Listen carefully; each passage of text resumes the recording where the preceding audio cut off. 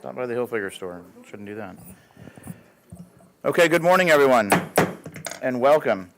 Today is Thursday, June 16th, 2022, and this is a land use meeting as well as a Port Authority meeting of the Board of County Commissioners and the Port Authority of Manatee County.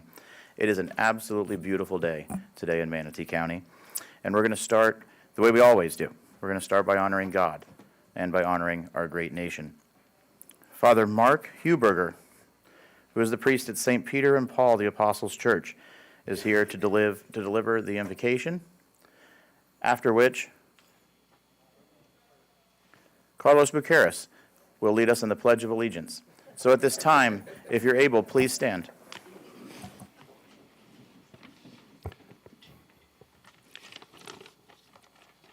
I was asked, not that it matters, but my family has lived in Bradenton since 1955. So it's an honor to accept this invitation. Let us pray. O God, in the many ways we each know you, we ask your special presence at this commission meeting. May the deliberations, reflections, and decisions truly serve the best needs of our community. Together, may we always act in the spirit of justice and work for peace to end discrimination, oppression, and abuse, especially domestic violence. In the present time of health concerns we have faced and continue to face, may we extend proper care, safety, and assistance to all who are in need. May our city, county, and state be an example of a united community to conquer the concerns and challenges of modern life, always looking to a better tomorrow. We ask this now in a unified statement as we all pray together. Amen. To the flag of the United States of America and to the republic for which it stands, one nation, under God, indivisible, with liberty and justice for all. Thank you very much, gentlemen. All right, I'm going to turn this over to Commissioner Cruz, who is the Vice Chair of the Port Authority, to start the Port Authority meeting. We will do Port Authority business first. All right, finally get to chair a port meeting. I don't have a bell to ring, but we'll get started.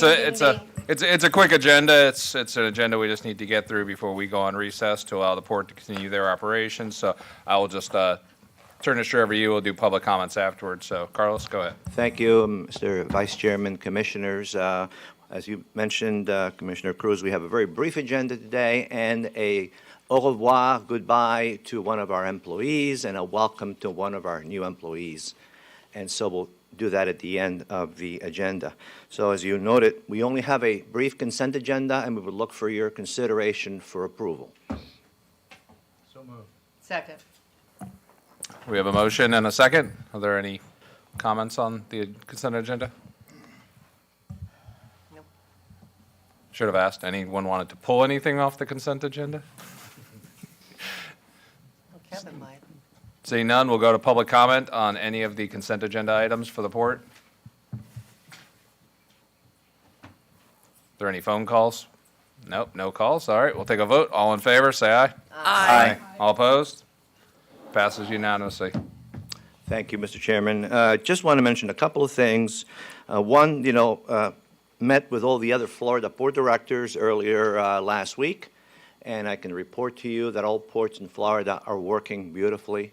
Cargo continues to move. COVID has hardly affected except for those cruise ports that went through a very rough time, but the ports in Florida are coming back strongly. Your port, Seaport Manatee, never wavered. We remained open 24/7. Products continued and are continuing to flow. We're bringing in all sorts of, commodities, including a never-ending, number of ships bring in, commodities that we all buy, at local food stores. That's continuing well. So the port is doing its part to make sure the economy continues to move expeditiously. With that, I would like to make an announcement that Teresa Doherty, after 20-plus years, 10 with me and 10 with Dave McDonald, my predecessor, is retiring. And so she has decided to, go in and take care of her family and travel some. And then I'm going to introduce, right after that, my new executive assistant. So, Teresa.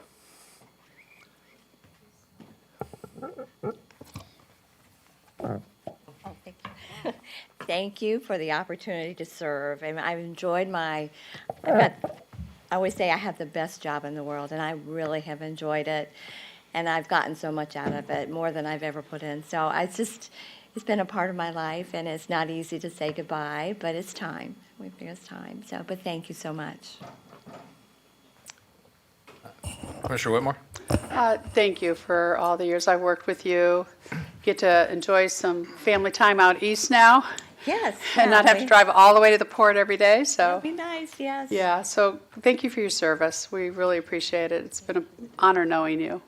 Thank you. Commissioner Ball? Teresa, you know I'm going to miss you. But I also know that it's time for you and your husband to have some fun together and not have to worry about the everyday routine of work, work, work. So I wish you much fun, much, much fun. And I want you to travel. I know you're going to. And, the port will miss you, but this board's going to miss you too. So thank don't you. forget, we talked about, we need to get together. Okay. Yes. Is there anyone else on there? Kevin, is there anyone else on there? No. All right, seeing no one else on the board, thank you very much, Teresa, for all of your work, and I enjoyed spending time with you last week at the Propeller Club and watching you get your award, and everyone was certainly very upset to see you leave, but understandably so. You've put in your time and helped this port grow, and good luck on your future endeavors. Again, I would like to thank Teresa personally, and of course, this will probably be the last chance of the Port Authority meeting. We're going to have a retirement party for her shortly. So we'll be sending invitations for those of you that can make it. But certainly I wanted her, to greet you and to say goodbye here first, and then we can do her retirement party. So we needed to find a replacement. Probably 90% of our customers' first language is not English at the port. We have international customers all over, so we also looked for a replacement that not only spoke English but spoke Spanish or Portuguese or another language that is common to our customers. So we found locally, Alexis, come on up, Alexis Cossi, who speaks fluent Spanish and is a USF graduate. So, we Dr. Hope's there, running the school board. So we have some good local talent. And so, in fact, she comes to us from the school board for a few months. She couldn't resist the call of the port, the call of the siren, so she moved over, and she started about 2 weeks ago, right? And so hopefully she'll be with us for a long time. So I'd like her to say a few words and introduce herself. Good morning. Like he said, my name is Alexis Causey, and I will be his new executive assistant. I'm thrilled, and I'm excited to contribute to the port's success. Thank you. I am excited to get to know each one of you as well. Thank you. Thank you. Welcome aboard. Thank you.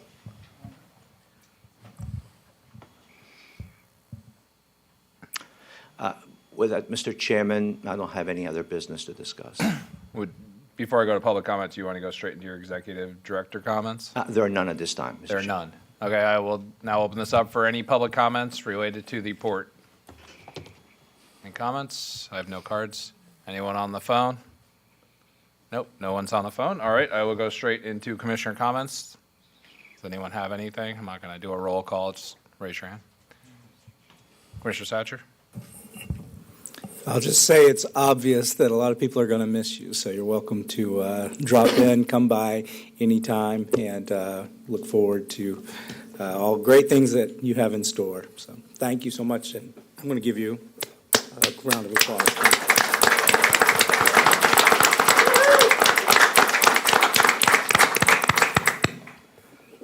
All right, if there are no other commissioner comments, then in the interest of moving this long meeting forward, I will adjourn the Port Authority meeting.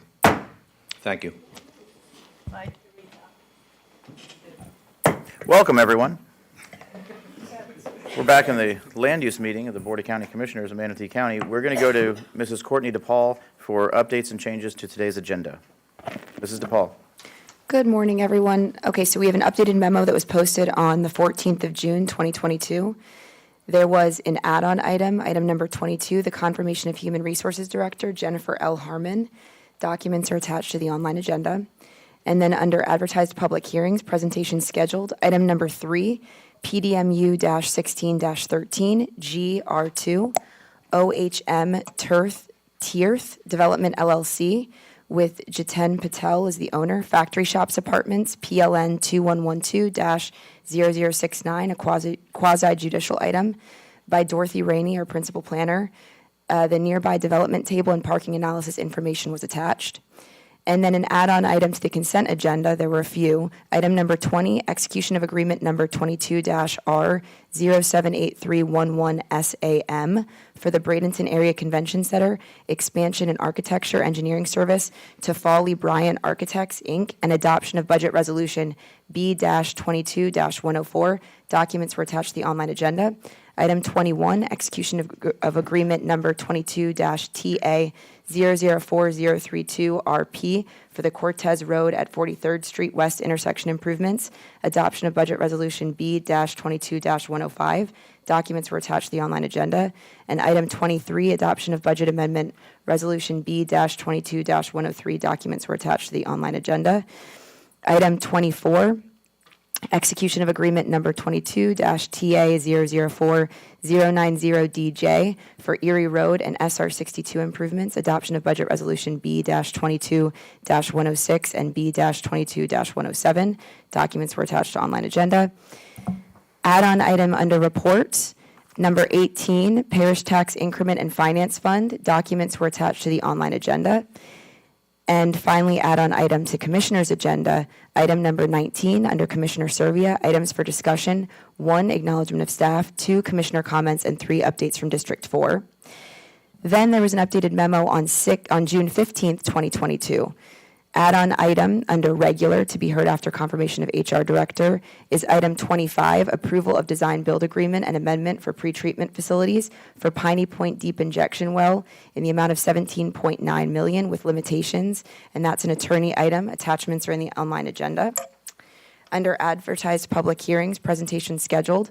Item number 2, PDR-21-21P, Hope Village, Help to Home, Inc., PLN 2109-0100, quasi-judicial by Marshall Robinson, Principal Planner. Public comments were attached.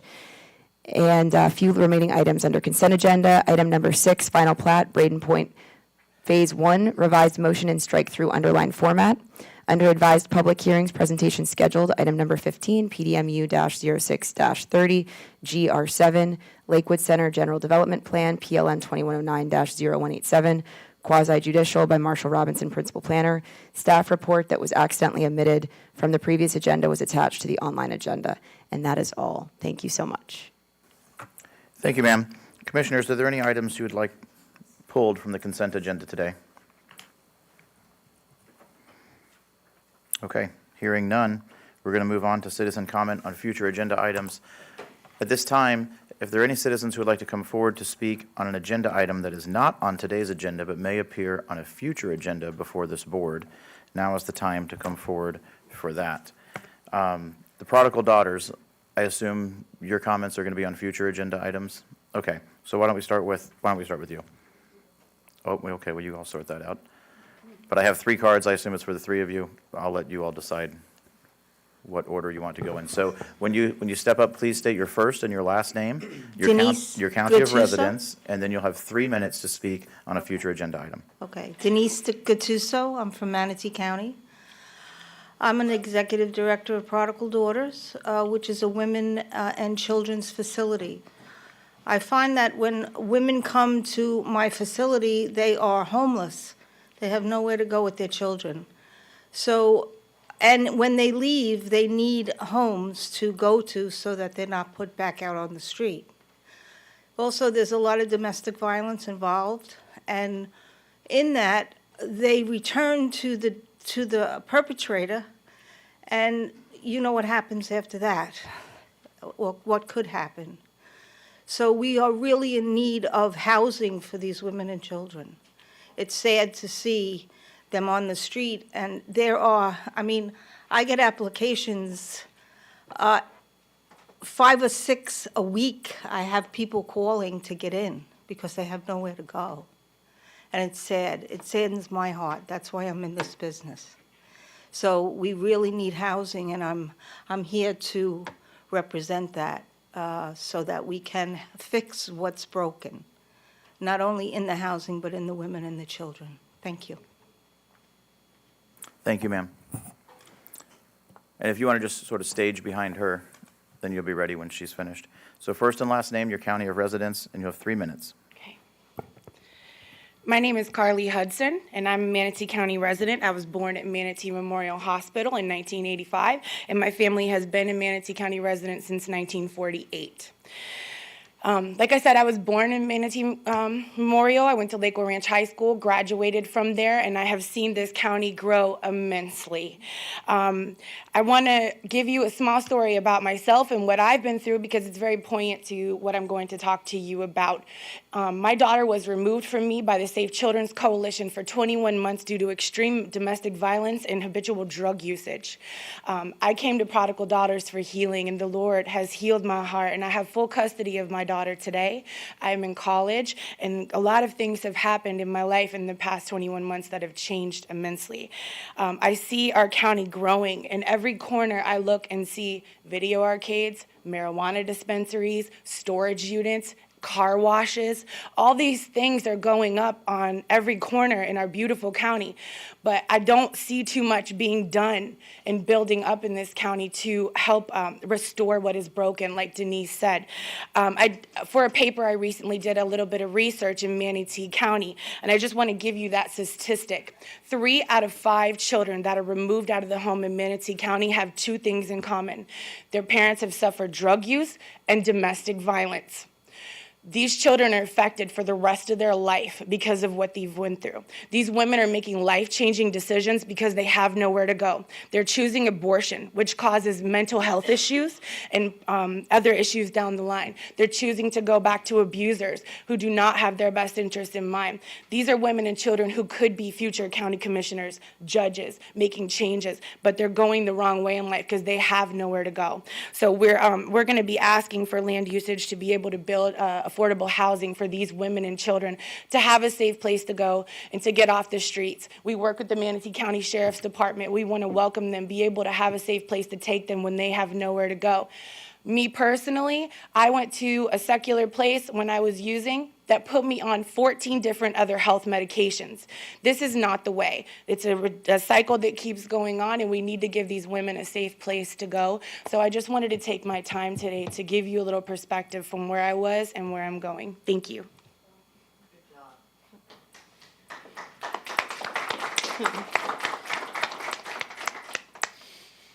Good morning. My name is Rochelle Dungan. I have 2 children. They are 10 and 7 years old. I am one of the women that she was speaking of who goes back to their abuser because of financial need. I actually put a restraining order against my abuser, and I took it back because of my financial need and my financial dependency, not having anywhere to go with my children. And that was actually their father, who is actually in prison right now because of the abuse that he incurs. So I vote, and I highly suggest that you consider having affordable housing for women and children to help them have a safe place to go with their children and to have an option, to get away. So that's all I have to say. Thank you. Those are all the cards that I have. Is there anyone else in the audience who would like to come forward to speak on future agenda items at this time? Sort of tough acts to follow. Is there anyone called in who would like to speak on future agenda items?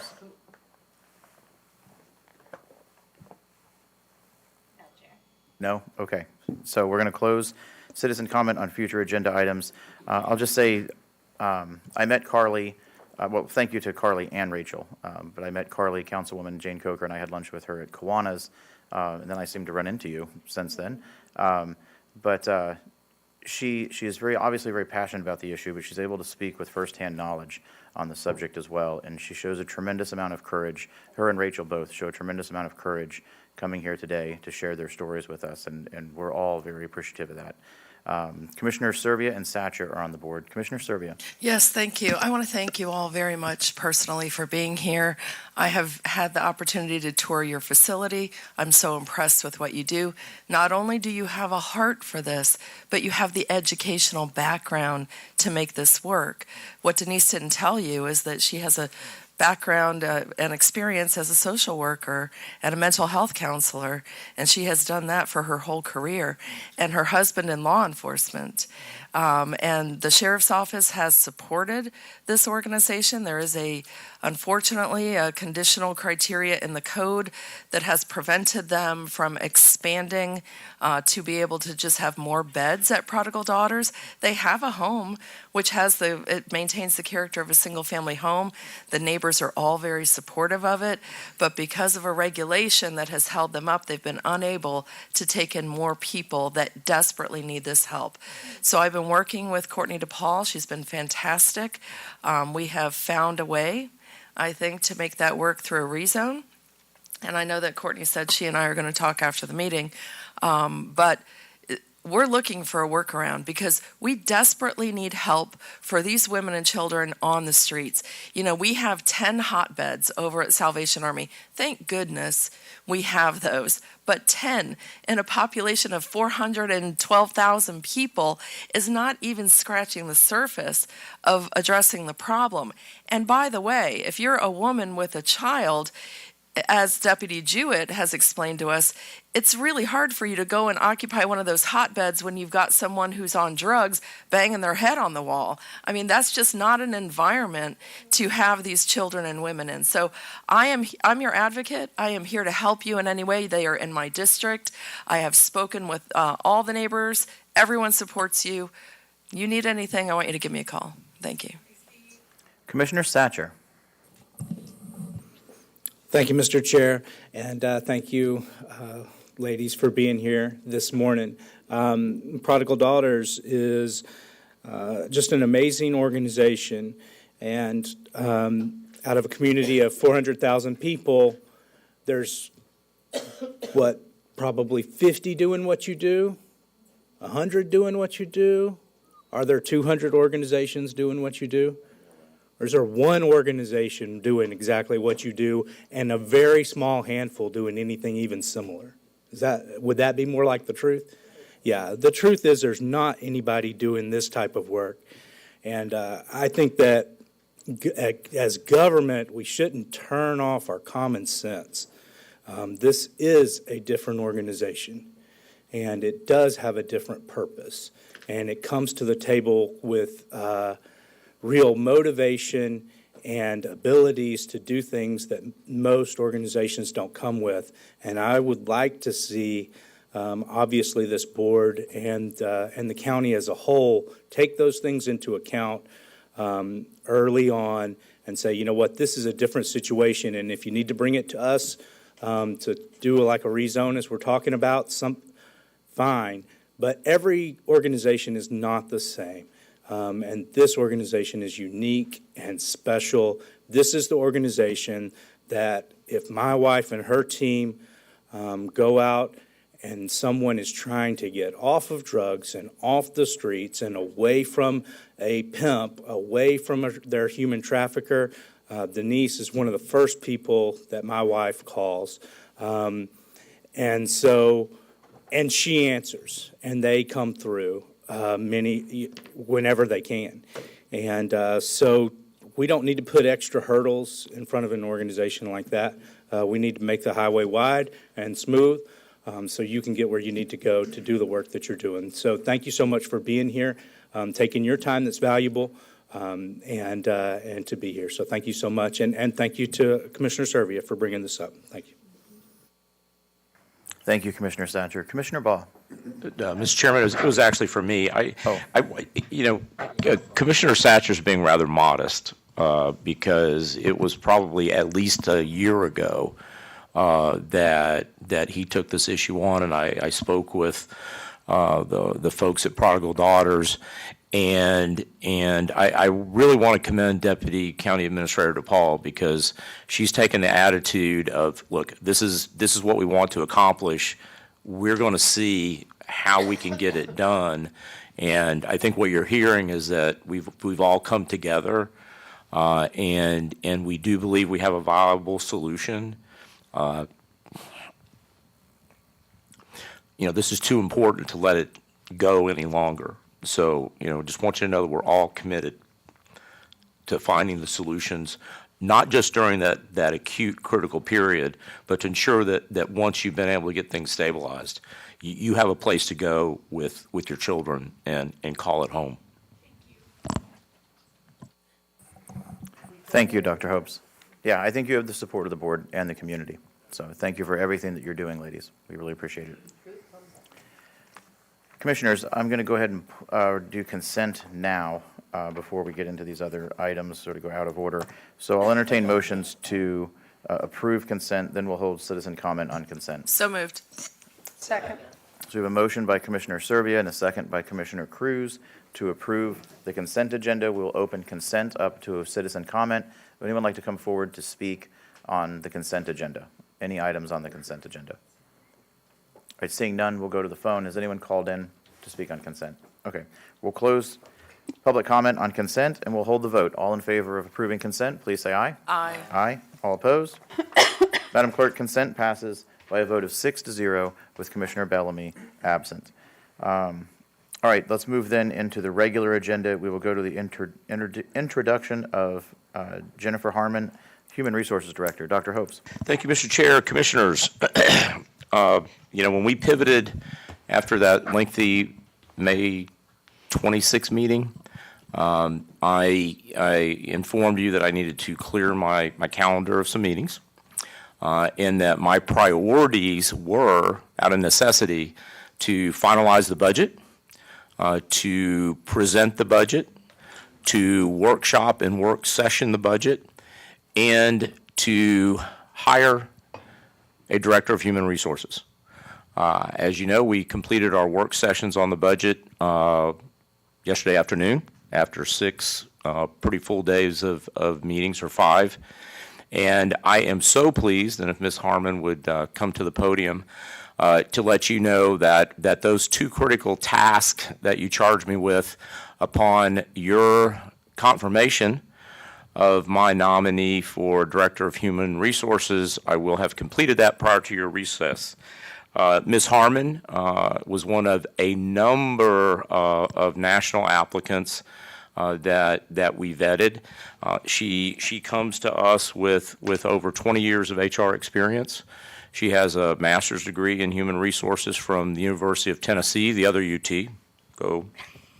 Yeah, I grew up in Houston, so at any rate, and has both public sector experience and private sector experience. She had been the HR director for the health department in Osceola County. She comes to us from CHS, those of you in the healthcare world, is Community Health Systems, which is actually the largest operator and manager of hospitals in the world. And I can tell you from my background, there is not much that happens around employee relations and labor that hasn't happened in a hospital. And so I am confident with your confirmation that we are on our way to continue to recruit and retain the highest talent available to us here at Manatee County Government. With that, I ask for your confirmation, Mr. Chair. Mr. Chair, Thank you, sir. Commissioner Whitmore. I'd like to make a motion to, it's more or less ratify or you confirm Jennifer Harmon as their HR director. Second. Okay, so Madam Clerk, we have a motion by Commissioner Whitmore and a second by Commissioner Servia to confirm Jennifer Harmon as the new Human Resources Director for Manatee County, and Commissioner Baugh is on the board. Ma'am? After the vote, sir. I will do that after the vote. Go ahead and open, we don't know if it's public comment. We should, okay. Let's open this up to public comment. Would anyone like to come forward to comment on Jennifer Harmon becoming the new Director of Human Resources? Seeing no one, we'll go to the phone. Has anyone called in on this? No phone calls either. We're going to close public comment. We'll hold the vote. All in favor, please say aye. Aye. All opposed? Mrs. Harmon, congratulations. Thank you. You are now the Very Director excited. of HR. Thank you. Why don't we give you the floor first, and then we'll go to Ball and Whitmore. Okay, so I'm Jennifer Harmon. I have been in Florida for about 24 years after I graduated from UT. I've been here in Southwest Florida for about 15 months.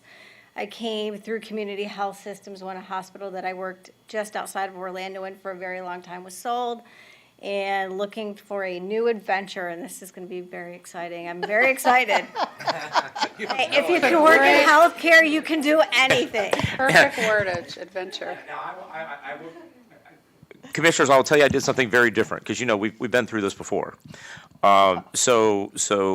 Ms. Harmon did a video interview answering questions like all the other candidates. I saw it. I chose her as the number one of the 11 I had on my desk. She spent about an hour with me. She met with Mr. Reinschuttle, Deputy County Administrator, and I asked Mr. Reinschuttle to, when he was escorting her down, to stop by HR and get a benefits package so that she could, review it. And then he came up, and I said, "You didn't leave her in HR, did you?" And he said, "Yes." I said, "No, you were supposed to get a benefits package and then keep her going."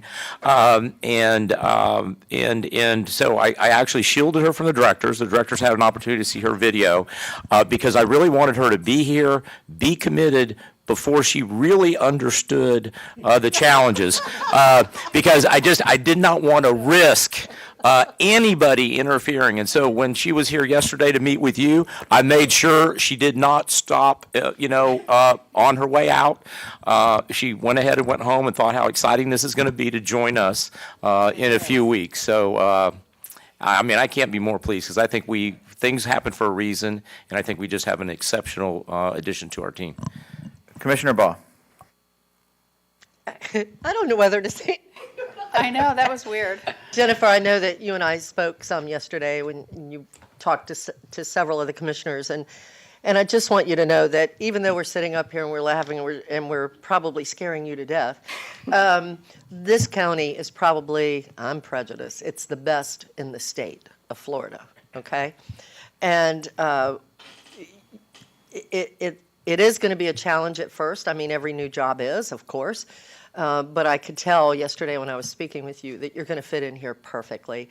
And the thing that I want you to know is that the only commissioner here that's been on this board longer than me, sorry to say, wish I hadn't, I think turnover's good, is Commissioner Whitmore. She's been here, 16 years? Is that right, Commissioner Whitmore? Sounds like it. I think that's right. I've been here 10. So, she and I have been around and seen a lot. And I will tell you that in my time on this board, when I was first elected, we had a great HR director. Yeah. He did a great job. He actually lives in my district, I'm happy to say. But the bottom line is, since then, we really haven't had a good, experienced, educated HR professional. So this county has grown leaps and bounds, and that's the reason I'm bringing this up. We have grown just immensely over the last few years, and we're still growing. And I don't know if you know this or not, but Lakewood Ranch in my district is the #1 selling community in America. So the growth is there, and we're in great need because, as I told Dr. Hopes when I interviewed him for the administrator position, we need staff that's going to take us to the next level. We are not the same county that we were when I got elected 10 years ago. So, in looking at that, our views of the staff that we're looking for has to be different, because of that. So I am thrilled that you're here. I have been very excited. I saw your video, and I'm very excited about the opportunity to be able to have you on staff and work with our administration to move us to that next level. So thank you so much for being here, and I look forward. I asked her yesterday, Commissioners, she was telling me when in July she was going to be able to start, and I said, can you help out before then? Are you free? So thank you so much. Just wanted to know you're extremely important to this organization. Thank you. Thank you, Commissioner. Commissioner Whitmore. Yeah, first of all, welcome. And you have our support. We desperately need stability in personnel or HR, so welcome aboard. We had Dale Garcia, who was the first African-American department head in the county that I can recall, who was the head of personnel for a long time, and Kim Stroud, and they were all very good, but, you know, times change, laws change, so we have to move forward, and that's great. It says you worked at Osceola at the health department. Did you work with Osceola County, too? Yes, we were a state entity, but we Right. did service the county. Because Sharon Wall worked as head of personnel at Osceola County, who was actually Ed Hunsaker's wife, and they all moved here, but she still worked and transferred to, there for 5 years before she moved here, so I was just wondering, but welcome aboard. We open you with welcome arms, the employees will, and comply with our laws and make sure all our employees get treated fairly and we treat our employees fairly, et cetera, and it'll be a successful journey, so thank you. Thank you. Yes, ma'am. Thank you so much, and welcome aboard. If you have any trouble while you're here, just report that to HR. Thank you. Have a great day. Yes, ma'am, you too. Okay, let's move on to the county attorney, number 25. Get right into it. Good morning, Mr. Chairman, Commissioners.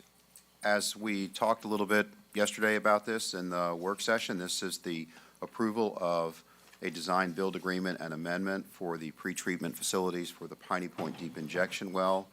The total project cost is $17.9 million, and there's language that states it is an approval with limitations, and that is my creative way of making sure that it's clear to all parties concerned that we are in the process of negotiating our funding with the state. We do have a high level of confidence we will get that resolved and bring it back to you at the conclusion of the summer recess, but we don't want to send the wrong message to the state at this point. So the idea here is to approve these documents to begin the process of locking in the costs of this project because staff is dealing with some very intense inflationary pressure. And so that's why we're asking the board to go ahead and authorize it under the recess resolution. It's really outside the limits of the recess resolution, so it needs board authorization. And you will see it again after the recess. And at that time, we do expect that we will have the state funding agreement and be able to proceed with the entirety of the agreements that are in front of you. I do want to make sure that everybody is aware, though, these agreements are board ready. They went through the procurement division and they are in good shape. So there's nothing last minute about them, but we are trying to deal with an unusual situation of getting our state funding resolved while locking in prices. So that's why this has come to you through my office instead as a somewhat unusual way of approving it. And with that, Mr. Chair, I'll be happy to answer any questions that commissioners have. Commissioner Whitmore is the only commissioner on the board. Ma'am? Yeah, two things, and maybe our attorney and Mr. Hopes, Dr. Hopes can address it. First of all, the pretreatment is like the top. We've dug 3,700 feet from what we heard yesterday, or 3,400. So this is the pretreatment that goes on top, plus that lake, whatever, that they retain the water to pretreat. I just wanted to confirm that, and so that covers that. And if everybody could just explain so the public is aware, that's not what the county is going to be paying, but and I guess somebody asked yesterday, are we paying it up front and then getting paid back? I can't remember what your answer was. So if we could just be clear on what we can talk about. Would you like me to address that, Dr. Hopes, or would you like to? If you're prepared to, you can, then I can fill The pretreatment is I mean, I'm not an expert in utilities. We have people here that are, but that's not me. But I know enough to be dangerous. Is the hardware that goes next to the well to make sure that the water meets the standards under the permit for the well before it goes into the well. And it's a pretty significant investment. And the intention right now, and we fully expect it will get resolved by the time you come back, is for the state to shoulder the full capital cost of that, as well as the cost of operating it to the extent needed to draw down the water in the stacks. I honestly don't know what the relationship of the pretreatment hardware is to the lake. That's beyond my expertise. And that's good. The pretreatment infrastructure is basically all of those components necessary to treat the processed water from Piney Point that comes over from probably one of the retention ponds. It will go into the system of filters and sediment and chemical treatments to balance pH, et cetera. And then all those pumps necessary to then inject it into the well. The verbal agreements, and there's a lot of paper that's been going back and forth, is that the state, through the receiver, will cover all of the capital cost for the pretreatment and the systems necessary to inject in an underground injection well, as well as the operating and maintenance cost of actually conducting that process for emptying the stacks. And the reason for bringing this in when we did is because we finally have that price guarantee. And as you know, with most of our projects, especially electrical components, the inflation costs are exceptional. And this allows us to lock it down. We have exchanged the written agreements with the state. That includes the full reimbursement of these costs on a schedule, 25%, and then I think 50%, then 25%. So by the time it's completed, we will have received those funds from the state during that process. But it is necessary to move this forward. So, Mr. Chairman, Commissioner Whitmore, in terms of the flow of funds, we do pay up front and then get reimbursed by the state as we incur costs. That is how this will work. I would say we don't have to do this today, but we're trying to be good partners with the state, because if we don't do this today, we're going to have to give them a bigger number at the end of July. So, we're trying to lock in the costs, which they benefit from more than we do, quite honestly, because they're the ones on the hook for the capital cost of this component. So it is in the best interest of the public and the two parties to lock it in if we So can. will we pay out of utility reserves or our, what do you call that again, that we all, stabilization reserves for now? It'll be general revenue reserves. Okay. We have not run any of these expenses through utilities for reasons that we'll be bringing forward to you after the recess. And the important factor is that we're ahead of schedule on the well. And so this continues that momentum. The goal is to be able to handle the processed water, begin injecting it before the next rainy season, hopefully by early April. And so this keeps us on that timeline, which will allow, according to the receiver's schedule and the engineer's schedule, to have the final stacks closed by the end of calendar year 2024. And the last thing, if I could, Mr. Chair, is I'll just add that we will put briefings on your schedules during the recess so that you have the opportunity to get all the details of the arrangement that we will be bringing to you with the state, as well as any additional details about the project. And that's all I have, sir.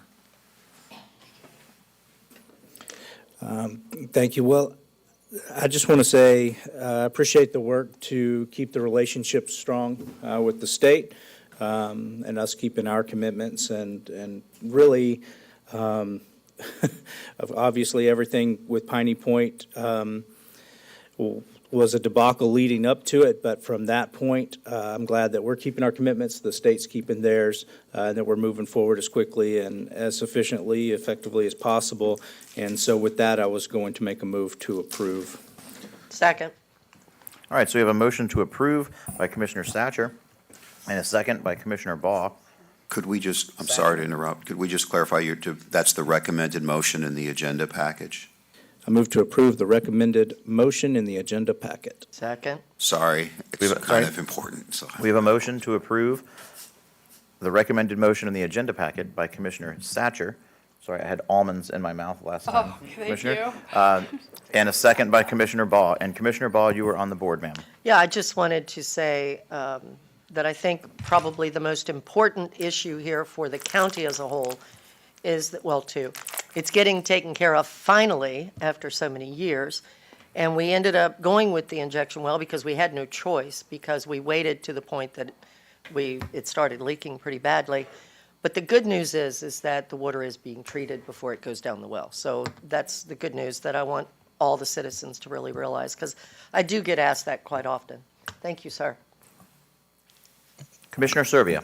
Yes, and I want to thank you, Dr. Hopes, Bill Clegg, and to everyone at the state for the great coordination to get this done.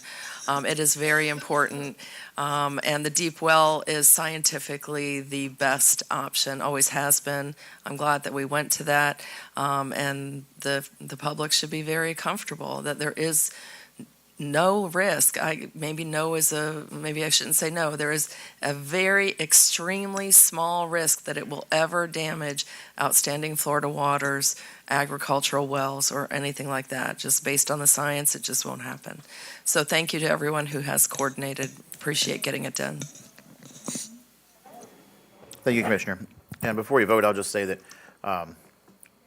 when Commissioner Cruz and Satcher and I came on, there was virtually no time at all to make a decision. We were unable to weigh any options whatsoever. I do believe, as Commissioner Serbia said, that the deep well is low risk. However, we have no other option. Our backs are against the wall at this point, so exploring other options wasn't available to us at that time. Now Commissioner Satcher is on the board. And I would just lastly thank staff. I know all our staff put a tremendous amount of work into this, whether it was like our legal department or it was our utilities department. People may or may not know that at one point that stack was leaking from the bottom. They're standing in front of an 80-foot wall at 3 o'clock in the morning trying to cram, rock and material into the hole to try and stop the leaking. So that took a lot of guts and a lot of care about your community to do that. Satcher, Serbia, and Baugh. Commissioner Satcher. Thank you, Mr. Chair. Yeah, so I hate to bring it up, but since you kind of opened the door, actually one of our very first meetings on this board, there was a situation where a state representative, their deadline had been moved up on when they needed to submit paperwork, and they needed a commitment from the board for, if I remember correctly, it was $6 million, which, 2 meetings into the county commission sounded like it was a lot of money, and is a lot of money.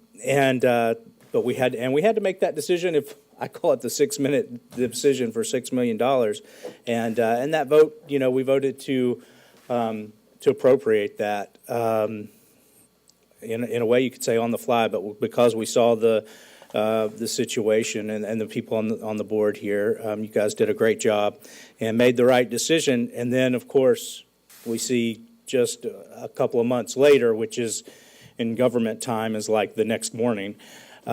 Just a couple of months later, before that could get all the way through appropriations and get moving on it, the Piney Point had the breach. And so we were moving in the right direction, but too late to get it done.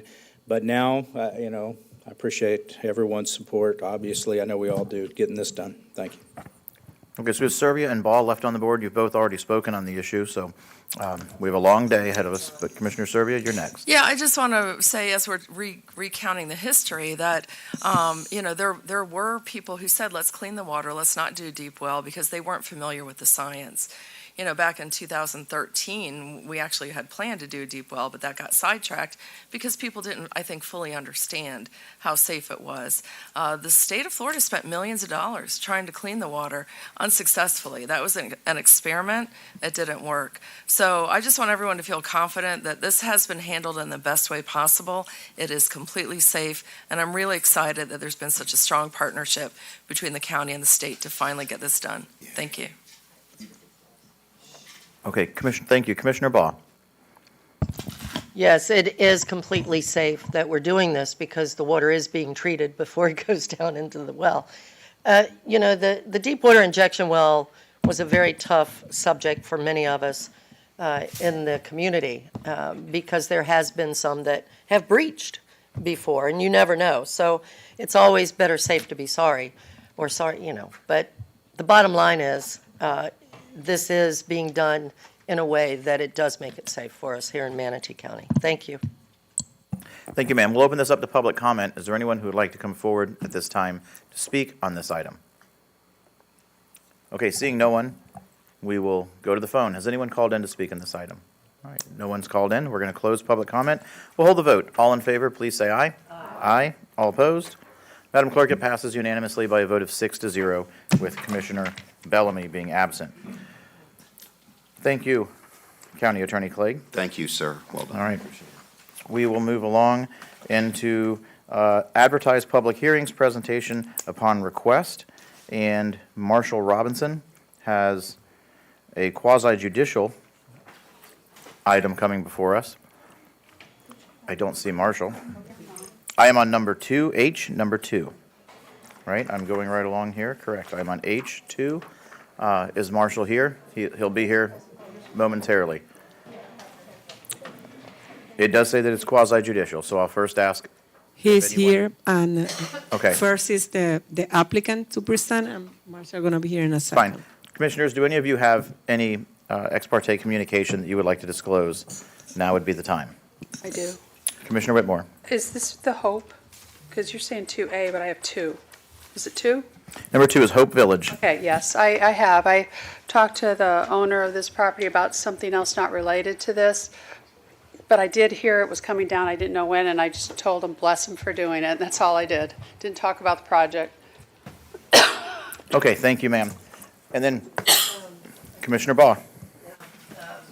Just to be upfront, I mean, it's nothing, I didn't have a conversation at all with anybody on it, but I did come into the Planning Commission meeting the other day when it was voted on. Okay, thank you, ma'am. All right, then, we'll move into applicant presentation. Or staff introduction first, I'm sorry, right? Quasi-judicial. We did quasi-judicial? Yeah. Oh, we need to swear people in. Yes, ma'am. Madam Clerk? Can't start without me here.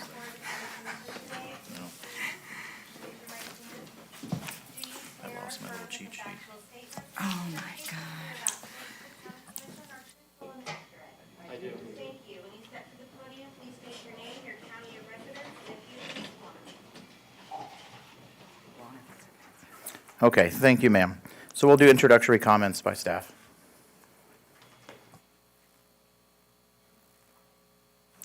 Marshall Robinson will be presenting today. Marshall, the floor is yours. Good morning, Commissioners. My name is Marshall Robinson. I'm a staff planner with Development Services, and I'm here to present the Hope Village preliminary site plan request to you today. So I don't think this is my presentation.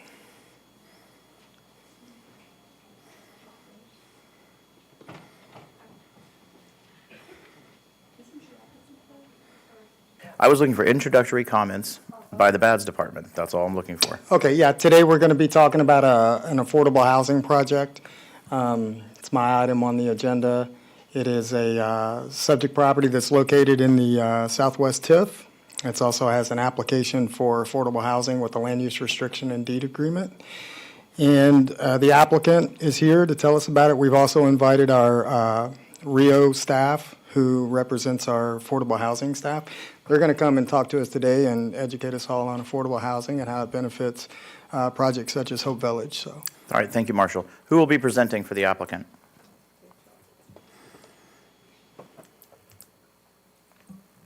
Good morning, Rachel Layton, and I have been sworn. I'm a Manatee County resident. Thank you.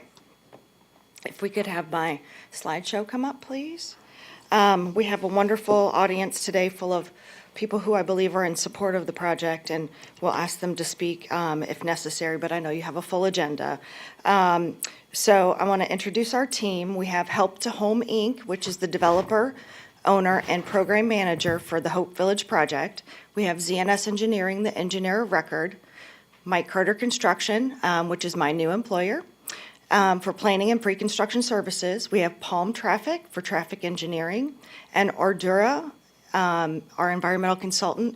I actually got my kids to come today, too, to watch the hearing. I thought maybe you had an assistant bringing you water bottles there earlier. No, I was actually, impressed. and Landon, I'm going to call you guys out, I'm sorry. Landon Shepard is actually an intern this summer with Congressman Buchanan, and he's sitting with my daughter Haley and my son Jake. Awesome. All right. So we all felt like this was truly an important project for our community, so I'm looking forward to sharing more about it with you guys today. So again, that's our team that's here today. It's Joel Christian, it's Michael Yates and Adam Lyon, and it's a wonderful team, and I'm thankful to have been working on this for the last couple of years. I see that Marshall is passing out, hopefully it's another letter of support. And in the agenda update that you received this morning, there were several letters of support from some of the community organizations, which we believe we will be partnering with. So in September of 2021, the project received the Housing Rapid Response Fast Tracking Expedited Permit Certificate. And we have really been working a long time on trying to find the property for this project, building the programs, and actually building the site design for this. So we're so happy to be here today. And before I forget, I am a certified planner, just in case we have any challenges down the road. And I've been practicing for 25 years. So I want to share the vision of Hope Village with you. It's that we want to give families a chance to escape the cycle of poverty and potential homelessness. We do this by helping moms and dads achieve better family life and independence so their children have safe and stable homes. And again, this project is part of the Livable Manatee project for affordable housing, 50 to 80% annual median income. And we're truly blessed with the neighbors that we have on either side of us because we believe that they will support our mission. The need for safe, stable, affordable housing in Manatee County is great. Many of you I know have been very much advocating for affordable housing in our community and finding a way to get us there. Unfortunately, what we're finding in statistics is almost 44% of individuals and families in Manatee County are either at risk of or currently experiencing homelessness. They make below $20 an hour and do not have savings to use if a crisis occurs. Minimum wage and other low-income earners face a constant battle in deciding whether to put food on the table or have a safe place to sleep. This is almost living paycheck to paycheck, and you would be one paycheck away from homelessness. The average rent in Manatee County has substantially increased in recent years. The average apartment rent in Manatee County is nearly $2,000. This is truly a burden for residents earning below average income. We've learned the key to overcome the cycle is reduced rental rates and providing stable housing, which opens opportunities for residents to save money, overcome personal barriers to stability, and improve their job skills to get higher paying work. Hope Village will offer the resources to help residents in this journey. Employed parents with children are eligible to live in Hope Village, which will provide a unique combination of affordable housing and community programs designed to help residents overcome the barriers that have kept them from economic success, whether it be education, financial management, or any other counseling resources. The village coordinator will screen all applicants for admission to Hope Village. The coordinator will consult with the residents to design a structured plan to help them use existing community, social, and educational programs. The program is 2 years for those meeting these established milestones.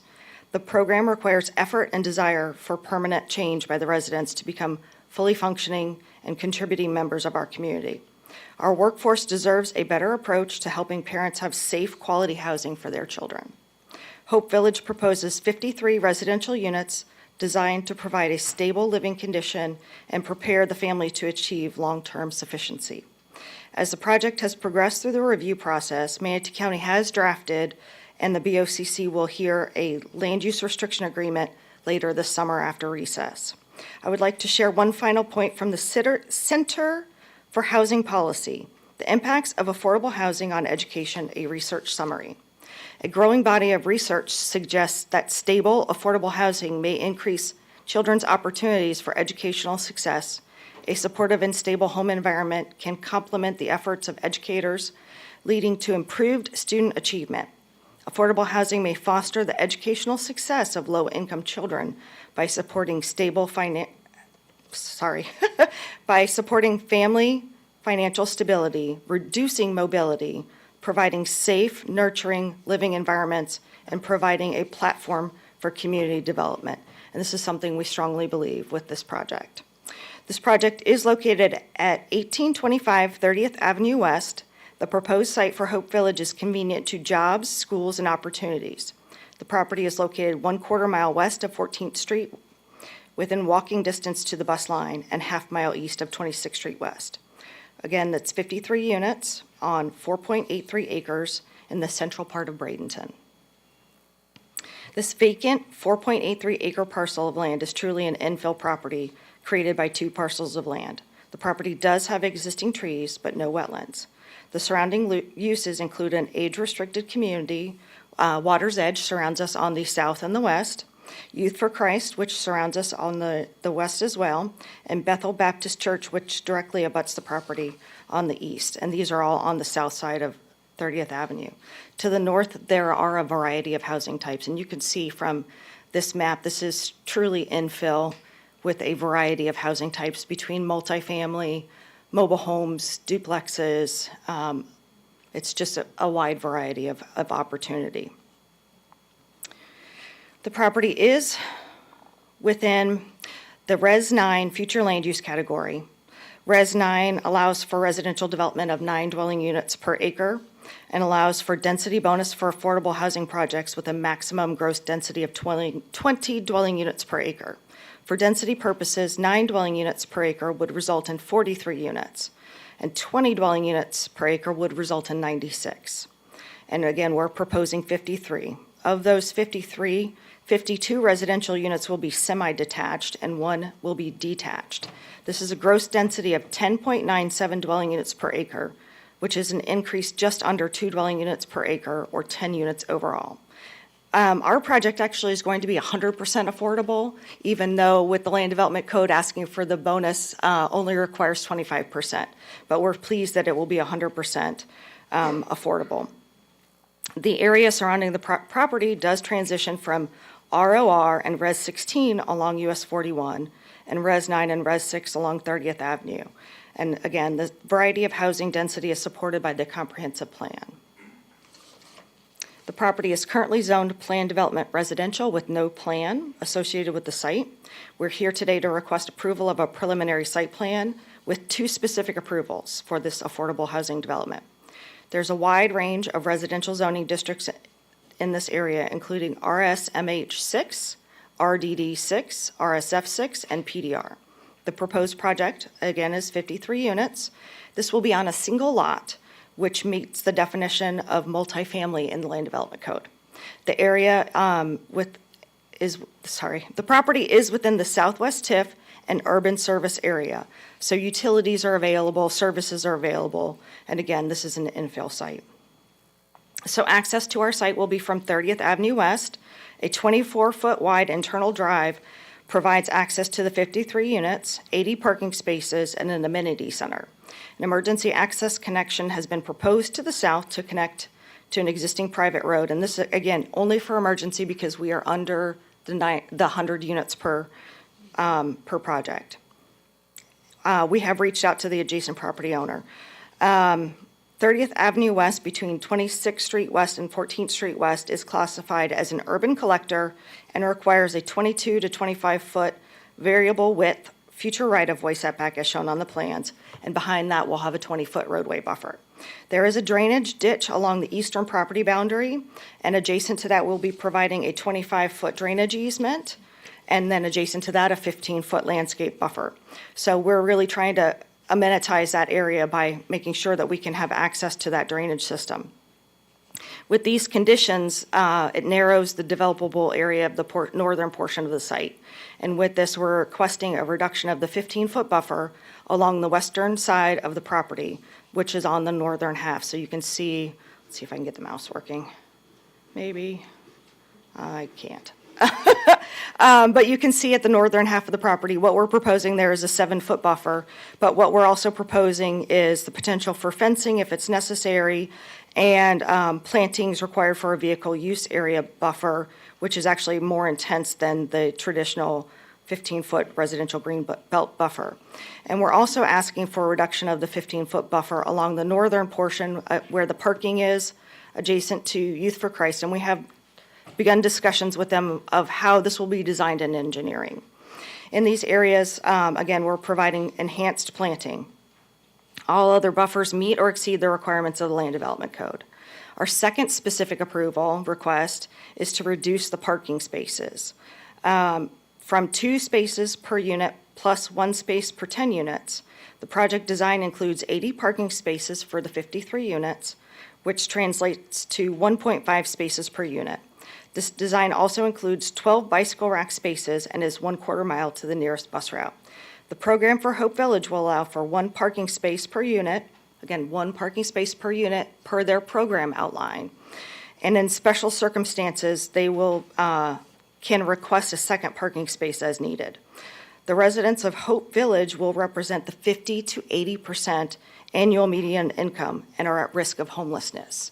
So we find this project is designed to provide safe living conditions for parents with children that need an opportunity for change in circumstances. This reduction of parking request is in line with the 30% reduction permitted under LDC Section 545 for affordable housing. But in addition to this, we went ahead and researched some of the other jurisdictions to see what they were providing for parking requirements for affordable housing developments. And what we found was supportive of the 1.5 parking spaces per unit. Both Pinellas County and Sarasota County requirements actually would be less than 70 parking spaces for this type of project. And so we outlined as much as we could for the surrounding jurisdictions to show support for the parking request. The traffic impact statement has been approved by Manatee County staff. The PM peak hour trip generation is 43 trips with 27 inbound and 16 outbound. Section 545 provides for an opportunity for an applicant to request incentives, which are further detailed in the draft land use agreement. Some of those items are rapid response, hearing dates, fee reimbursement. We've asked for some assistance with the Tree Protection Trust Fund, the density bonus, and impact fee credits, which you'll see in your hearing for the land use agreement.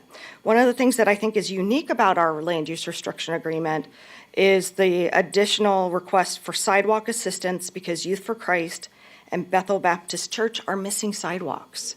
And so we feel very strongly that we need to help coordinate getting those sidewalks in place so the children have a safe means to get to the elementary school that is within walking distance. And so with that, we also have these two specific approvals that I outlined. And those are really due to the unique shape of the site and the infill nature of the property. And we did include the design requirements per the LDC with those two exceptions.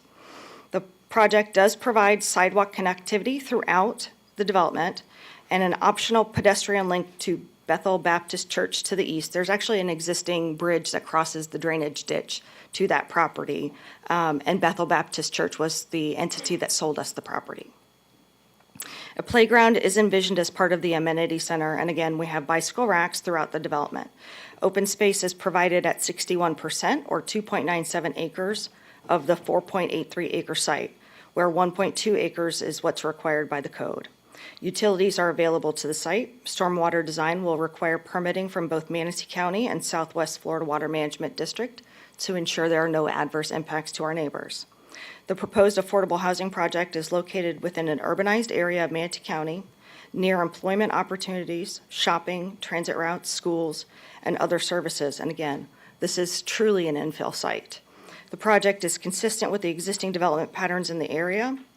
It's in compliance with Land Development Code, consistent with comprehensive plan, and compatible with development in the area. And we had Planning Commission last week. We received a unanimous recommendation for approval. And then we have also received letters of support from our community partners, Hope Pathways, as well as Turning Points. And we're seeking approval of the preliminary site plan today. I have the entire team here to answer any questions you may have. I'm so pleased to have had this opportunity to work on this project. I don't know if many of you know, but I've sat on so many of these committees, and having a client who really has a heart for service has been just joyful, absolutely joyful to go through this process with Manatee County. And I think you'll appreciate Marshall's presentation and what you hear from staff next as well. Okay, thank you. So questions for the applicant. I'm going to start, first I'm going to tell you this is a perfect location and a perfect project for the location. In fact, my only concern is that we're not maximizing the potential of the site by only putting 53 units. I, for one, would be willing to work with you on parking if we could increase the number of units. It actually is a concern of mine that we're not maximizing the property. I'm getting a head nod. If we are actually working on the design of the units right now, and so what we've found is we actually can make a little bit, these units are going to be like 500 and 600 square feet, so they're going to be smaller units. Sure. So I know it's a little unusual to kind of discuss this at the dais, but we would be happy to have a percentage allowable increase in the units. I don't really know how we work that out at this stage. We so have a lawyer maybe, right here, don't worry. Maybe Ms. Schenk can yeah. help us figure that out, but we would love the opportunity to add more of these units along the way. All right, well, let's push on further through and talk Thank to you. other commissioners as well, but I am very serious about doing what we can to increase the number of units. This is in my district. Cruz, Whitmore, and Serbia. Commissioner Cruz. Yeah, I was on the board number 1 for the same question. No, it's the only thing I brought up in my briefing. I mean, this is the exact project we've all been talking about we need here. It's got the wraparound service, got smaller units, it's affordable units, and one of the initiatives I was pushing when we had an affordable housing work session was trying to get our LURAs to be up to 80% instead of 120, because that's where we're really having a shortfall. And you're doing, I mean, you're providing 100% at 80% as opposed to 25% at 120%. I mean, this is a proof of concept that we can get these done if we get the right team together and the right focus. So, you know, I was extremely happy to see this, but I had the same question in my briefing. I mean, we're leaving 43 units on the table here. And so, you know, that's 43 families we could otherwise be helping. And so anything we can do, I had heard maybe it's because of the additional cost if we go a second story, it's minimum parking requirements. There's a number of reasons why I understand you can't always maximize the site. And, you know, a lot of times we say, good, they're not maximized site. That's usually a positive. Somebody comes in and say, I'm looking for R6, but I'm only going to build up to 4.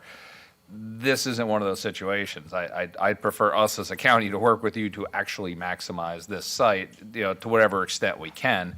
So if it's less parking, if it's, I know you already have a fairly large amount of open space. Granted, there's a big A lot of it's drainage. lake there. Yeah. but I'll just say that there is some flexibility in your plan, and I believe, and I can only speak for myself, there'd be a lot of flexibility up here to work with you to find those 43 or even 3. I mean, 3 units is still 3 families. Whatever we can do to get a couple more units on this site, I don't think you're going to get any argument here. You're on the major infrastructure that we look for projects like this to be on. You got the wraparound services. You're near the employment centers. You're catering to the 80% and below AMI threshold, and you're going 100% on this. So if there's something we can do, whether it's adjusting of a LURA or some flexibility with additional fees, some of your requests relative to tree funds and sidewalks, you know, there's a lot of talk in a lot of counties about tremendous amount of money per unit to provide affordable housing. You have counties looking at developing projects themselves for hundreds of thousands of dollars a unit. If we can find a way at a nominal couple of grand for a sidewalk and a tree to get 43 units, those are going to be the cheapest 43 affordable housing units this county is ever going to contribute to. So I, for one, will be open to working with you in any capacity to get these 43 units or any percentage of that done. So otherwise, I absolutely love this. Commissioner Whitmore. I agree with what the comments have been said. You know, Rachel, I know this has been close to you because I've heard through the community. I mean, you brought your kids today. I mean, and for some reason, this project has really touched me when I heard about it, because I'm working, as you know, on the 17th Avenue by Turning Points about doing something there. And then I'd kind of heard about this project but hadn't seen it yet. And, you know, for somebody that's actually not had an address from the age of 15 to 17, but from the goodness and the kindness of people in our community that helped, so I didn't have to end up on the streets, this really touches me because this is being funded by a family. These are a family that's doing this out of the kindness of their hearts. And it's to me today, this is really refreshing. So I do agree with what they said. I don't know what kind of housing. I know some of you attended a 3D housing thing. I think we would work with you, whatever you could do. And then I had talked to Turning Points, and I couldn't talk to Mr. Wilson or anybody yet until all this was done, possibly doing something down the street close to Turning Points to complement it, because we need it. We are very optimistic that this will be a wonderful model for our community so that we can do more of this. And I'm trying to think through parking so that the folks that have their vehicles and the maximum number of units that I think can maybe reasonably sit. So I think we'll, while we hear the staff presentation, try to come up with maybe some sort of stipulation Right. that the board can entertain on increasing the number of units And and I- keeping parking at a rational Right. level. I did talk to Mayor Brown this morning at the function I was at, and we are meeting again very soon about the 17th too. So once we're all able to talk freely, let's do it right. Let's be a model for our surrounding area.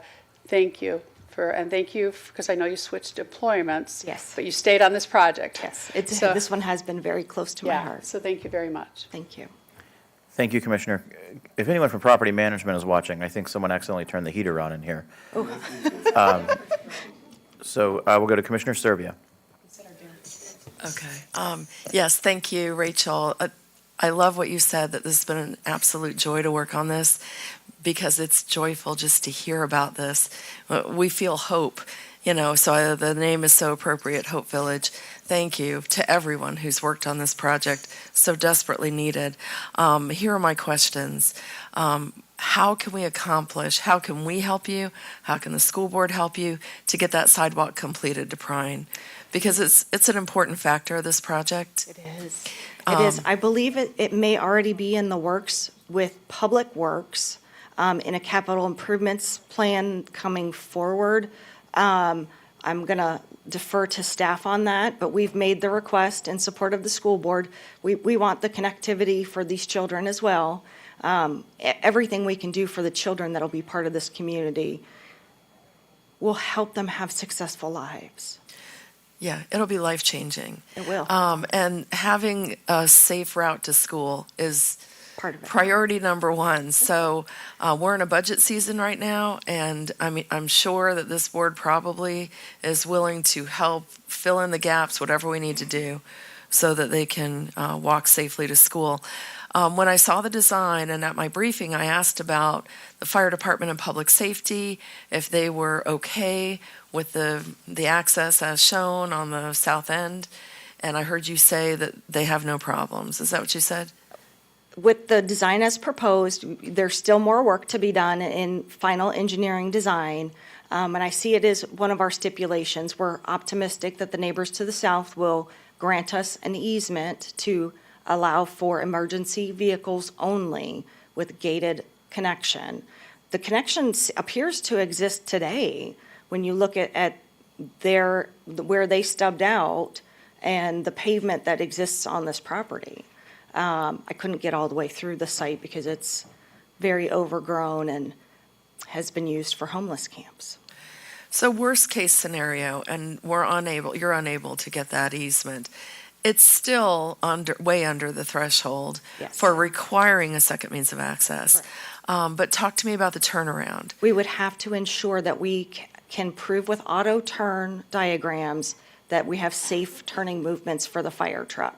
So whether that's a cul-de-sac or a T ending at the end of the road, we will continue to work with the fire department on this. Okay, great. And I really hope you work it out so that you get that connection, because it might mean an additional unit. Yes.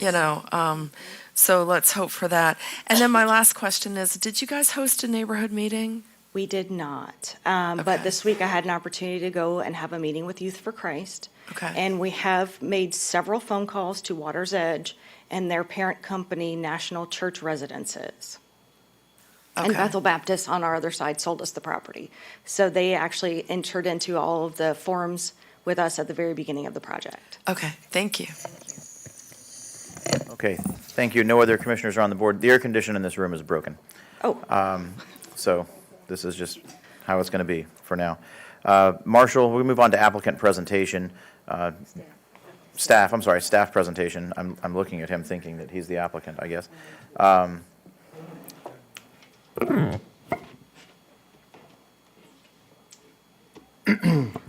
They see this IT has problems at budget season, so they can get more money, and then property management turns off the air condition and says, "Well, we need more money." Commissioners, would anyone like to request a presentation from Marshall? Okay. Madam County Attorney. Madam County Attorney. I did need staff's input on tweaking the stipulations, and the applicant can cogitate over it. So the land use indeed restriction agreement already addresses the density bonus by, so I'll be a little redundant here, but when I think of modifying stipulation, what's that here?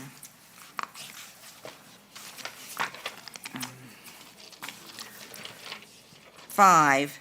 So 5 currently reads, the applicant shall enter into a land use and deed restriction agreement pursuant to Chapter 5 ODC in a form acceptable to Manatee County. And I could just refer to the code section. The agreement shall provide for the number of units which can be built subject to the density bonus.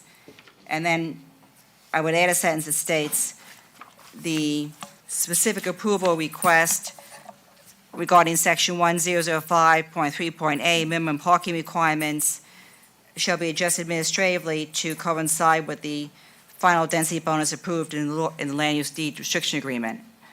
If staff's okay with that, we'll hear from the applicant. Staff agrees with that. Ms. Shank. Okay, is that all, Ms. Shank? Yes. Okay, thank you, Marshall. Any questions for staff? All right, hearing none, we'll move on to public comment. And I have several cards here for public comment. Use my privilege to pick one out of order, just out of professional courtesy. Deputy Gerken, would you like to come forward and go first?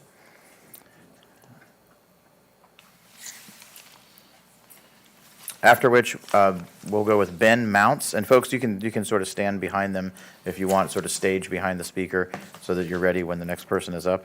Ben Mounts and then Christina Gerken. And you'll have 3 minutes to speak specifically on this issue before us. State your first and last name and your county of residence. Deputy? Thank you, Mr. Chair. Captain Rick Erkin, Manatee County resident. Been with the Sheriff's Office for 29 years. I over the homeless unit, and I also have a nonprofit homeless organization myself. I can tell you that this plan that was just presented to you is critical need for our community. It allows, these folks are investing in people, not investing to raise money. And you can see with Prodigal Daughters, just the dynamic change in people's lives that it creates. So I would encourage, from a law enforcement perspective and as a resident of Manatee County, to support what they're doing. It's very important for our community. Thank you.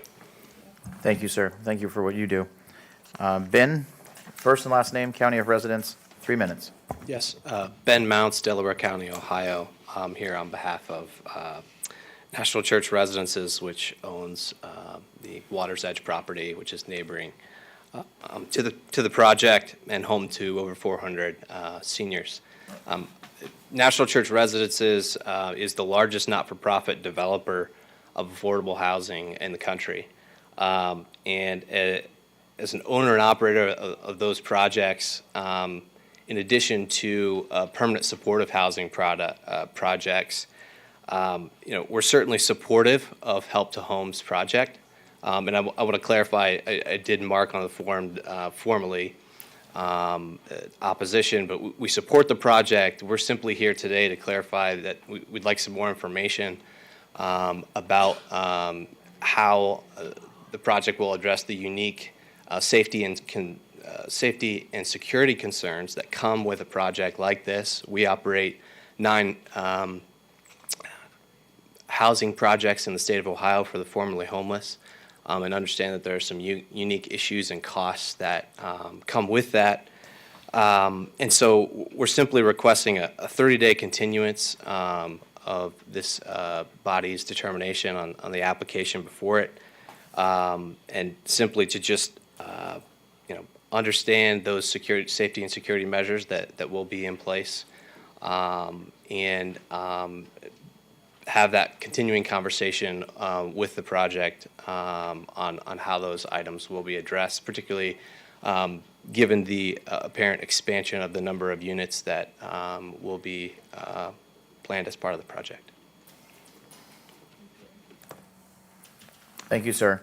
Christina Gerken, and then we'll go with Rebecca Uber, and then Nicole Poot.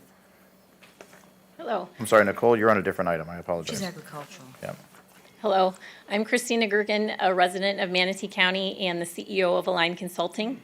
Align Consulting put together an initiative called Hope Pathways of Manatee County. It is a collaboration and a coordination of effort with organizations that are local to provide care to those that are transitionally or chronically homeless in that cycle. So part of what we do as charter partners is we have committed to Unity through an MOU to work and collect data through Unite Us and support each other in all of our different lanes for local organizations. These charter partners are representing Help to Home and Unity in support of Hope Village. They're in need of affordable housing. Through the data of the charter partners that we have on our initiative, we are seeing an alarming increase of families and individuals who are working and have children that are in need of affordable housing. And so we are asking on behalf of Hope Pathways of Manatee County Advisory Board and our charter organizations that this moves forward without delay. Thank you. Thank you. First, last name, county of residence. Good morning. It's Rebecca Ober, Manatee County. And I'm representing Suncoast Youth for Christ, which borders the property on the north. And we are profoundly grateful for this project to move forward. In our work with teens, we work with teens 11 to 19 years old, and we see the dramatic need for stability in the home life. I can tell you a story of a young man who's been coming to our property and our teen center, the 180 house, for a couple of years, and had difficulty getting to and from school. And so a team of us got together, and every morning one of us would pick him up and drive him to school. And I had Friday mornings, and I texted him in the morning, Waylon, I'm coming to get you. And he's like, Mr. Beck, I can't go to school today. I don't have anything to wear. And I said, well, put on some extra cologne, just wear some dirty clothes. He goes, you don't understand, I was evicted, and all my clothes were thrown out in the rain, and I literally have nothing to wear. And this is some of the things that we deal with on a weekly basis, students that just, they can't even show up for school because they have no stable home life. And so what this property will do is give to so many needy young people the ability to have a place that they can come home to every night and know that it's going to be there. The concerns that we have is only about access between our properties. We have a lot of young people, 17, 18, 19, challenging students that we want to make sure both properties are safe. We have a skateboard ramp, we have a full court basketball, we have a pond. So it would just be making sure that access between the properties is properly managed. And we've been speaking with Rachel directly and other members of the Help to Home, and are confident that we're going to be able to work that out. So that would be the only concern that we have. And I just would like to shed some light on the similar issue that we deal with. We have so many young people turn 18 and are literally cast out of their homes. And right now, I don't know if you're aware that Manatee County has 0 beds for students that are trying to make good decisions in their life. If someone's pregnant, I can tell them 5 places to go. Someone's drug addicted, there's numerous places I can send them. A good kid, 18 to 24 years old, that's trying to make good decisions, we have nowhere. In fact, I had a young lady live in my home for a year because there was nowhere for her to go. And so I just want this group, as you're considering this topic, recognize that there are young people that are literally at 0 AMI that have no choices of where to go. So your heart for this project encourages me that we can move that forward for our young people as well. Thank you very much. Thank you. That's all the cards I have filled out. However, we'll now open this up to public comment for anyone in the audience who would like to come forward to speak on this issue. Is there anyone who would like to come forward to speak on the item before us? All right, we're going to close public comment, and we will move on to deliberations amongst this board. Commissioner Whitmore, you're on the board. Can somebody tell me, is it okay if I make a motion to approve the recommended motion with the stipulation that the attorney's going to read? So we're at questions. I not yet? apologize. Yeah, I Okay. apologize. Can We're going to I- have any closing comments that staff or the applicant would like to make. Marshall, do you have any closing comments? Okay. Hearing none. Rachel, do you have any closing comments? She does. Then we'll go to deliberation. I apologize, Commissioner. No, And I'll I put don't you care. first on the board. Thank you. And again, thank you for the opportunity today. We do not wish to continue for 30 days. We want to keep this moving forward. We will continue discussions with them as we can. The door is open between the two groups, and so we commit to continuing those discussions. I want to actually ask for consideration to remove stipulation number 6, A6, which requires us to submit a cross-access easement with the adjacent landowner to the south in order to achieve emergency access as shown on the PSP. In the event that we are unsuccessful, given that they've asked for continuance today, I want to just ensure that the project can continue without having to come back due to that stipulation. But we are in agreement with County Attorney Shank's additional stipulation to allow us to work through that administratively to see if there is room to add more and adjust the parking ratios based on that. So I do want to mention What was the stipulation number? I just want to write it down so that we reach that point. A6. 86, okay. A6. 86. A6. Okay, Yeah, thank you. Mr. Chair, I was just hear from staff before we move it to make sure this We'll go back works to- the yeah. access. We'll go back to We staff. we Let her will finish. commit that if we cannot get that easement, that we will continue to work with fire, and maybe it's a revision of the stipulation to read differently. And I'm sorry, I don't have an Yeah, attorney on my team. Yeah, sometimes we say we'll use good faith effort to obtain the cross-access easement. That would be And I'll sufficient. make sure staff's okay with that. Okay. And, you know, we've got a lot of services surrounding us, and I'm so appreciative of the teams that have come forward today. And I just want to mention, we have a range of not only the types of housing that surround us, but the support of the support services that surround us that will make this a successful project. And this Water's Edge community does offer independent living, apartments and villas, assisted living, memory care, respite care. So they're transitioning elder care services through the end of life. But we don't feel that transitioning elder care that would be much more expensive than what we're offering should not be deemed incompatible with the helping of families to improve their lives through this project.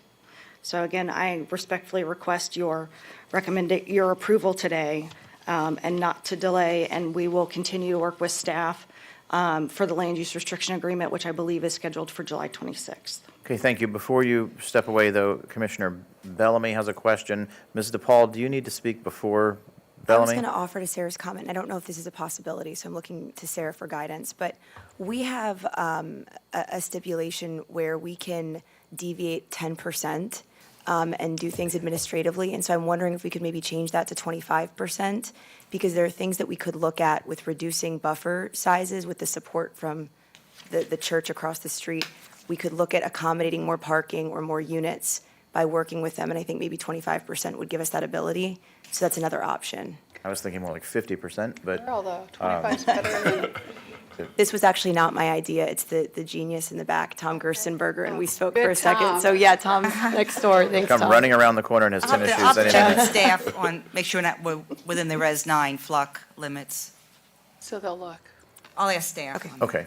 Then Commissioner Bellamy has a question for Rachel before she steps in. I'm not, I don't want to stop the project. I'm with you on that right there. But when you mentioned the concerns, the discussion about the safety and security measures, what communication have you had, or where is this conversation? Can you let us be aware of the communication that? Okay, so because this is quasi judicial, anything I say is going to be a little bit of hearsay because I haven't done the communication directly. So if I could Is have hearsay Steve admissible? Wilson. Yes. Okay. Okay. Go ahead. So Steve Wilson has directly communicated with them. They did reach out to me following Planning Commission. Now, we had several unsuccessful attempts prior to the hearings to reach out to them and have meaningful conversations about our project.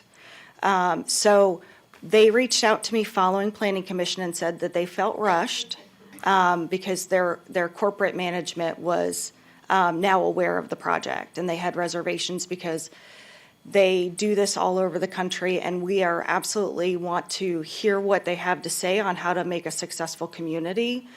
but some of their requests we can't agree to because we want to manage this project. I'm just concerned about the safety. The safety, so we will have an on-site manager. Brought out. Say again? We'll have an on-site manager.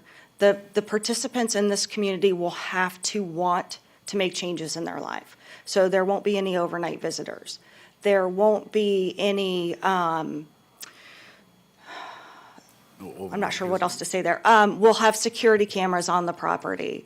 If we need to, after the first phase is installed, have gated entrance, we can have gated entrance later down the road.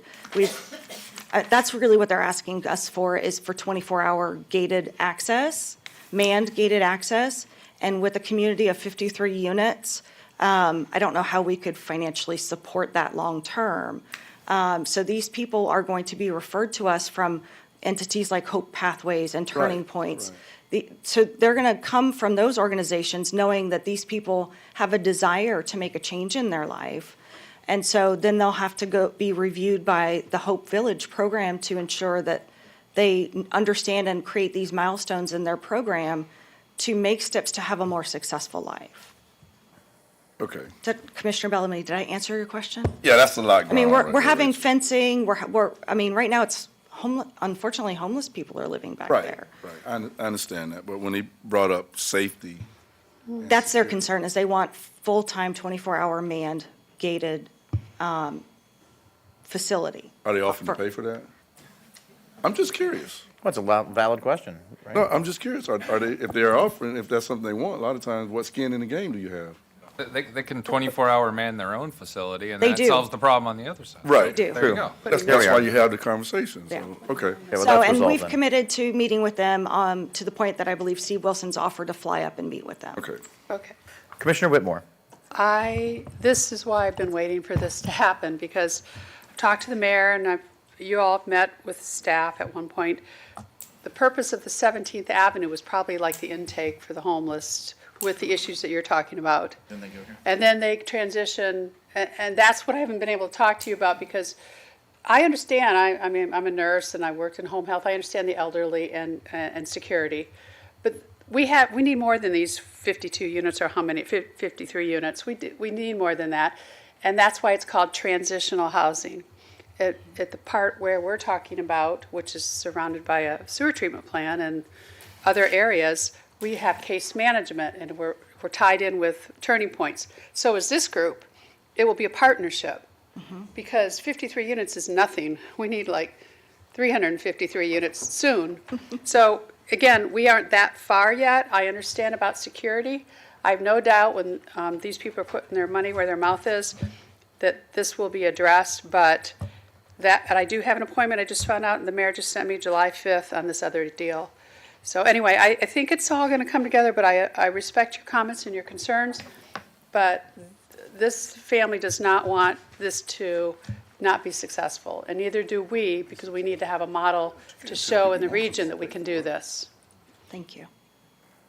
Thank you, Commissioner. I think everyone wants it to be successful. We're just trying to maximize the success. Yes.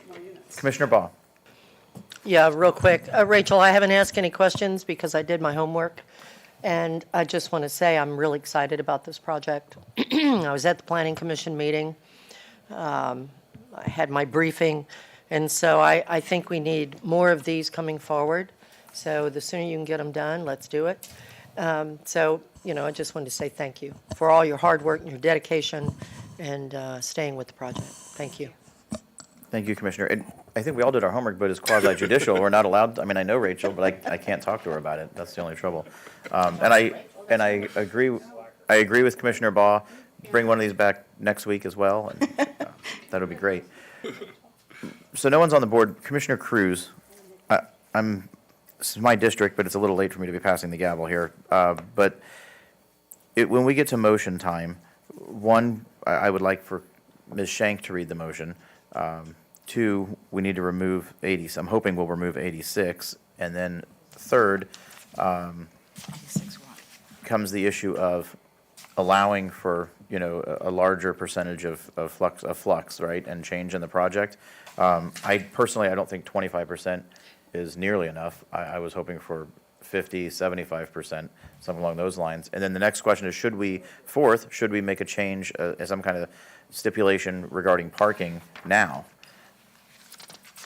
I guess the question is for the Well, the attorney. parking one I had addressed, but I need to hear from staff on the 25% issue. Commissioner, with the section 365.3, the staff can waive 30% of the requirement for affordable housing. 70? 30%. 30, okay, 30. 30%. All right. More than that needs your approval. Oh, well, we can go higher with the board. Yeah. Can we give that according to- approval now, with- Rosina?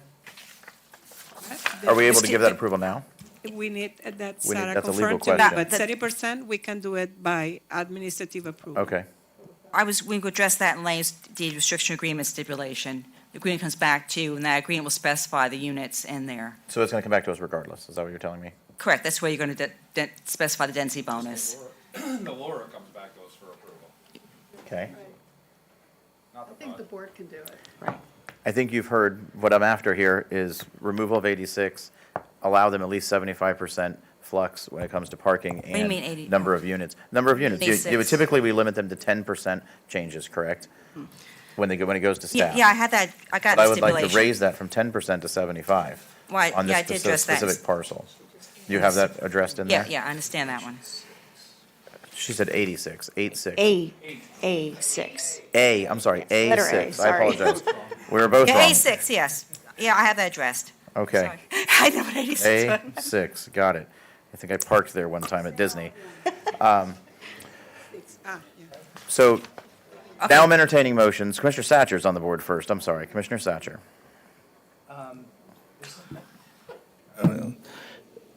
So we do these all the time, and I've never seen us do this before, so this is exciting. So I have a question that has never come up. When it comes to stormwater, do we have any authority or leeway on that? Or is that just set up by the state, I would assume, or SwiftMud? Yeah, that's regulated Because I mean, already. that's what I'm We're looking at. not waiving I any stormwater don't know where they're requirements. going to put that much more stuff, because that's a big old pond. You can ask Tom Gerstenberger, but what the requirements are. Tom, would you like to weigh in on SwiftMud requirements, sir? Certainly, Mr. Chair. For the record, Thomas Gerstenberger, Public Works Department, I have been sworn. Right off the bat, I'd say the simplest thing we could probably take a look at and consider would be like a freeboard requirement from the stormwater facility. So instead of our typical 1 foot of freeboard requirement from a 25-year design high, maybe it's something we could look at either 9 inches or 6 inches as far as a requirement.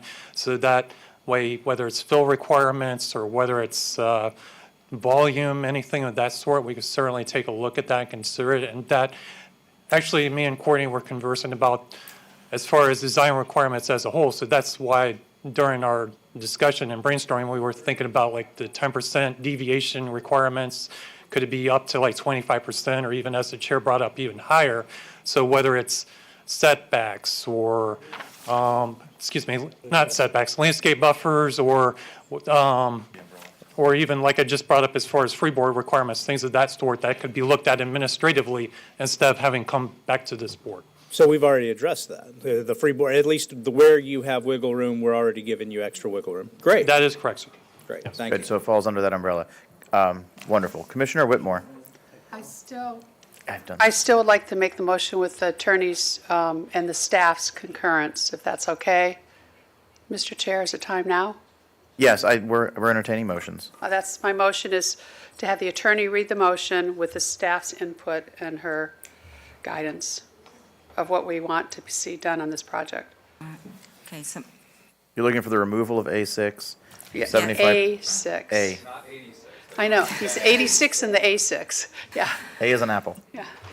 Okay, the stipulation changes that I previously read regarded stipulation A5, which currently reads, the applicant shall enter into a land use and deed restriction agreement pursuant to Chapter 5, Land Development Code, in a form acceptable to Manatee County.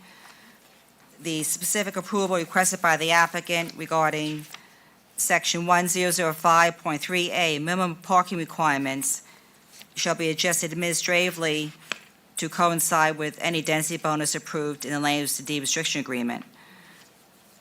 And number 6, A6 is the prior to FSP final site plan approval, the applicant shall use their best efforts to obtain a cross-access agreement with the adjacent landowner to the south in order to achieve emergency access as shown on the PSP, as the roadway adjacent to the south is privately owned. You didn't mention the 75%, did you? The code states that the land use and deed restriction agreement shall provide for the number of units which can be built subject to a density bonus. Okay, that's my motion. That's covered in the new code. Okay. All right, so we have a motion by Commissioner Whitmore. Do we have a second? A second by Commissioner Cruz.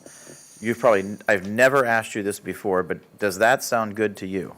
Absolutely, thank you. Okay. Marshall and Rosina, does this all sound kosher to you? Yes, okay. Yeah, I am All right. okay with that. Excellent. We have held public comment already. I think we can move forward with the vote. There's no one on the board. All in favor, please say aye. Aye. Aye. All opposed? Madam Clerk, it passes unanimously by a vote of 7-0. Congratulations. Good day for District 3 and a good day for Manatee County. It is 10:46. We're going to recess this meeting until 10:56. 10-minute recess.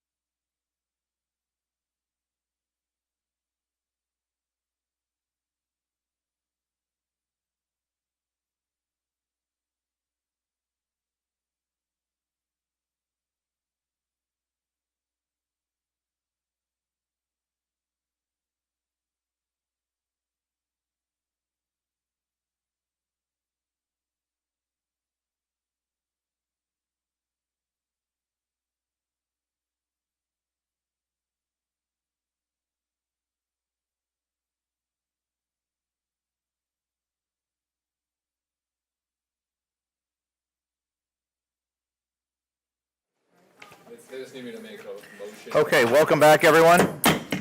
Welcome back from recess. Before we move further through the agenda, we're going to go to Commissioner Cruz for a statement. It's not a statement, it's actually a motion. It was requested to me by our Affordable Housing Department.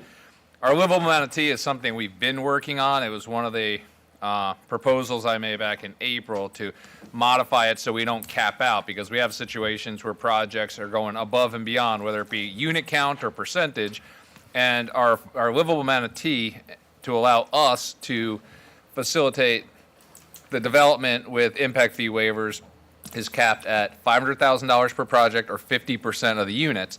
As we just heard, Hope is willing to do 100% of the units, which we should be encouraging. So I am making a motion to waive that stipulation in livable Manatee to allow for 100% of the units for the project that we just approved to fall under livable Manatee. In fact, it still falls under the $500,000 cap. We're just allowing 100% of the units to be within livable Manatee. Second. Okay, Commissioners, we have a motion by Commissioner Cruz and a second by Commissioner Whitmore. We will open this up to public comment since no one is on the board. Well, I had Commissioner, a question I had to ask. That's a good idea. Mrs. Shank. Excuse me asking, I'm not actively involved in that program. Do you recall, does the staff recall, is that adopted by resolution, that program? Yes? Yes. Because they might need to do some housekeeping and bring back a resolution I trust you. to codify your desire. Put that in the motion. Okay, do I need to modify my motion to waive the livable Manatee 50% threshold for the project that was recently approved? Well, I don't know if we can without codifying that in some, Well, I'm actively working to codify that long-term for any project looking over 50% or $500,000. But this is specific to one project to allow them, especially while we're on recess, and so we don't delay their time even further on an affordable project, to allow them to start looking forward and factoring in this livable Manatee benefit from Manatee County. Can he waive the resolution? I don't know, I don't have anything in front of me right now. Can staff come down and help me a little bit on this? They're trying. They're waiting for you to ask them.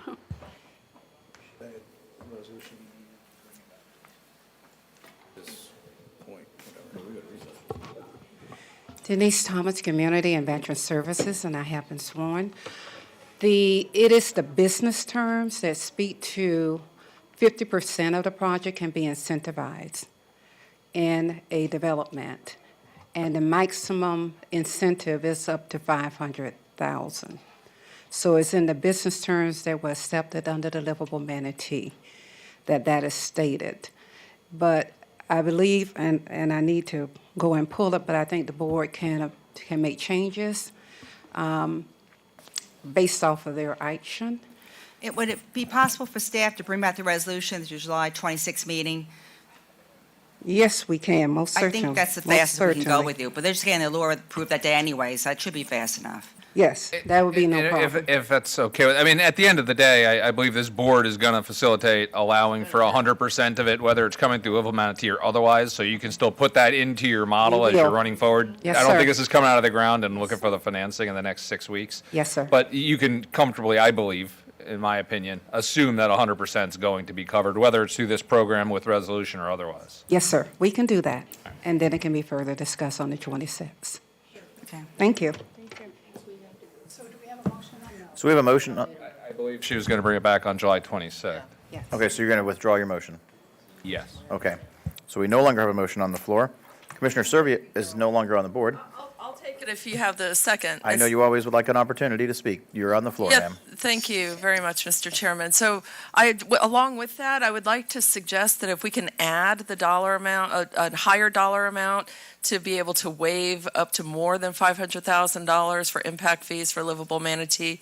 That's what I would be looking for in the long term. So I just wanted to say that to staff, because as I've always said, I like to have that bucket of money where we're paying, because the impacts are there, we're paying for them. I'd like to find a way to make sure that if we help one bucket, we don't have a problem in another bucket. But this is absolutely a place where I want our money to be invested. Thank you. Commissioner Cruz. Yeah, I was just saying, I was just saying, when I first talked about that, I intended to waive any aspect of thresholds for it because we should be encouraging affordable housing. So whether it's the 50% or the $500,000, if someone's willing to come in at 80% AMI and under for an affordable housing project, we should be able to facilitate that and not say, sorry, you're building too much affordable housing for us, so you're done. I don't think that's in the best interest of our intent for affordable workforce sustainable housing at this point in time. Okay, thank you, Commissioners. No one else is on the board. I'm going to go to Mrs. DePaul to introduce the next agenda item, which is number 3 under Advertised Public Hearings, H3. Mrs. DePaul.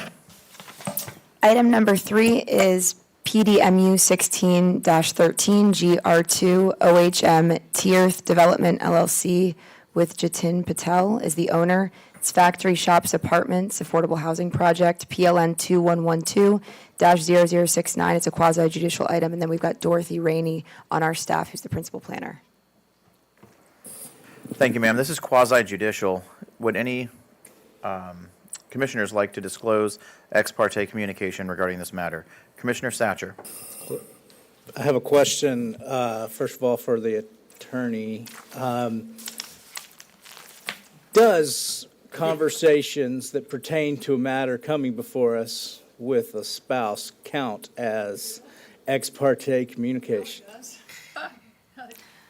It would only be if that individual, it's not so much the relationship to you, it's just what they told you. Does it relate to a new fact on this project? So I would New like, information pertinent to the project. so I would like to say that I had some communication last evening and today along the lines of, wait, no, we want a dadgum theater. We don't get rid of our theater. There you go. Okay, thank you, sir. The intonation. I think we got it. Yeah, we got it. So any other communications that anyone would like to disclose? All right, hearing none, we will go to applicant presentation. Who is here to represent the applicant? Good morning, Commissioners. I am Caleb Grimes with the law firm of Grimes Galvano, and I have been sworn. And it is really a pleasure to be here. I wasn't sure I was going to make it, so it's great to be here. And I'm here representing Defined Development, and the gentlemen that are with Defined Development, Mr. Stephen Gouache, who you will hear from in a minute, Eben Minch, and Noah Leone, who couldn't be here because of an illness. And Defined Development is the contract purchaser of this project and the proposed developer of what we're looking for Jatin Patel. And I will have to tell, I guess, your wife, Commissioner Satcher, the whole COVID thing and what's going on sure made theaters a whole different story, and we're sad about that as well. But I got to tell you that's it's just life isn't the way it was 2 years ago, 3 years ago. Anyway, Defined Development is here, and they're working on a project north of University that will actually have some workforce housing in it. Now they've been working with your staff on that one, and I will tell you, I've really enjoyed getting to know them and working with them. They're very enthusiastic, and they're on top of everything. They do a good job of what I've seen elsewhere and what they've been doing with me here. Now, this particular site, as you know, is at the entrance to Factory Shops Boulevard, at the corner of Factory Shops Boulevard and 60th Avenue. It is a piece that has been here before you in the past. It is located in the MU Comp Plan designated area, which of course is your higher density area, your mixed use areas. It is currently zoned for PDMU. And as Commissioner Satcher kind of pointed out, it's currently approved for a hotel, retail, and a theater. Pretty intense uses on that site, which makes sense in that area, and especially since we have 60th Avenue on the books to be fixed now and funded and going forward. And so what we're here today is that because of things that have changed, and we've seen an incredible need for apartments in areas like this where you have shopping, where you have access to the major roads and so forth, we are proposing to bring an option B before you that would allow for 235 multifamily units at this site. And we've looked at it and are thinking that this is an appropriate number and good for this site. I don't know if you remember, Commissioner Cruz, we had a kind of similar located site on Moccasin Wallow Road near the interstate, and your criticism is, wait a minute, if we're putting apartments in, why are you only doing this many? Mendoza. Pardon? I was on Mendoza. No, this one wasn't on Mendoza. This was a different one. This was the one up on Moccasin Wallow Road, and we tended to agree with your comment, but we had it designed out, and we're putting it in with less density. And so, in this instance, it is a project that, under your rules, if you're part of a mixed-use development, of which this effectively is, you've got the mall, you've got all of the stuff over there, you are allowed at 30 units per acre. In the mixed-use designation, you're also allowed 30 units per acre if you do affordable housing.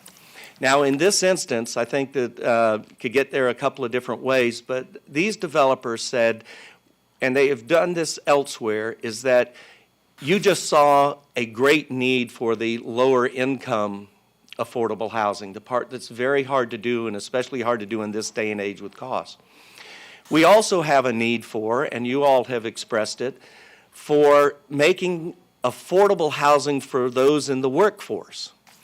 And what these gentlemen have done and have worked over the years to do is to have that affordable housing with the workforce, for the workforce, and assimilate it with your regular market rent housing so that you're bringing those that maybe can't afford that kind of housing into the same project.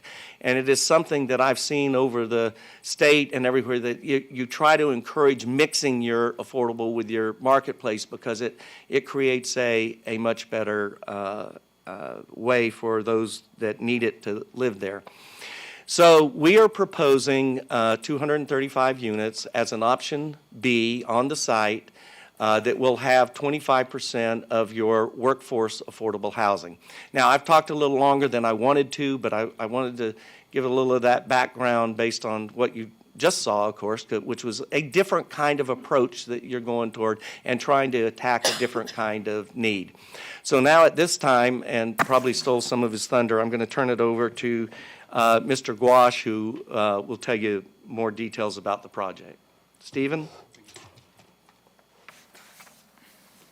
Thank you, Caleb. Good morning, everybody. It's definitely a pleasure standing in front of you today. We've been working in the county for the past year and a half, and this is our first time actually getting to meet you guys, so definitely a pleasure to meet you, and we're very proud to present our project and, of course, the opportunity we have here in front of you. It's a benefit to, of course, the county and the current residents of Manatee County. I'd like to start off by saying how much we enjoy the experience here, working with the staff. You know, over the last 8 months on this project specifically, we've worked hand in hand with staff, coordinated the project, and really drilled down onto what the requirements are from a site planning standpoint and also land development code standpoint to really maximize the value and maximize really the opportunity that we can do on this site here. Our proposed project does capture the essence of true mixed use, with the whole invigorating the idea of the whole live and play, you know, having the shops right there to the west, which is the left of your screen, and of course having the high-end residential on the subject site, you know, allows the residents, of course, to benefit from the shops, and the shops to benefit from the residents as well. This property here, our proposal will have affordable housing designation. It is on the 120% AMI, but it caps us with the just inflationary cost in the market today, with the rents that are just skyrocketing. You know, some rents in the communities are over $2,200 a unit for a one bedroom, which is, you know, absurd in today's kind of standard for the income rates. So for us to be able to provide a project in the 120, it really provides an opportunity to cap the limits of the rental rates and really provide a high-quality location for current residents of Manatee County and future residents looking to move into the county to live, and of course have that dynamic environment with the retail perspective. So of course, the income perspective of the residents that live there and the classification, it benefits the shops, of course, to help them strengthen their tenant base and really just kind of benefit off each other. So as Caleb mentioned, there's currently an approved GDP on the site. The uses are listed below. There's 330 rooms for hotel, 50,000 square feet for a movie theater, and also 120,000 feet of retail.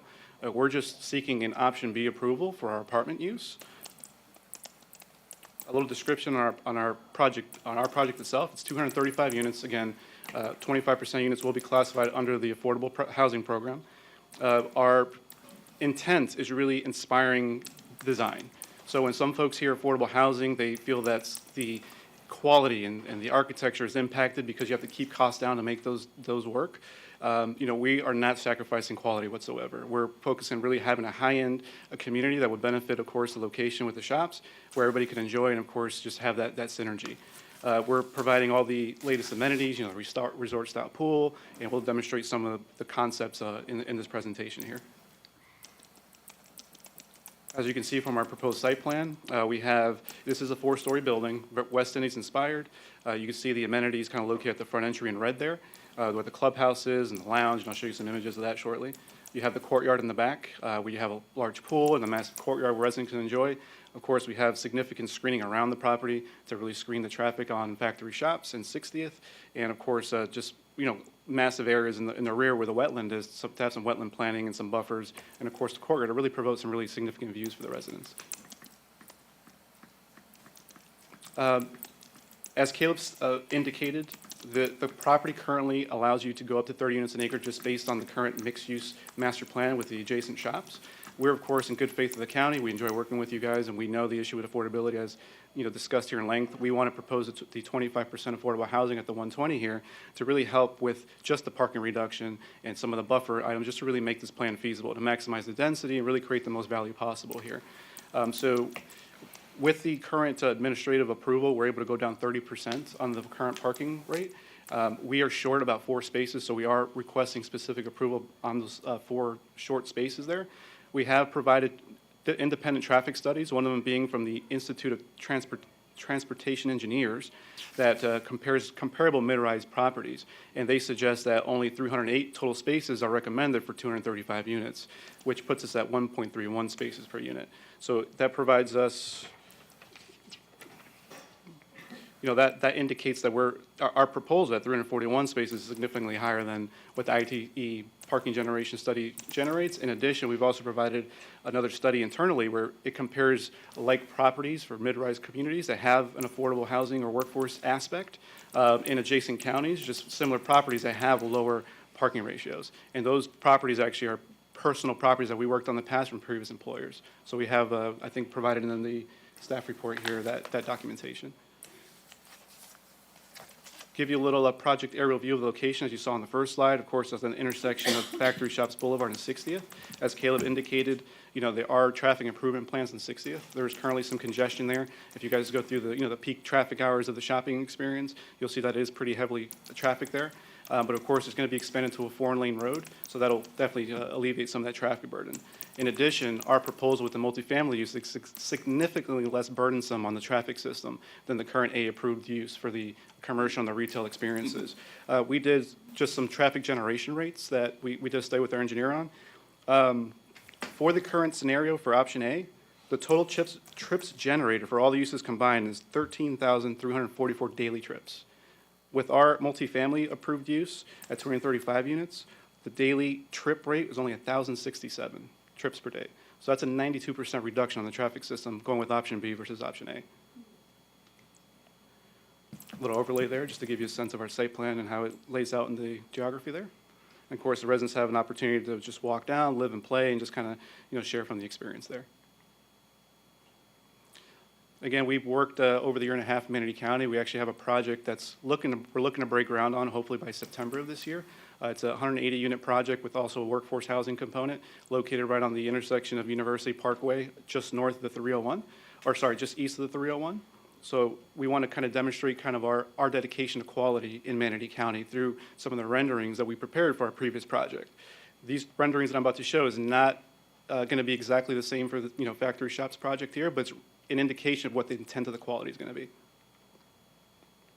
So those are exterior elevation, kind of promoting the West Indies kind of inspired architecture. A lot of metal elements, the standing seam metal roofs, the tower elements, a lot of those big grand balconies that you see at the front entrance that residents can enjoy. It's air-conditioned corridors and elevators, so it has that high-end kind of hotel feel as well. We really focus on creating a destination and not just housing. So we are passionate about this. We dive into the details, and we've actually learned that from our previous mentors and experiences at former employees, and we really dedicate ourselves on quality. And hopefully it's demonstrated through the renderings you're seeing here. So our intent here is when you open the door and you walk into the main lobby and the leasing, you're wowed by just the resort style feel that when you open the door is that you're no longer in South Florida or Manatee County per se. You're now in, call it somewhere in the Bahamas is kind of the feel that we want to implement here with the high-end kind of contemporary feel as well. You see the outdoor kitchen and lounge. You have your outdoor pool pavilion with, of course, the grills, the setups, the fans, just having to have that cool outdoor entertainment kind of situation. An indoor-outdoor gaming experience in the rear deck there. Here are some of the finished products from similar projects that we've worked on in our previous careers, kind of illustrative of what the finished design will look like and the intent of the unit.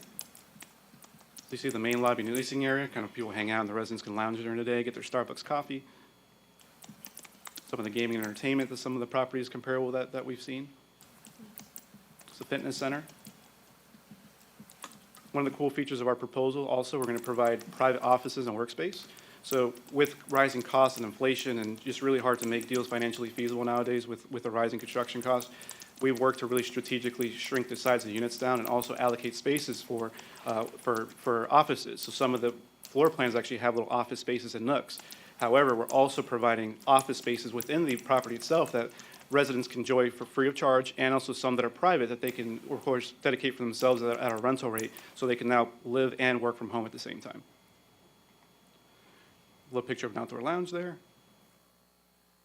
Kitchen and living area. Again, we're focused on the design and high intent. It'll be similar quality with quartz countertops, the high-end cabinets, and of course the vinyl plank flooring there, as you see in the pictures. Living area view. Bedroom, we will have hard surfaces throughout. We're not putting in carpets, so the hard surface provides a more elegant look. There's a washroom for you. And I really thank you, everybody, for your time. And again, it's a pleasure working here in the county and a pleasure to meet you all. Happy to answer any questions. Commissioner Satcher, you're first on the board, sir. Commissioner Servia, you're now first on the board. Okay, thank you. Great presentation. Thank you. Great location. I really like that you're coming in with this option and maintain the flexibility so you can better run with the market. This seems to be very similar to the newest apartment styles, like watercolor and whatnot. It is really a lifestyle improvement from the days when I lived in an apartment. I love it. My question is about height. Sure. So the number of stories for the building, is it 4? 4 stories. That's Okay. correct.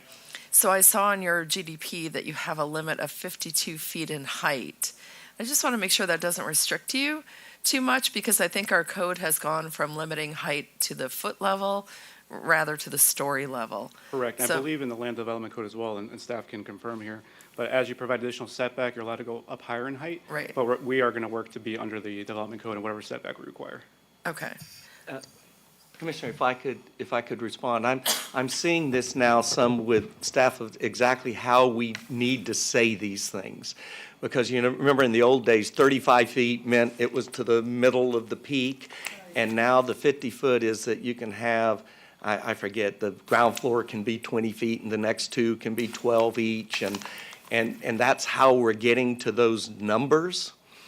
but that doesn't count your roof and everything. So what I really want to make sure everybody understands is we're saying 4 stories per your code, which, depending on how you interpret it, some part of it is 52 feet. But just for the record, 4 stories per your code. Okay, yeah, great. I just wanted to make sure the terminology didn't mess you up down the road. And then just a quick comment. Am I allowed to make a comment now, or shall I reserve that for later? We're currently on questions for the Okay, applicant. so I have a comment later. Thank Okay. you very much. Thank you. Commissioner Satcher. Thank you, Mr. Chair. So as we're going through that presentation, and there were the pictures there of like the meeting area and those things, so those pictures, are those from, where did those come from? So those are pictures from previous experiences from our former employers and, like projects that we're implementing. Other projects? Okay. That's correct. So could I walk onto one of your properties and see that? Absolutely. We'll welcome you to the comparable properties that we're showing. So those pictures are from properties you own Exactly. currently? They're existing properties. Okay. Yep. And then the other thing is, as you understand it, this proposal that you're showing us and the pictures, would we be able to hold, so if you decide to go, this is just an option, correct? So there's still, the old option is still open to the applicant, is that correct, first of all? Correct. And it's one or the other. But let's say you go with this option, will we be able to hold you accountable to, okay, that's the architecture they look, that's the way the building looks from the outside, that's the way the cabana looks? Commissioner, if I may respond, and Stephen may kick me if I'm saying it wrong, but when I told him that we were putting these on, that he's committing to you that we're going to do something substantially comparable to these, but not exact. And we have no problem with a condition that says the final design and will be substantially comparable to the pictures introduced. Thank you. And no kick. Huh? No kick. No kick. He didn't kick me for saying that. We had discussed that before, that we were, we're not, told him, you don't put something on and do something different. And so we have no problem with that stipulation added.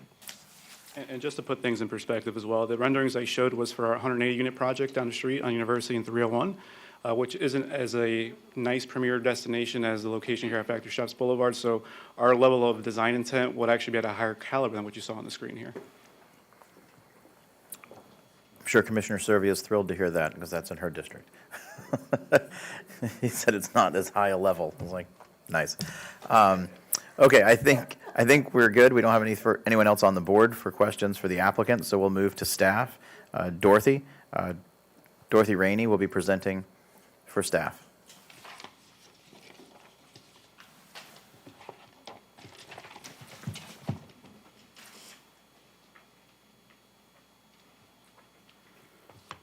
Good morning, Commissioners. Dorothy Rainey for staff, and I have been sworn. I'll go ahead and go through my presentation quickly. So you have before you the request for approval of an amendment to a previously approved GDP to add an option B, as they mentioned, for a 235-unit multifamily project in one 4-story building with the associated infrastructure and amenities that they've detailed. The original approval was for option A, which included the 50,000 square foot movie theater, 330-room hotel, and 120 square feet of commercial uses. The site is approximately 7.86 acres. It's already zoned PDMU, and it's in the mixed-use future land use category. It is in the coastal planning area, as well as in an entranceway, and it's currently vacant. There's the future land use, and it's same as everything pretty much surrounding the whole thing except for the northeast portion of the site. The zoning is, again, PDMU, just like the entire factory, the outlet mall complex there. And there's some PDC to the south and to the southeast.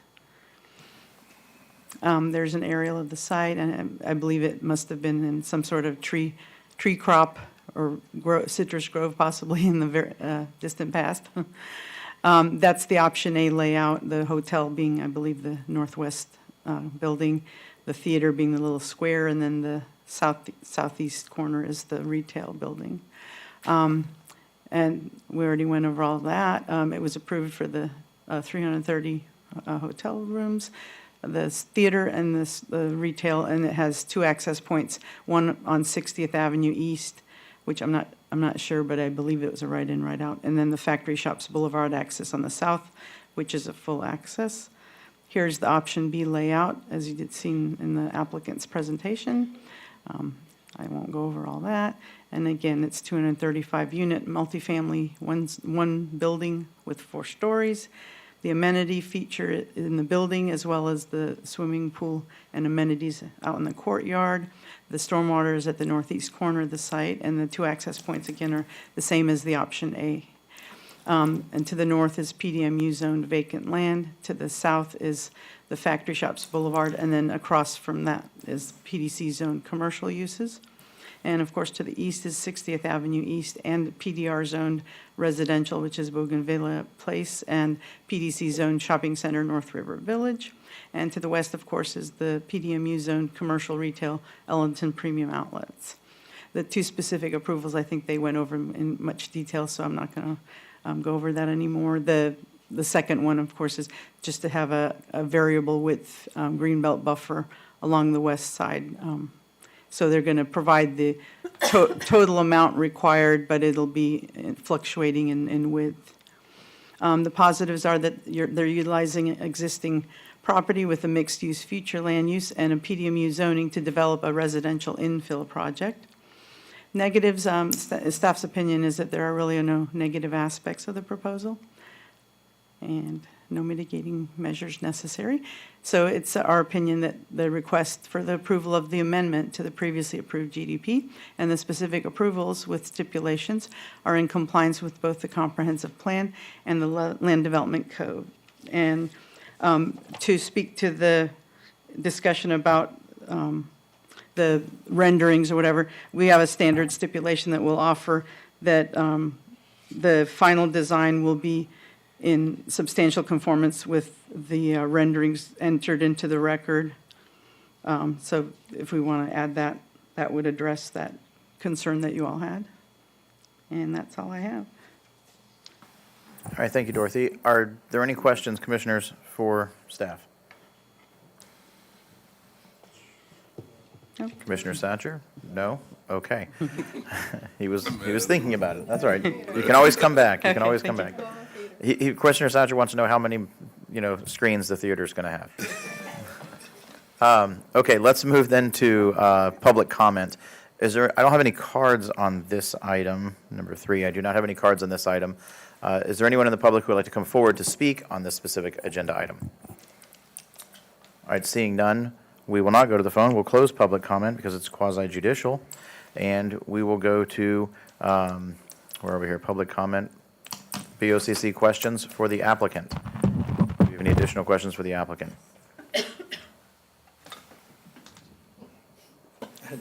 Commissioner Satcher, you clearly have questions. I'm going to let you have the floor. It might sir. actually have gone to the staff, so I might have missed my best spot. I had questions about 60th, so 60th Avenue East, where that is on the CIP or on our plan, how quickly we are looking to have that road improved. He's been working on it for years. Mr. Davis. Good morning. Thank you. For the record, Clark Davis, Deputy Director of Public Works, and I have been sworn. 60th Avenue is under design. We're probably about 2 years out from doing some construction on the section that's near this development. Do we have the right-of-way? I suspect that we do not have all of the right-of-way. I do not know the exact status, though.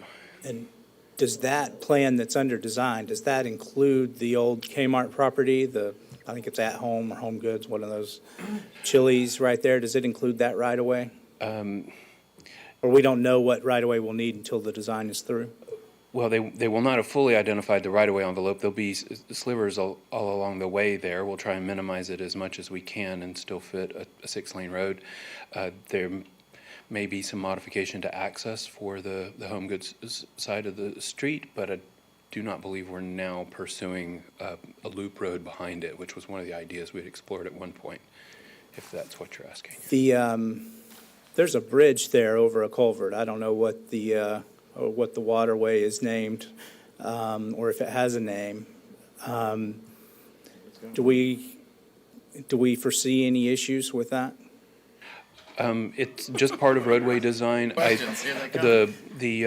The stream that runs along the north side, I think, is part of Government Hammock, and we'll rebuild and/or widen that structure as needed to implement the road project.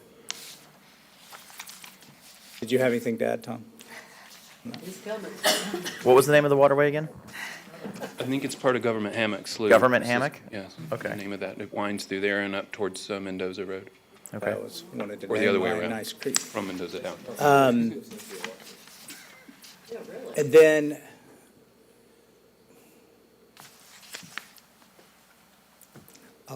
so you think in 2 years this could be under construction? That's what I recall from asking project management staff. And then on the CIP right now, it's, the design portion of it is currently on the CIP for this coming fiscal year? It's under design now. So Under design now? Yes. Okay. So it, Did you want to replace the bridge that goes over Government Hammock while you're replacing all the other bridges in your district? I'm just teasing. I'm sure. These are good ideas you keep coming up with. Okay, so no other questions for the applicant. Then we will move to closing statements by staff. Dorothy, do you have any closing statements? Or Rosina? Either. Additional stipulation.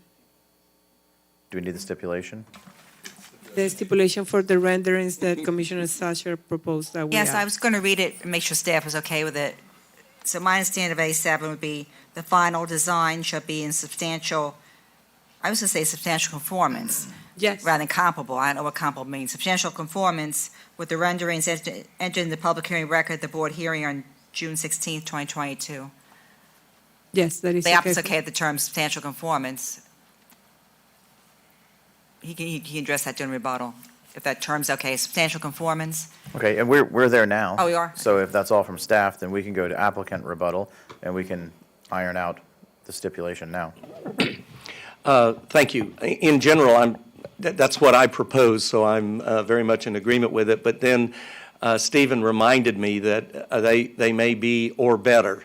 And we've often used that term in these, will be in substantial conformance or better. So I'd just like to add that so that, and I know that's beauty's in the eye of the beholder, but at least give us an ability to have something that's a little different, a little better for this.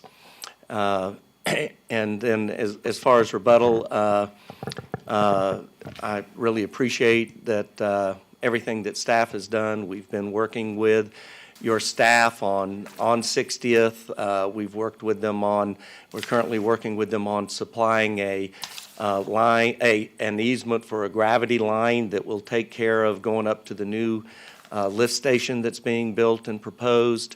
That will save a lot of problems to the county on that, and it'll be able to go up through this. So these gentlemen have been doing a lot of work with the county to try to make this thing very successful. We do recognize that it's an option B. Theoretically, option A could still happen, but we're very much committed to going forward with this. And Stephen wanted to. Yeah, again, I just wanted to thank everybody for your time today. Again, it's a year and a half working in the county, first time getting an opportunity to stand in front of everybody, so thank you again. You do see a young face standing here, but we look forward to doing a lot more years of work in Manatee County and seeing you guys in the future, so hopefully you guys get to see my older face in the future. We'll see the gray hair, the beard. Commissioner Sacher. Yeah, that was the end of, concludes applicant rebuttal. We're now on to deliberation and decision-making. And I would just ask that when someone does go to make a motion, that we defer to the county attorney to read the motion, and then you just say, as moved. So Sacher and Servia is the order of the board. Sir? Thank you, Mr. Chair. Yeah, I wanted to, first of all, just say what I was doing just a couple of evenings ago, and then a week before that. I drove to Riverview on I-75, about 45 minutes from my house, because they have a nice theater, and to see Top Gun. And Top Gun had the biggest opening that Tom Cruise has ever had in his career. And COVID is sure, anyway, I don't want to minimize. I understand that it has wreaked havoc, the Chinese virus, or Chinese government. Anyway, but I do want to say that I think this may not be, it's not my purview, I don't own the property, but if I was making financial decisions, I would think that there's going to be substantial change, and may have already been substantial change in Americans, the likelihood of them going out. And then the property, it's a palm tree farm. And then, we didn't find some of the staff, or there were no negative aspects mentioned. And so I'll mention first, and one other clarifying point. North of there is not vacant anymore. It's under construction right now.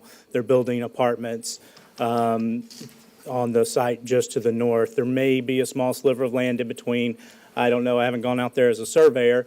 But in the same block of space, there's apartments already going into the north. So I'll mention what comes to mind for me as maybe some negatives. First of all, I feel like if all this land, it's a tough thing, because people, when you have one person that owns every bit of the land, then they can plan out exactly what the optimal use overall for something is. And I feel like that if one company, I won't name the names of different companies that do projects like this, I feel like if one company owned this, it wouldn't be the plan for that spot. But I'll mention that the road is absolutely terrible there. It's 2 lanes. You have to sit at the light while everyone goes in and out of the factory shops. It backs up at rush hour on a busy day. It backs up past all the parking spaces to the 2-lane section. If you're going the other direction, it's terrible. You can't turn. If you want to take a left after you turn off of 301, you have to choose between putting the front of your car into oncoming traffic or the back of your car into traffic coming from behind you. And that's your choices. That's your options. And so while the very first project that came before me as apartments was on the Bend and Erie Road, and I said that was the worst spot in my district to put more density. This is not that, but this would be in the top 5 and maybe the second. It's not a good spot to put more cars. The other thing I'd like to point out is when we're talking about number of trips, 6:30 and on, when most of the trips going to a movie theater or something like that would be taking place, that intersection gets significantly better. It's rush hour that's tough, and we are adding all these trips, or a majority of these trips are going to be rush hour trips. And then the other thing I would say is, we're designing and it's on the CIP, and so that's exciting. That's something that has been a long time coming, and I appreciate the support of the board on getting these projects moving. But if you drive that road, it is a rough spot between the two. Well, actually, where you turn off 301 is already, that's where I was saying you have to choose where if your car is going to be in oncoming traffic or in the traffic that's passing you from behind. But right there, after that, when it goes down to 2 lanes, it's not a great spot. And so when you talk about the corner of University and 301, that's a great spot. And I've had projects similar to this in my district that I have no reasonable objection to, and that I feel like, if I'm going to respect property rights, I have to be in favor of. This one's a tough one for me, but I'll just say, at the very least, there are some negatives to this proposal. And as far as the overall outlet mall, I could see that becoming at some point, there's going to be money put into that outlet mall to take it up to another level, and there should be more shops and more options there.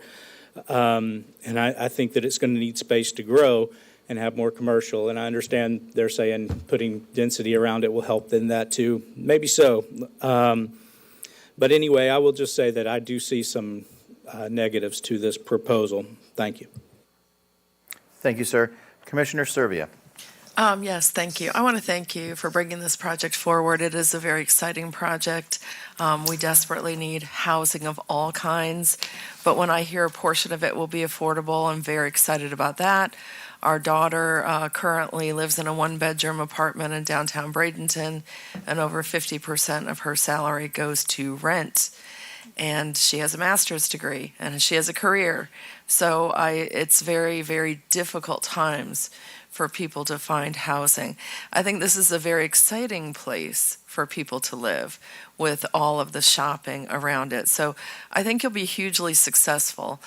One of the things that I will bring to your attention is the biggest problem I hear about every day is traffic.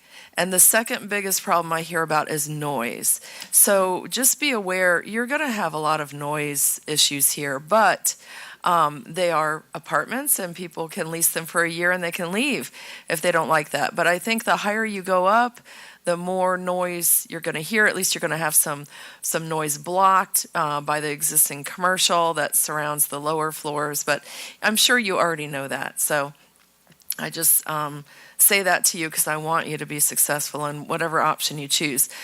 Finally, I love that you brought forth another option rather than saying we want to do multifamily instead of the commercial development. And I worked on a project many years ago northwest of here, and actually it was John Osborne in the back of the room who worked at the county at the time, and he said, hey, instead of doing this or that, why don't you bring in 3 options?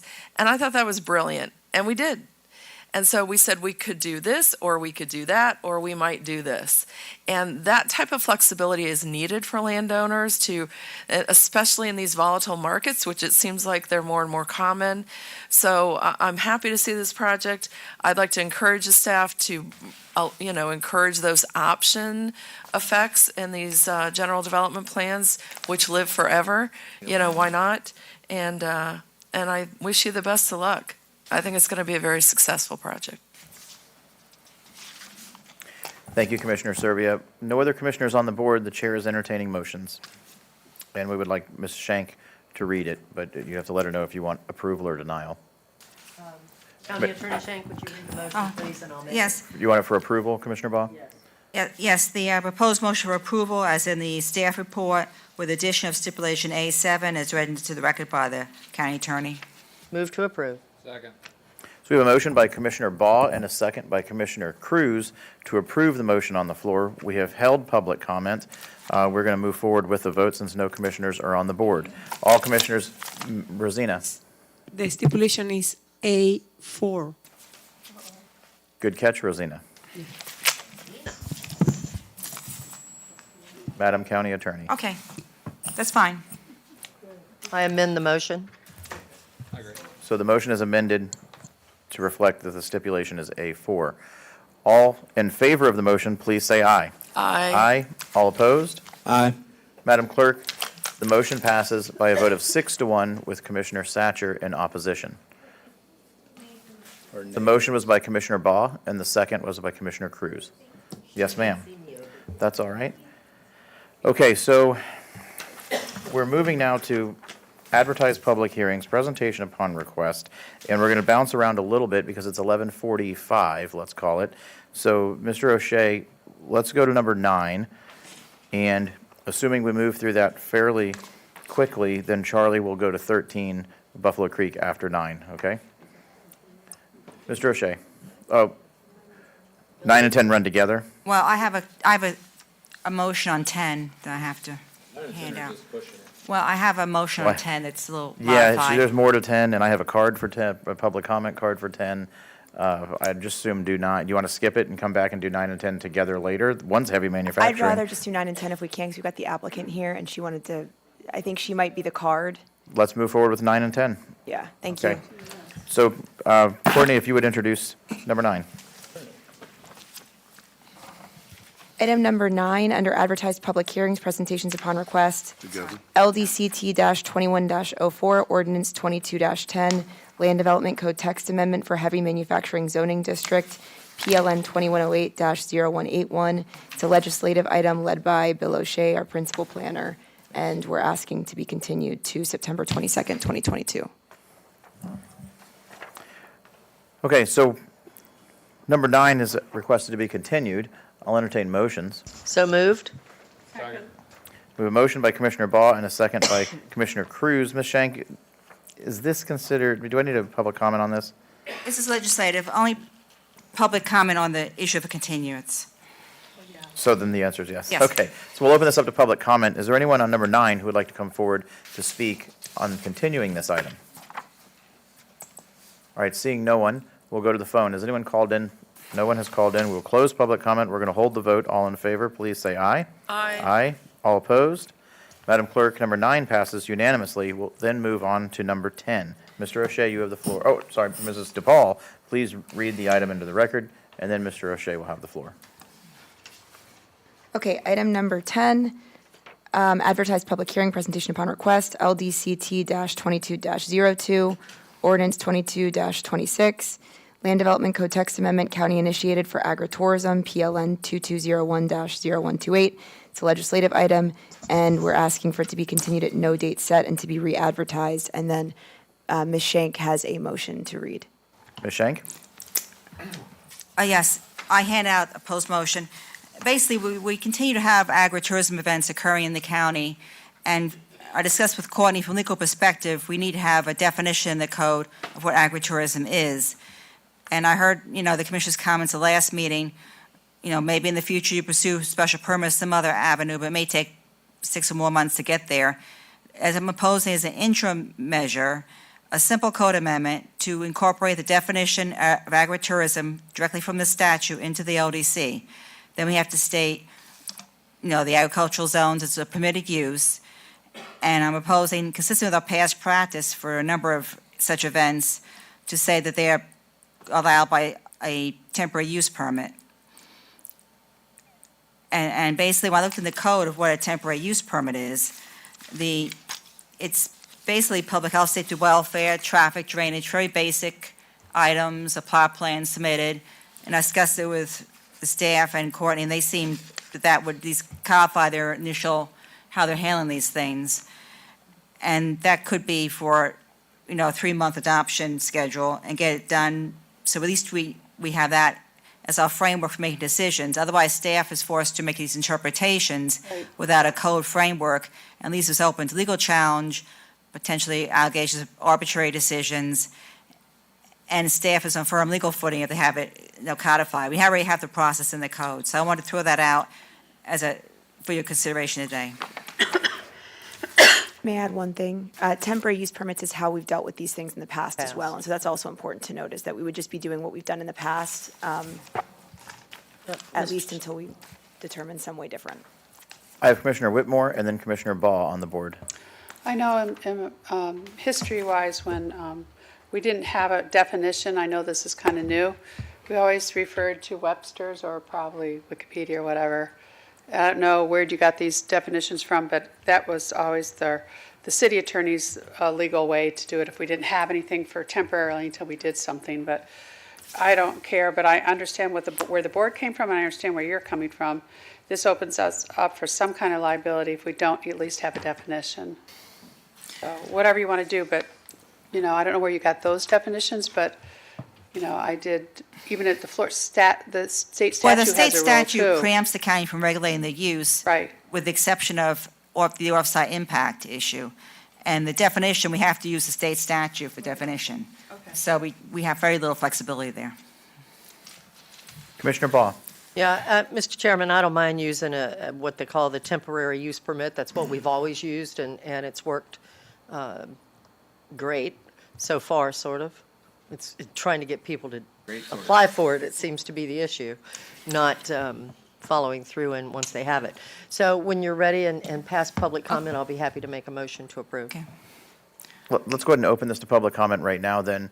I have one card, Nicole Pood, I believe. Yep, okay. So please state your, even though I just did, but please state your first and last name, your county of residence, and you'll have 3 minutes to speak on this topic, ma'am. Thank you so much. Good morning, or rather, getting closer to the afternoon. My name is Nicole Pote. I'm an attorney in Pinellas County, and our firm, Lewis, Longman and Walker, represents 2 agricultural landowners in Manatee County who host agritourism events in the county.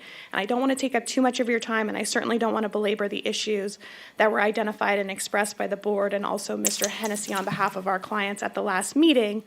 But I do respectfully request that the board's vote be modified to reject the proposed land development amendment that is currently before the board rather than continuing it until a date uncertain. Currently, parties are being asked to apply for or are in the midst of a special use permit process for agritourism where no actual regulation exists. And this essentially equates to a staff-imposed moratorium on agritourism. Thus, there is a concern regarding a continuance where these parties remain effectively in limbo, and there isn't clear criteria being applied.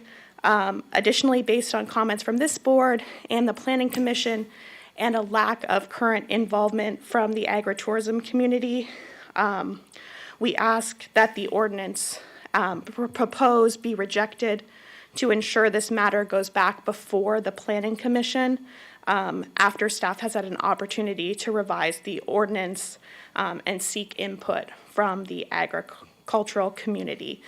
With respect to the temporary use permit proposal, that is how I believe things have been done in the past, and that's probably a more appropriate vehicle. So we would just ask that instead of moving to a date uncertain on the proposed special permit process, that it just be rejected and that it can go back to the drawing board as necessary. Thank you so much for your time. Thank you, ma'am. Is there anyone else who would like to come forward to speak on this issue? Sir, first and last name, county of residence, you'll have 3 minutes. Caleb Grimes, Manatee County, and I'm not representing anyone on this. I didn't know it was coming up today, but I've been asked questions about this. I've seen it over the years when we tried to do it, and I think it's a great idea that you're going to try to get something with guidelines so people can follow them. That's the thing that I see with my clients is not knowing exactly what you have to do and can't do. I also agree with Ms. Shank that the definition, I think, has been set by our legislature, and to follow that is important.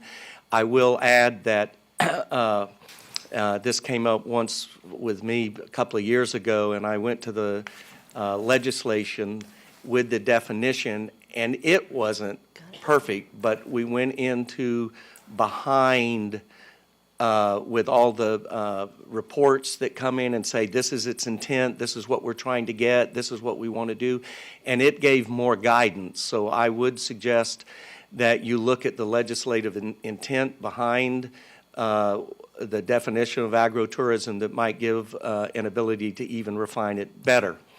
Now, the only thing that, and in temporary, I think I'm good with this, but the only thing that is a potential problem with the temporary use permit as the only way to do this is a lot of the people that have big, nice farms want to invest in something so that they can have the agritourism.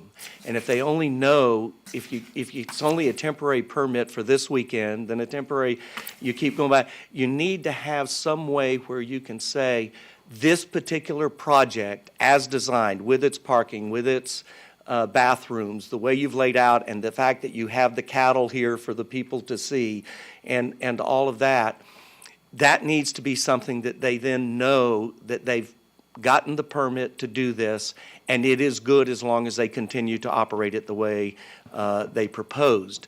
I think that trying to do all of these with just a temporary permit is going to cause you some headaches in the future.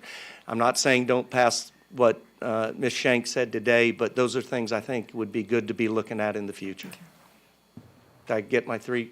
Hey, You have another 45 seconds if you 45 seconds. want to opine on something else. Thank you. Okay, thank you.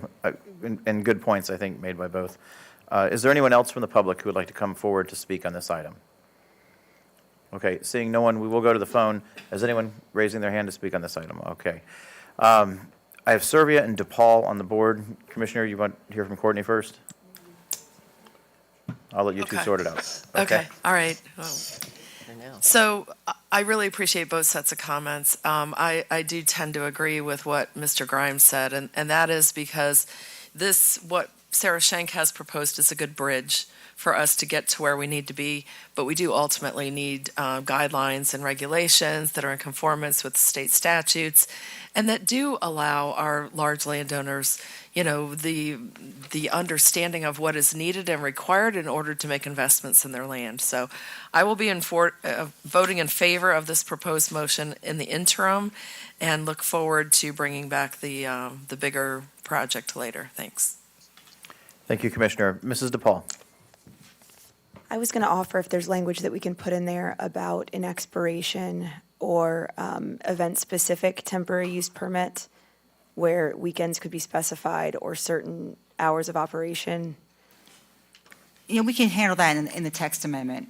Okay. We've And heard, then we've heard the comments. And this is a temporary bridge, I agree, and then we have to get back to the drawing board on what we're going to do moving forward permanently. Correct. You might be able to do bifurcate, one just for a temporary event that they know they're going to be a couple months, and another type of temporary permit for longer duration. We'll have to look at that with the staff. Do you want me to read the motion, Mr. Chair? And no one else is on the board. Why don't we go ahead and read the motion, Okay. and we'll see if anyone says so moved. I move to direct staff in coordination with the county attorney's office to initiate an amendment to the Land Development Code to define the use of agritourism per section 570.85 Florida statutes as an allowable use by the issuance of a temporary use permit. So the process is for one public hearing at Plan Commission and two public hearings at the board. And when we send the draft text amendment to PC, we'll copy all board members so you're in the loop before it even gets to you. So moved. Second. We have a motion by Commissioner Baugh and a second by Commissioner Servia. We've held public comment. No commissioners are on the board, so we'll hold the vote. All in favor, please say aye. Aye. Aye. All opposed?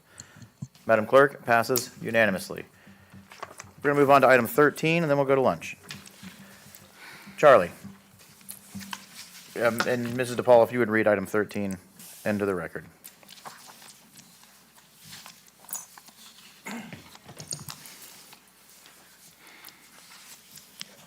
I'll read item 13 into the record. It's Resolution 20-048. Was I supposed to do that? No, I asked Courtney to, but that's okay. Buffalo Creek Buffalo Middle Creek. School Modification School Site Plan. It is legislative, and Charles Andrews will be presenting its presentation upon request. Would anyone like a presentation on the modification to Buffalo Creek Middle? That's good news. We're excited about it. Good news, and we're excited about it, Charlie. Appreciate that. Commissioner. We'll open this up to public comment. Is there anyone from the public who would like to come forward to speak on Buffalo Creek Middle? Okay, seeing no one, we'll go to the phone. Has anyone called in to speak on Buffalo Creek Middle? All right. Hearing none, we'll entertain motions. Move to adopt. So we have a motion by Commissioner Satcher to approve. A second by Commissioner Bellamy, I think. The two of them were there. So we have a motion by Satcher, a second by Bellamy. We've held public comment. No commissioners are on the board. We'll hold the vote. All in favor, please say aye. Aye. Aye. All opposed? Good job, Madam Clerk, it passes unanimously by a vote of 7-0. It is 11:59. We will recess this meeting until 1:30 for lunch.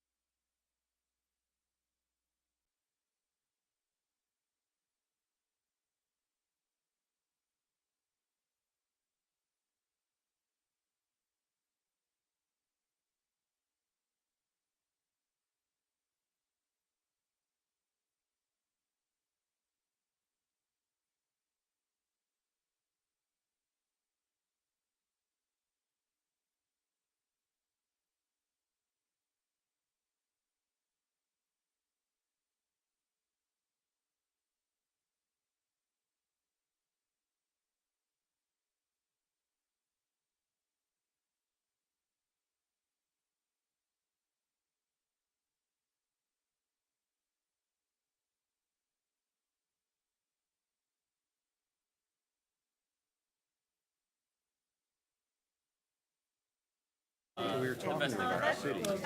we're about to get started. If everyone would grab a seat. Working in the film industry, and he's a real estate appraiser. That's his trade in Manhattan, well, in the city. And he makes good money out of it. They burn him out, he quits, and they call him and say, "Do you need my chair?" Like every 6 months he quits. Is that over there? It's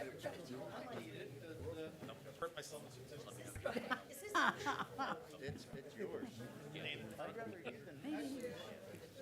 Good, how you doing? For you? Yeah. Commissioner Ball was coming.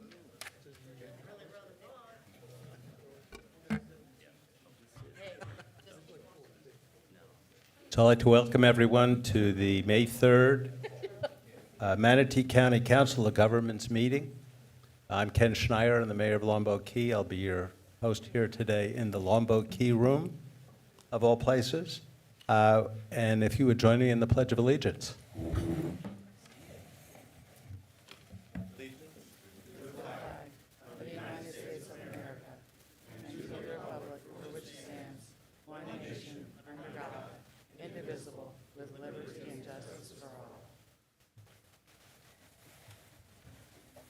So we will move right into the agenda items. The first item is highlighted initiatives of the town of Longboat Key, and they will be presented by our town manager, Tom Harmer.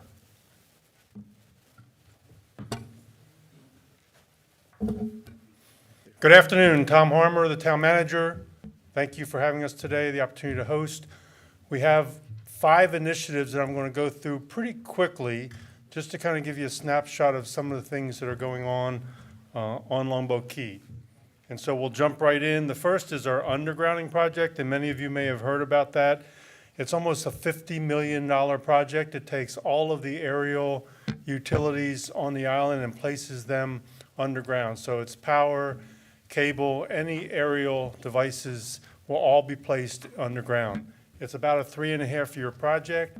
We've been working on it now for coming up almost on 3 years. We're supposed to be substantially complete by December. We still believe we're on schedule to do that. I wanted to share with you a couple of images just to show kind of the significant changes that occur when you do that. There's a lot of reasons we're doing it, for resiliency, for safety, for aesthetics. And you can see on the left the picture with the existing power lines and the new streetlight poles that are replacing those older incandescent light poles. And then the picture on the right, this is in our southern portion of the island in the Country Club Shores neighborhood, where we're complete. That phase is completely done. And you can see that picture on the right now, where all that aerial utility wires, poles, lights have now been completely removed, and the difference that occurs with that. As part of this, our commission also said we have, and if you travel Longboat Key, you know this, we have service level issues with cell phones, mobile phones on the northern end of the island. And so one of the initiatives for the staff over the past couple of years was to find a way to have the AT&Ts and the Verizons and the other providers address that deficiency in service. We reached out to all of those providers. Verizon was the first one that responded. And so the commission recently approved them installing 9 new small cell devices on the island. So they're ordering the equipment. All that should be hopefully installed and operational by the end of this year. And we're working now with AT&T on a plan for them to do similar work. This is Gulf of Mexico Drive, State Road 789. And again, you can kind of see the aerial devices and then post removal by FP&L and how that looks without all of those above ground utilities. This was paid for and is being paid for by an assessment to all of the owners of property on the island. Here's an example of the poles that Verizon is installing. We have very strict height limits on the island, and so the small cell poles in the neighborhoods, there's 9 new devices being installed. 2 of those are in neighborhoods, and they're limited to 25 feet. And so you can kind of see on the left the 25-foot poles, and then those that are on the state road can go up to 35 feet. And there was significant negotiations with Verizon because they wanted to put taller poles. They'd prefer to put like a monopole, a very large pole. In our negotiations, they said they could do a 45-foot pole. We kept pushing them back to our code, and they ultimately agreed. So 7 of the poles will be 35 feet. 2 of them will be the 25 feet. So that's one of the projects that we have going on. Another one that's really important to the town is the creation of a town center. We have almost 5 acres that we've acquired over time next to the Publix.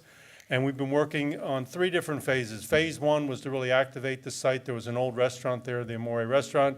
That's been cleared out.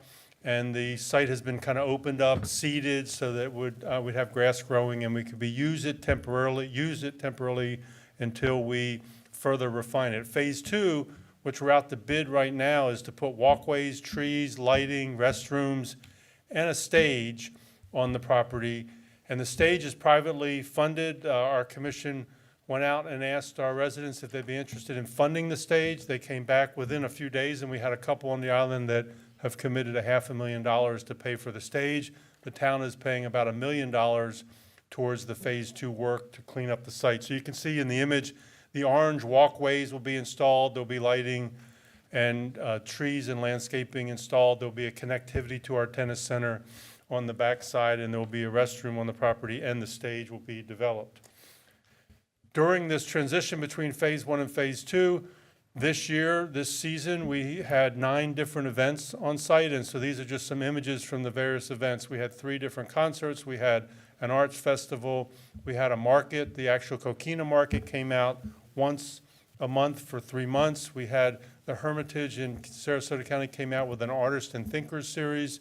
And so we had a number of events with tremendous response. Thousands and thousands of people showed up. We had one event that Kiwanis hosted called the Annual Lawn Party, where we had approximately 800 people for that event, and they raised thousands and thousands of dollars for a local charity. And this is just an architect's 3D model rendering of what the outdoor venue will look like with the stage in place and the number of events and whatnot that can be hosted there in even a bigger fashion than this transitional year. And then there are 2 parcels on the site that are what we call Phase 3, which would be for community center type construction for potentially a library function, educational space for classrooms, and a large multi-purpose space. And so we're now working to try and advance that on the property as Phase 3. Third project I'll mention is our fire stations. We went out to the public 4 or 5 years ago now and asked if they would support building a new fire station to replace one of our older stations and to renovate the other station. We have 2 fire stations on the island. So this image is of our brand new station that's up and operational now, which is on the south end, and on the north end we spent about $1 million or so to renovate that station. The total cost for that was just under $6 million.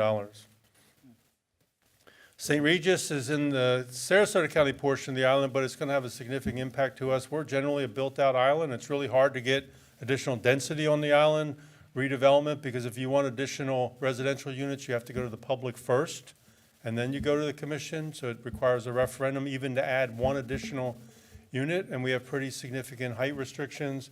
The St. Regis was the old colony site, so if you think back where President Bush was staying during 9/11, historic site, historic resort. It was demolished a couple of years ago because of unsafe conditions. There were legal disputes between the 230-some owners of the various units on the property. All that's been resolved. We're actually now under construction. So you see it going up vertically, 18 acres on the Gulf of Mexico. The developer has said that that value of this project is going to be somewhere between $500 and $800 million, but it's a significant project. He's set a June 6, 2024 opening date for the St. Regis Hotel. So he's picked a date and said he'll work back from that. And this is just an image showing the completed project. So for us being a built-out island, this is really a pretty significant redevelopment project. And then beach nourishment, another big project for us. We just completed 1 million cubic yards of sand. We charge our residents, if you're on the Gulf side of GMD or State Road 789, you pay 80% of the cost. If you're on the Bay side, you pay 20% of the cost. And so we put out the 1 million cubic yards, but we also built 5 groins on the very north end. starting at Greer Island and working around to kind of preserve that northern end of the island, because that's where a lot of the pressure is as the currents go south. And so you can see in this image where the rock groins were installed, they were not fully backfilled yet by sand. Our sand sources were both passes on the north end of the island, the south end of the island, and also out off of Passage Key. Now you can see here that once the groins were installed and then they were backfilled with the sand, what that final product looks like. So it really significantly enhanced the recreational activity around Greer Island and on the north end of the island. We have a follow-up that we're working on, which we call our spit management plan, because a lot of that sand historically that we placed on the northern end of the island would pull into the pass and would grow this spit that was curving around and almost shutting off the lagoon that backs up to Greer Island. And it also starts to impact the Land's End dock there that's owned by the Michael Saunders family. And so we are through permitting, now have signed permits from FDEP and the Army Corps to have an ongoing plan that we can remove that sand and bring it back around to the beaches on a recurring basis. So we call it our spit management plan. We also have, and you can see some of the smaller images, a lot of recreational activity that occurs right there near that dock and on that kind of eastern side of Greer Island.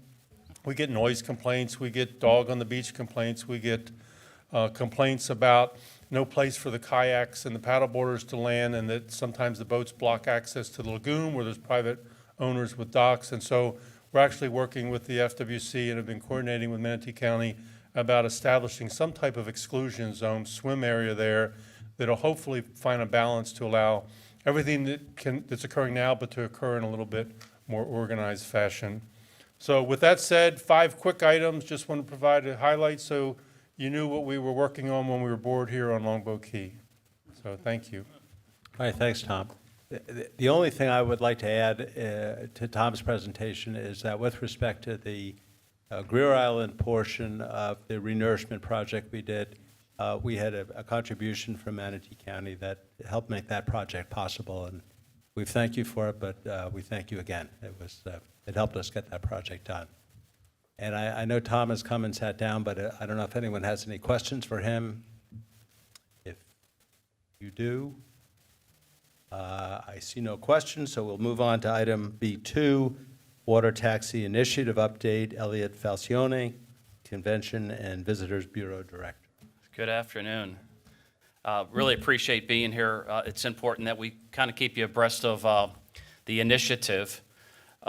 We have talked to about half a dozen water taxi operators, and every one of them do not do business in the Sarasota-Bradenton area.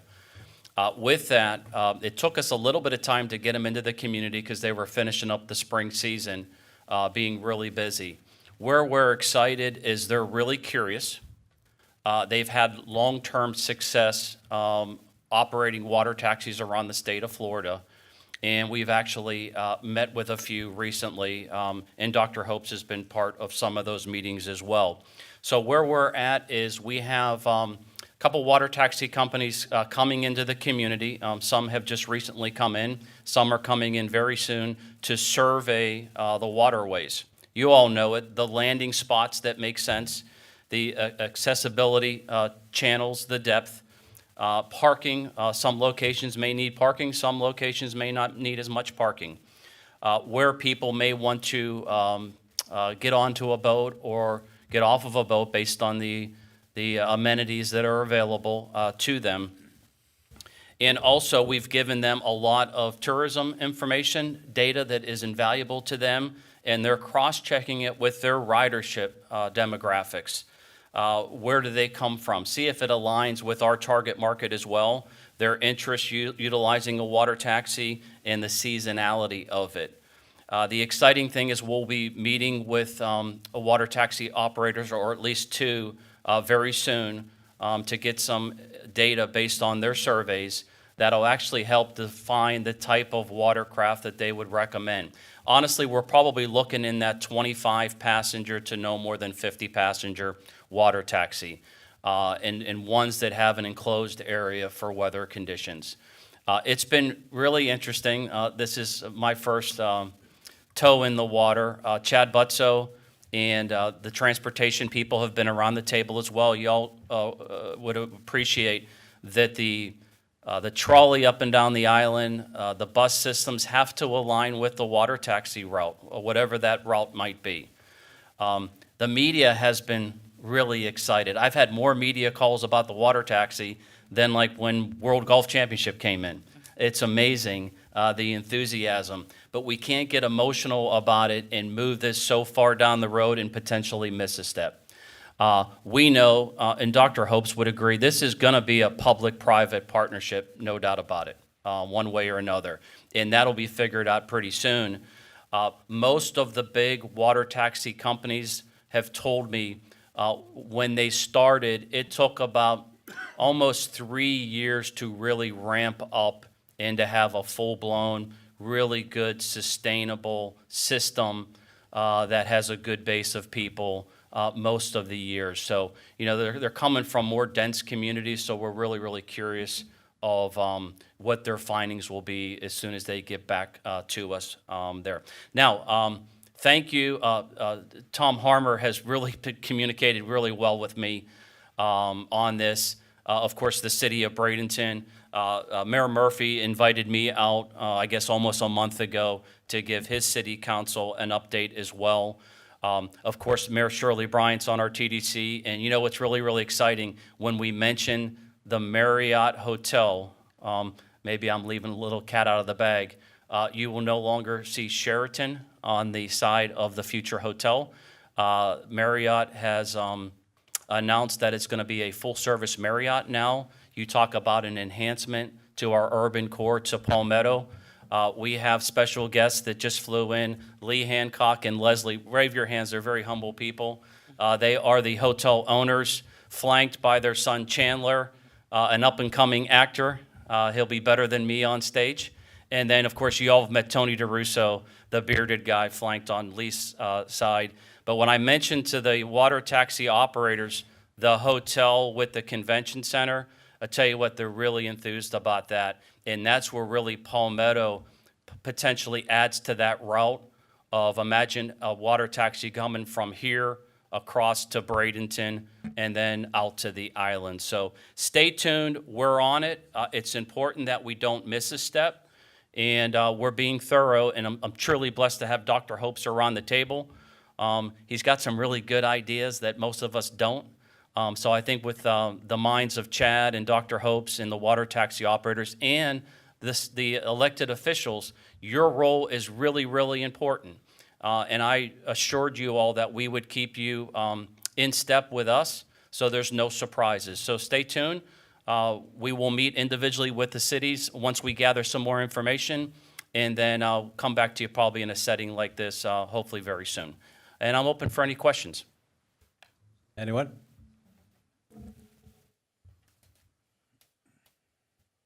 All right, thanks very much, Elliot. Thank you. Have a great afternoon.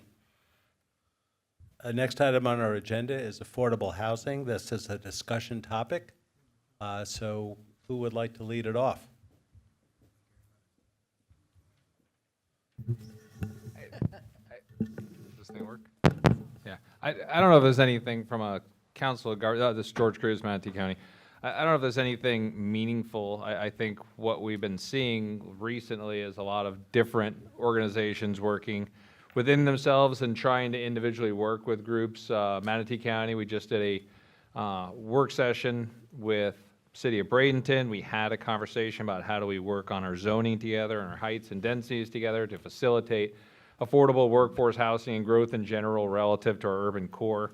I know the school board, I believe you're working on your impact fee study right now. So I think that's kind of holding up that aspect because, I mean, one of the easiest ways, or maybe not easiest, but one of the best ways we can facilitate this is with waiving of impact fees and working with the developers to keep costs down. But until some of these impact fee studies are done, it's kind of a devil's in the details. It's harder to waive your current $6,000 plus than it is if you had it in a more tiered structure and it's a more nominal amount. So I think there's a lot of movement in Manatee County in terms of affordable housing. I think the consensus, both from everybody around this table and in all of our tables, as well as the public, is this is a critical component of the future of our community and something that needs to be dealt with today. But I think where we stand right now is everyone's kind of doing their own piece. I would say some of us from the county, I know everyone was invited, but some of us from the county are going to the Florida Housing Coalition annual conference the end of August. If anyone within your municipalities are interested, you should take a look. By all means, reach out to me. I'll send you the link and the information. I've been to it a few times. It's a great conference with a lot of information, a lot of elected officials talking about what they're doing in their communities. So it could be beneficial to everybody. But I think that's about the extent of the affordable housing update I have. Here's like an 8-hour YouTube video of an affordable housing discussion our collective board had, which you're more than welcome to go watch if you're looking to fall asleep or just want to see us talk for a while. But that's about it on my end. All right, thank you. Anyone else? Yes, sir. Thank you, Mr. Chair. Yeah, Commissioner Cruz said it right. On the school district side, we are anxiously awaiting the conclusion of our impact fee study. It should be happening like I don't have said that straight up. It should be, our draft of our impact fee study should be available very soon. And as Commissioner Cruz said, that alignment of the county's structure and the school board structure for the purpose of, reduction or elimination of on our end, school impact fees for either a price point or a square footage or whatever the case may be. But, I'm kind of repeating from the last time I think I addressed you all was we're just waiting for that study, and that's our plan is to coordinate with the county to reduce those fees. There was one other topic on the school district side, which was the possibility of utilizing vacant school board properties to partner with a builder to build affordable housing for our employees. There, at this point, doesn't seem to be the will to do that on the school board just yet, because we haven't really moved forward on any of those ideas. But as always, we are continuing to listen to public comment, and we're open to whatever, in whatever way we can help. But like George said, we're just, until we get that impact fee study, that's the most immediate and impactful piece that the school board, I believe, has to offer. So, but I do want to express my appreciation to the county commission and the city of Bradenton. I did watch most of those 8 hours, and I did stay awake. But I thought, having been following this issue for a long time, that was the most in-depth and longest list of concrete ideas that I've seen come out of this conversation, probably ever. So kudos to the city and to the county commission for taking this head on. Thanks. Thank you. Anyone else? Yeah, I just want to ask Yes. a question. Are you saying that the school district possibly has property that we can look at for affordable housing project? I mean, because if you're going to say that, and that's what we're here to meet for, let's talk about it. Matt? Yes, go ahead. Sure. Thank you. Commissioner Bellamy, the school board does have vacant property, but there are a few factors that go into those properties. One, some of those properties are so far away from anything that they don't really make sense for affordable housing. Others of those properties are, there are size concerns. And then the third concern is we may need some of that property for future school sites. And so there's really, and this is just me speaking, this is not the superintendent, this is not the other board members. I think we really have 2 or 3 that are viable for, potentially a 15 to 20 unit type building. But the conversation's ongoing, but it's just kind of humming along right now. So we're not close to a decision point yet. Well, okay, I see where this is going because when I'm seeing some of the school board members closing their eyes real tight like they're getting ready to enter a nightmare, I know what that means, so. But if there's an option, we would like to hear it. What we've been talking about, not just from the county perspective, but holistically, we need to identify if there is some land, whether it's 15 and 20 units or 1,500, 2,000 units. I mean, we need to look at whatever our options are so we can show the community as collective leaders we're concerned about the housing crisis and we're going to take some steps forward, collaborate and identify what we can do to address some of the concerns that are out there within this crisis. Yes. Can I respond? Yes. I'm Gina Messenger from the school board. We have had thoughtful conversations about it, but I believe one of the pieces of information that we did receive was from our attorney, which stated that land that we own really couldn't be used for a purpose not for schools. So that would mean that we'd either have to sell it or work out some sort of deal in order to make anything like that happen. I think that was where our conversations, I don't even know the right word to describe, but I think that was what hindered some of our conversations is what would be the best approach if there were a piece of land. We really couldn't become the landowner, the landlord, because it would not be a school use any longer. Yes, sir. No, I understand that, but that's why we have lawyers here. So we Absolutely. can identify, who can take up the land and how we can get the land developed. But I think this is a new development. I don't know, not the commissioners, Mr. Cruz, were you aware that and there's no options for us there? Yes, George. Thank you.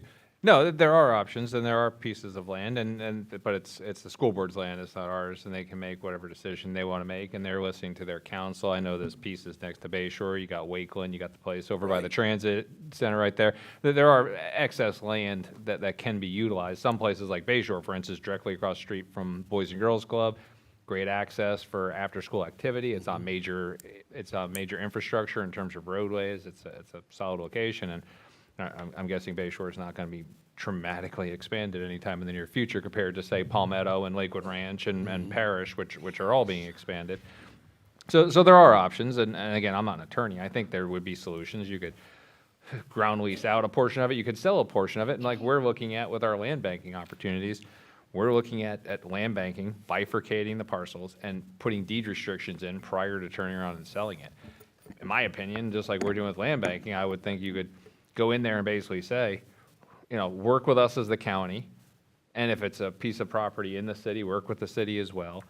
Work out an agreement so we have a mutual partnership here where we're waiving impact fees and you're selling off the land. We're putting deed restrictions saying 50% have to be workforce housing or affordable housing, and maybe even work it out saying a condition of the sale is 25% or whatever it is of those units get leased back to the school board at whatever it is, so you can use it to retain or recruit teachers going forward. So I would think there's some options. I think you have some great land that should be utilized, especially when you're talking about like your trans area. There's a 7-Eleven going in there. We're fixing the intersection there. There's expansions going there. It's right by 44th, so it's easy access back and forth to employment. So I think there's some options. But again, I'm not on your school board, and I don't expect the school board to tell us what to do with our land, nor would we tell you what to do with your land. But I think there's some options that I think the city, the county, the school board, everyone collectively would be more than happy to work together to facilitate it, even if it's 100% for teachers and school board and school support, because I've said it before, I think the school board has the biggest, most pressing need for affordable housing of anybody in Manatee County, because you have probably the most people who qualify for workforce housing based on the size of your employment base, not to mention the 1,000+ homeless students that could all certainly use a roof over their head and some good internet access when they're working from home. So I think everybody in this room would be more than happy to work with all of you on the school board to the extent we can get some land and facilitate that. So I guess where I'm at, and I apologize, I don't normally talk that much, but here we go. Go ahead, Mr. Bellamy. We have two potential sites, Bay Shore and Wakeland. And I'm just curious what our next steps are for us to see, can we activate that conversation? Yeah. Commissioner Bao? Thank you, Mr. Chair. I think Commissioner Cruz made some very good points, so did Commissioner Bellamy. I think we're at the point, the county is, and I think the city of Bradenton, where we are ready to take the next steps. Yeah, what's the next step? So I think what Commissioner Bellamy is really hoping for is that the school board will come along and get beside us and work together. Because as Commissioner Cruz said, the majority of people that we are looking at that need affordable housing, most of them, a lot of them work for the school system. So we're trying to find a solution. We're looking at all the land that we own to see how we can put it into a land trust and move it forward.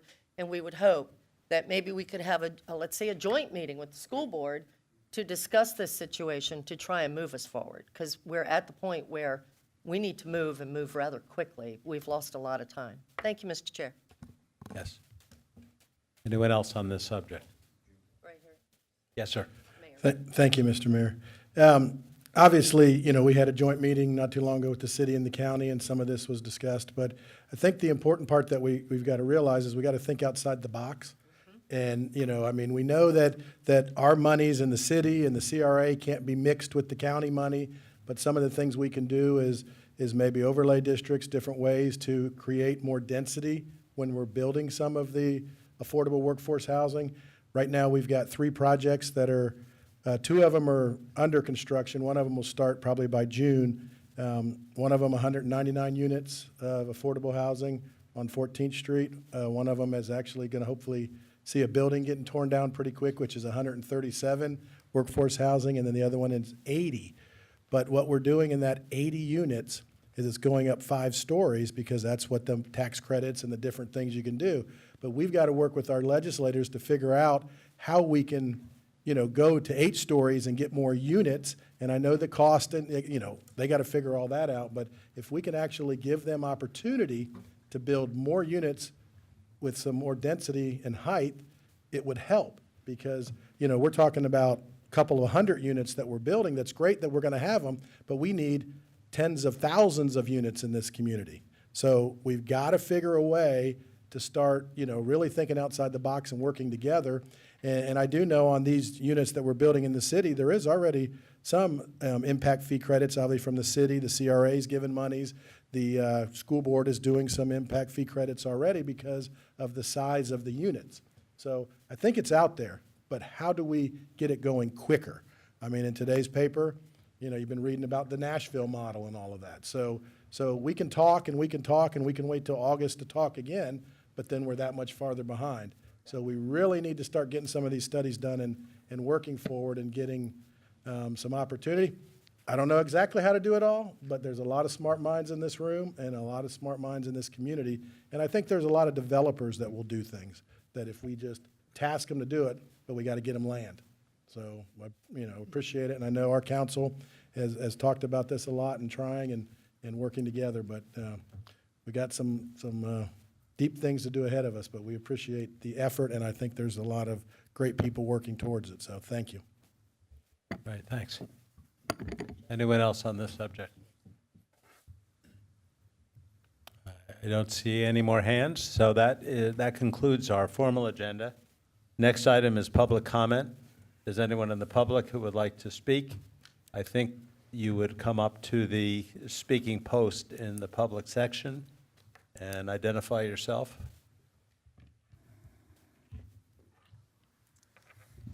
Andrew Griffin, Manatee County activist. So I appreciate you guys meeting regularly. I know there was one time when you guys weren't meeting so regularly, so I do appreciate that. I do feel, as a lifelong citizen from this county, being born in Manatee Memorial Hospital, and I say it in my BOCC meetings all the time, this county has taken on a life of its own. It's changed so much so. It is no longer affordable here.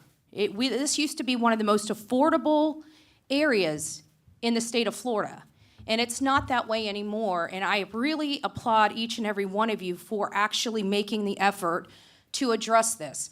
Because when I hear that residents in this county, 60% of them are homeless for the first time, that breaks my heart.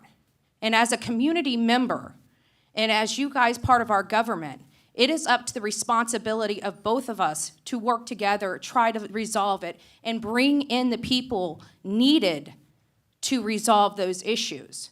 So this is very concerning for me as a lifelong resident here that has many generations from this one county. I don't want to see my neighbors on the street. We need to petition our governor to start reducing some taxes on our gas. We are a community of retirees here. There's a lot of people that can't afford to be driving. They can't afford to go to their doctor. They're living on $900 Social Security. These are real issues that are facing Manatee County residents and the people that reside here. And so I just want to thank you. Anything that you guys can do to help that, please do. I implore you to do. Thank you very much. God bless. Thank you. Is there anyone else from the public who would like to speak?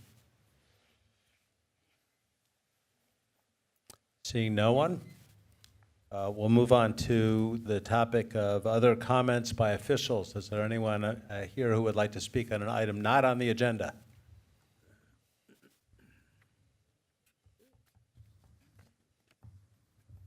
Seeing none, it looks like this is going to be a quick meeting. So thank you very much. The next meeting of this council will be on August 2nd at 4 p.m. in this room. Thank you very much. We're adjourned at 4:40.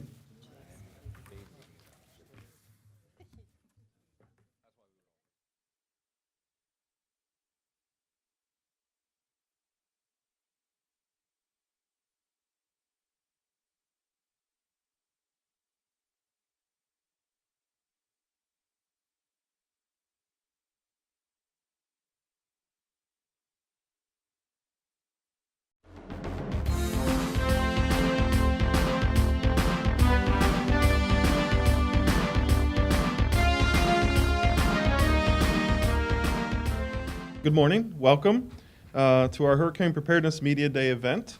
I'm Jake Sauer, Director of Public Safety for Manatee County Government, and I want to thank each of you for attending this morning.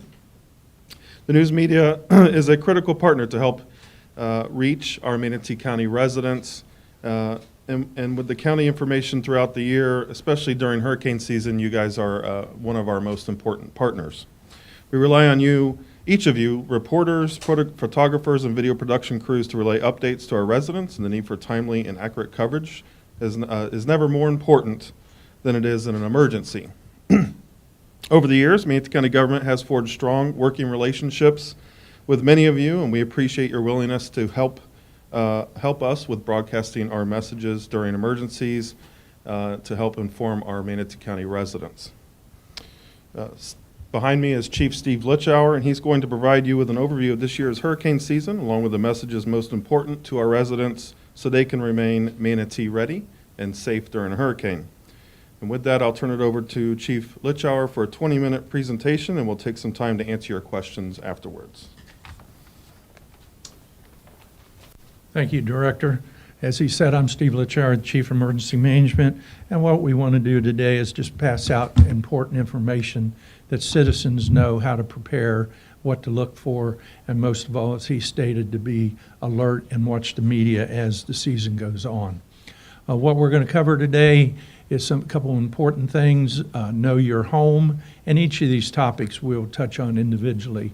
So know your home, know your level, evacuation zones, and then we'll give some ideas and some pointers on securing your home, sandbag and shelter locations, when to call 911, when not to call, and when to use our newer 311 system, and then bring out and bring attention to our new Alert Manatee and Manatee Ready notification systems. So as we know, last year was a little bit busy. We were predicted at 16 storms and 8 hurricanes, and of course it turned into 30 storms and 13 hurricanes. So quite a busy last year, but we try to tell people whatever those predictions are, do not just focus on we're going to have X amount of storms.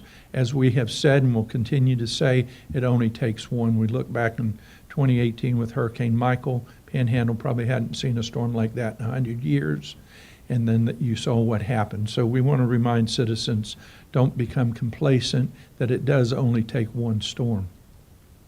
This year's prediction is going to be a little above normal, not like last year, but a little above normal. So somewhere, they're predicting, if we looked at the chart, somewhere about 15 or 16 storms with probably 8 or 9 named hurricanes. So again, a little bit busier, but I'll go back to my previous statement.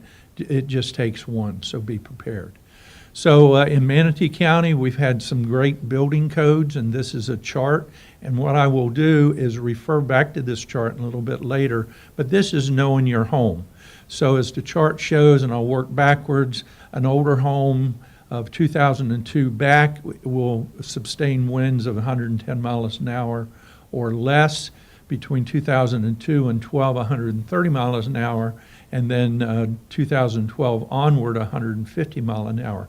Because what this is important to know is if we had a like Tropical Storm Irma that came through with winds under 70 some miles an hour, or even a Category 1 or 2, most of our homes now, because we've had the building increase over the last few years, will withstand those winds. And that's important to know their homes. So in a little bit, I'll show you how we can educate the citizens if they don't know what year their home was built.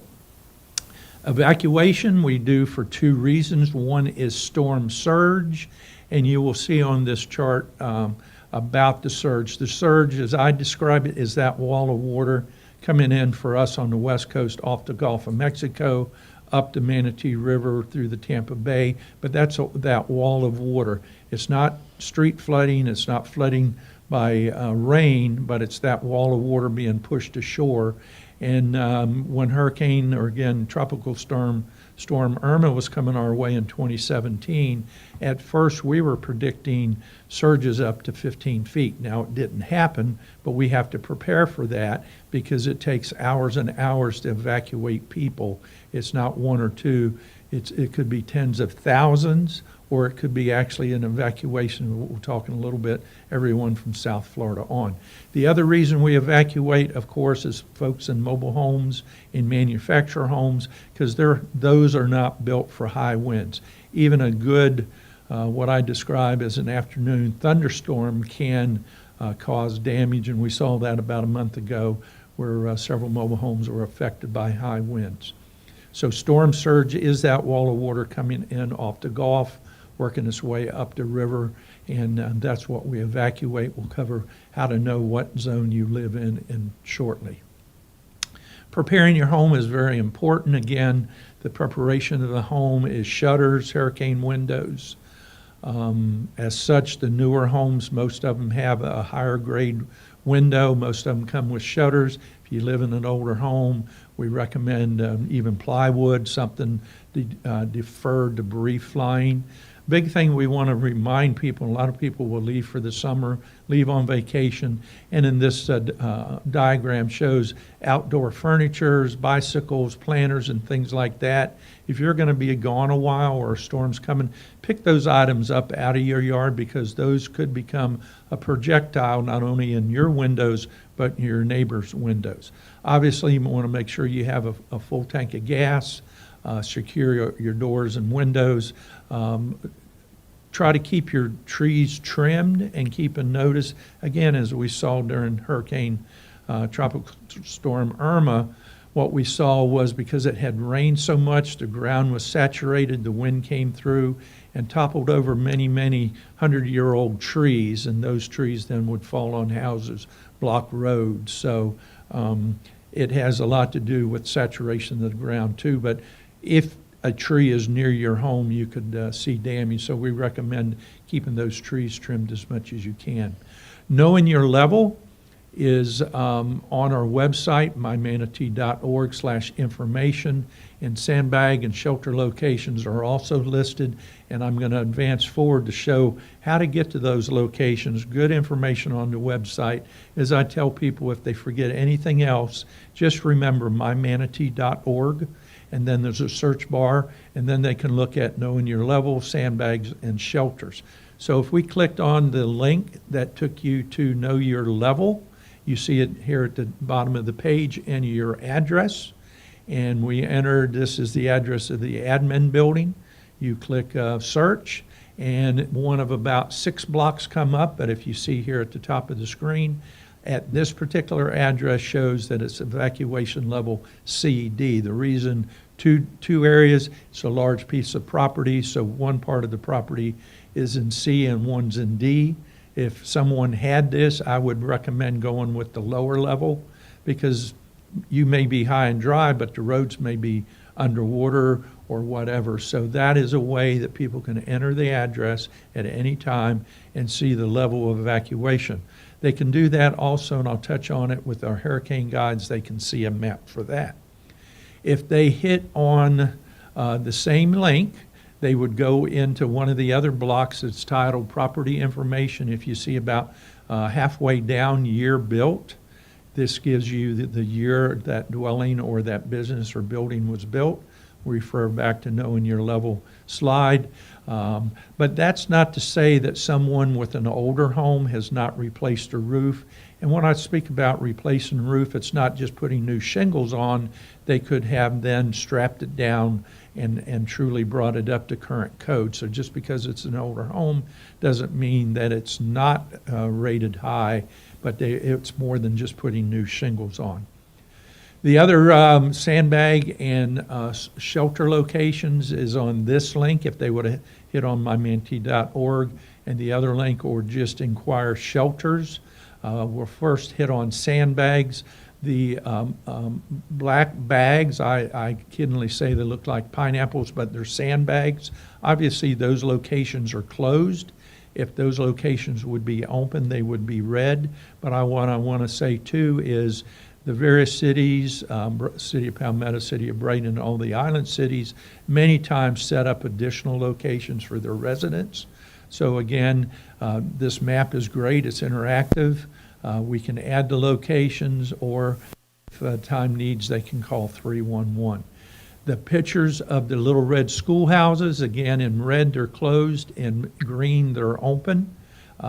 We have, and I'll say this, that every shelter is a school, but not every school is a shelter. If that makes sense. So every shelter is a school, but not every school is a shelter. Also, what I remind folks is we do not open all of them at one time. We open them up in phases, and those phases would be determined on direction of the storm, type of storm, whether it's high wind or a lot of surge. So again, this is a good interactive way.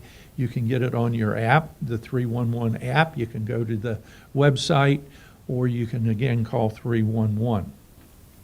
I wanted to mention about watches versus warnings. A watch is telling you to kind of watch out, something's coming 48 hours in advance. Again, this is where we depend on y'all, the media, in whatever form, to keep the citizens apprised of what's going on. You watch, get ready, and stay tuned when we go to a warning that's 36 hours out, and that truly means a hazard is imminent, and follow the direction of local folks. So the difference between watches and warnings. When you do have to evacuate, we recommend evacuate tens of miles, not hundreds of miles. Find someone that's out east, up in Parrish, rather than driving to Georgia or to the East Coast.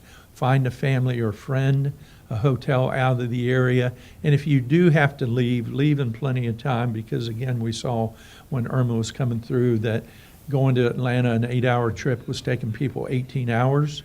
Not only it took you that amount of time, you're fighting for the same roadways, the same gasoline, same hotels that not only Manatee County residents are, but everyone south of here headed north. So that's why we recommend tens of miles, not hundreds of miles.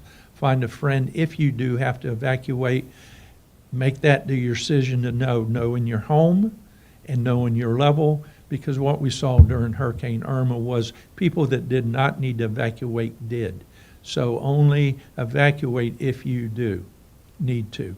So shelters, we want to say about shelters, we refer to them now as refuge of last resort. It's not the Holiday Inn, it's not the Hilton, refuge of last resort. As I said, they're at public schools. Not always that school is open. That closest is not the one you're going to go to. We say it's a lifeboat, more like a single-person kayak than a cruise ship. You have to bring all your slides. As you see in this picture, everyone has a different type of folding chair. They bring sleeping bags, they bring mattresses, but you have to bring everything that you need, including all your supplies. A shelter, though, is a safe environment, and you are fed. So we don't want to not tell you to go to a shelter, but we want to say, if at all possible, go somewhere else and leave the shelters to those folks that have nowhere else to go. This year we're We're trying to limit space due to social distancing. We're still encourage people to try to stay apart from one another because everybody's not vaccinated, but that will depend on the intensity of the storm also. So again, we recommend have a plan to go somewhere else, but if you need to go to a shelter, those are open. It is a safe place to go. We do have this year 22 general population shelters, 3 of which are pet friendly, and we have 2 special needs shelters, and both of those are pet friendly. So room for your pets at the shelters, and on the map and on the guides it will tell you which of those shelters are pet friendly.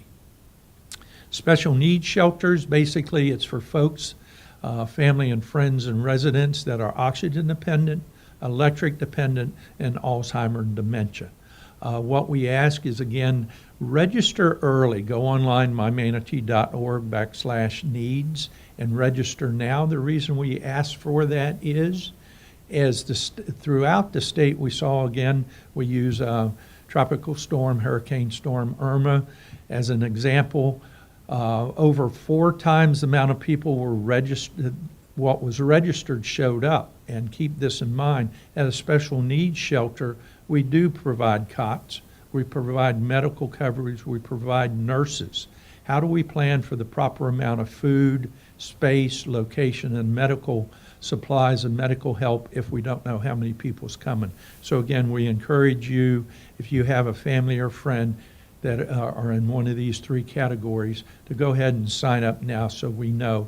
Then you're contacted to see if you are coming, if you still need to come, but it gives us some pre-planning to set those special needs shelters up. The difference of 911 and 311 is that 911 is for emergencies. You call 911 for emergencies, fires, accidents, things like that. You call 311 here in Manatee County for routine inquiries, directions, what sandbag locations are open, utilities issues. 311 was a new concept about 3 years ago, a really great concept that citizens don't have to remember any other number but 311. Again, utility problems, questions about shelters, or in any given day, any other questions about county government. What we started last year is a new notification system called Alert Manatee and Manatee Ready. Alert Manatee, we encourage people to sign up, and I'll have the next slide, is phone calls, text messages, and emails, where Manatee Ready is short text messages. Alert Manatee sends out emergency notifications as evacuation orders, shelter locations, boil water notices, weather alerts, and you can go on that by mymanatee.org/alertmanatee.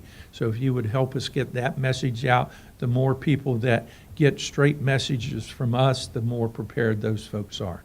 Manatee Ready, the director and the county leadership used this quite a bit during COVID's onset. Text Manatee Ready, all one word, Manatee Ready, all one word, to 88777, and those are short text messages to the folks. So encourage them to sign up for that. So at this point, I'm going to turn it back over to the director to go over some pointers on hurricane preparedness and hurricane kits. Director? Thank you very much. I'm going to bring up Lieutenant Glenn Kroll. He's from our Emergency Communications Center. He will be showing off all of our supplies here for those interested in what those are. I'm sure we all know what they are. But so first up is a sleeping bag. As Steve mentioned, you have to bring whatever you're going to sleep on. If you do choose to come to a shelter, you will need a sleeping bag with you if you come to that. Also, I'm going to talk a little bit after what happens after a hurricane and why a disaster kit is very important. Disinfectant wipes, obviously we all know why we need those, especially if you're in a shelter or after a hurricane and you're in your home. Disinfectant wipes will become very important as you might not have water. Masks, obviously, you're going to be in close quarters after a hurricane or during sheltering during a hurricane. Camera, or your cell phone has a camera. Obviously, a toothbrush. Any medicine that you may need, pharmacies will not be open during a hurricane, and most of the times they will not have power after hurricane. So make sure that your medications that you take daily is available and you're stocked up on that. Plastic trash bags so that you can keep your waste with you. Anything that you, after you use it, you can put that away. Zip ties, and that's used for a lot of different things. After a hurricane, there's damage to the areas that you are in, and you can use that to secure things. Obviously, a first aid kit. Plenty of water. Make sure that you have potable drinking water. That, like I said, after a hurricane, and as we prepare for a hurricane, especially if you live in the barrier islands, your water will be shut off as we evacuate the islands, and we do that to protect the water system. Glasses, if you wear glasses. Sunglasses after a storm, obviously. Sunscreen, you're going to be out in the open. You might not be able to return to your home. And sometimes it's after a hurricane, a direct hit, it's hard to find shelter immediately. So you could be out into the sun for quite a while. Safety whistles in case you need to track anybody down or get anybody's attention. Flashlight as power is expected to be out. Obviously toilet paper, matches. Can opener, as Steve mentioned, we always ask those that are preparing for a hurricane, if you're without power and you're without water, you will need a can opener to get to whatever ready-made food that you have to get you through until services can get back up. A weather radio, always a good thing, always something that you should have, no matter what, if it's hurricane season or throughout the year. For inclement weather, we're getting into Florida's inclement weather time of the year right now, tornadoes, tropical storms. That weather radio will save your life in the middle of the night as you're sleeping and you don't expect a tornado to pop up. That will alert you to that. Gloves, for obvious reasons. Bug spray. I can't stress bug spray enough. Plastic tarp for sheltering or to keep the weather or anything else out. And then a thumb drive. And the thumb drive, you're going to put all your important information, anything that is important to you, self-identifying things as well on the thumb drive and your data. So that is a storm kit there. Doesn't take up much room. But we always encourage those that have not to make a storm kit now. I cannot stress that we always do a preparation before a hurricane comes. If we were to get a direct landfall of a hurricane, you should expect that services that everyone is generally well used to using, such as cell phones, power, water, life's everyday things will not be available. It takes a while for all of that to come back online. That's a part of our recovery process, and we work very hard to get that back online, but it will take a while, especially things that you take for granted every day. So with that, here's some ways to stay connected. I think you guys all know how to stay connected with us. We work very closely with you guys. Facebook, Twitter, and Instagram for Manatee Gov. And then public safety, we also push out important notices, and that's at MCG Public Safety on Twitter. So with that, I can take some questions, and then we'll go to the EOC. Do a brief overview of the EOC, and then our sandbag fillers are out there. Does anybody have any questions? So we are still seeing COVID-related restrictions in shelters. I know last year that was the big message we wanted us to push out, that there was not going to be enough space in shelters. We didn't have as much space in shelters as the amount of people who sheltered during Hurricane Irma. Are we looking at the same problem? Well, we're always, COVID is not gone. However, the numbers are getting better and better as we move through the weeks and the months. So we try and reserve space safe enough, but it just depends on demand for a shelter. We're certainly not going to turn anybody away during an evacuation, and that's why we're encouraging those to make a plan now to go with neighbors, friends, and family outside of the evacuation zone. Shelter should always be your last resort. A lot of times on mobile homes, their mobile home is in a zone that's not being evacuated, so they feel that they don't have to evacuate. Right. I mean, that seems to be a problem. What should they do? Yeah, so when we make the call to start evacuating because we're under watches and warnings for a hurricane, if you live in a mobile home or manufactured home, you are part of the first evacuation to move to a different area. Mobile homes and manufactured homes are not designed for strong hurricanes, and they will not survive direct landfall of a hurricane. We've seen it plenty times. And regardless of what zone it's in? Regardless, Yeah, absolutely. It means you gotta go. Yes. Any others? Just some housekeeping tips. Our Animal Services Division within Public Safety has been working with our commissioners to bring pop-up animal vaccine clinics to the community. We've had our first one with Commissioner Van Ostenbridge out in West Bradenton at GT Bray Park. We're scheduling another one this month over in Trailer Estates, and we'll be doing those throughout the county. That is a great initiative for those who need to get their animals vaccinated in case they have to go to a shelter. We do require that your animals are fully vaccinated, and you bring those licenses and their records with them. So it is all free. Look at our web pages for the upcoming dates, but we'll be scheduling those through June and July, free to the community. Bring your pets out, get them vaccinated and ready for hurricane season as well. So what would you say is the most important message for us to get across this year? Make a plan now. This is the 7th year in a row that a named storm has popped up prior to hurricane season. It's not going to be any different this year than it is for many others. We were a little grateful last year, but we do expect it to be an active hurricane season. And if you make a plan now, when we do call for evacuations and we get prepared for a storm coming, you'll be in a much better place.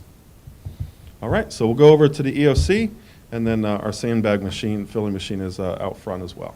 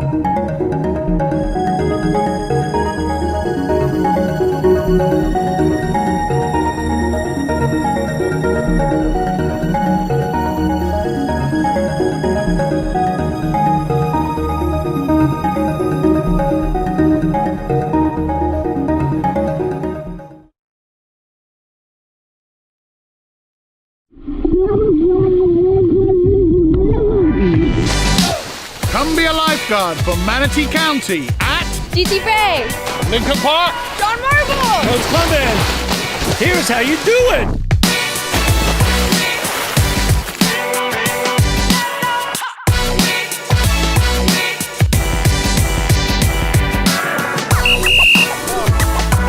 All right, stop monkeying around.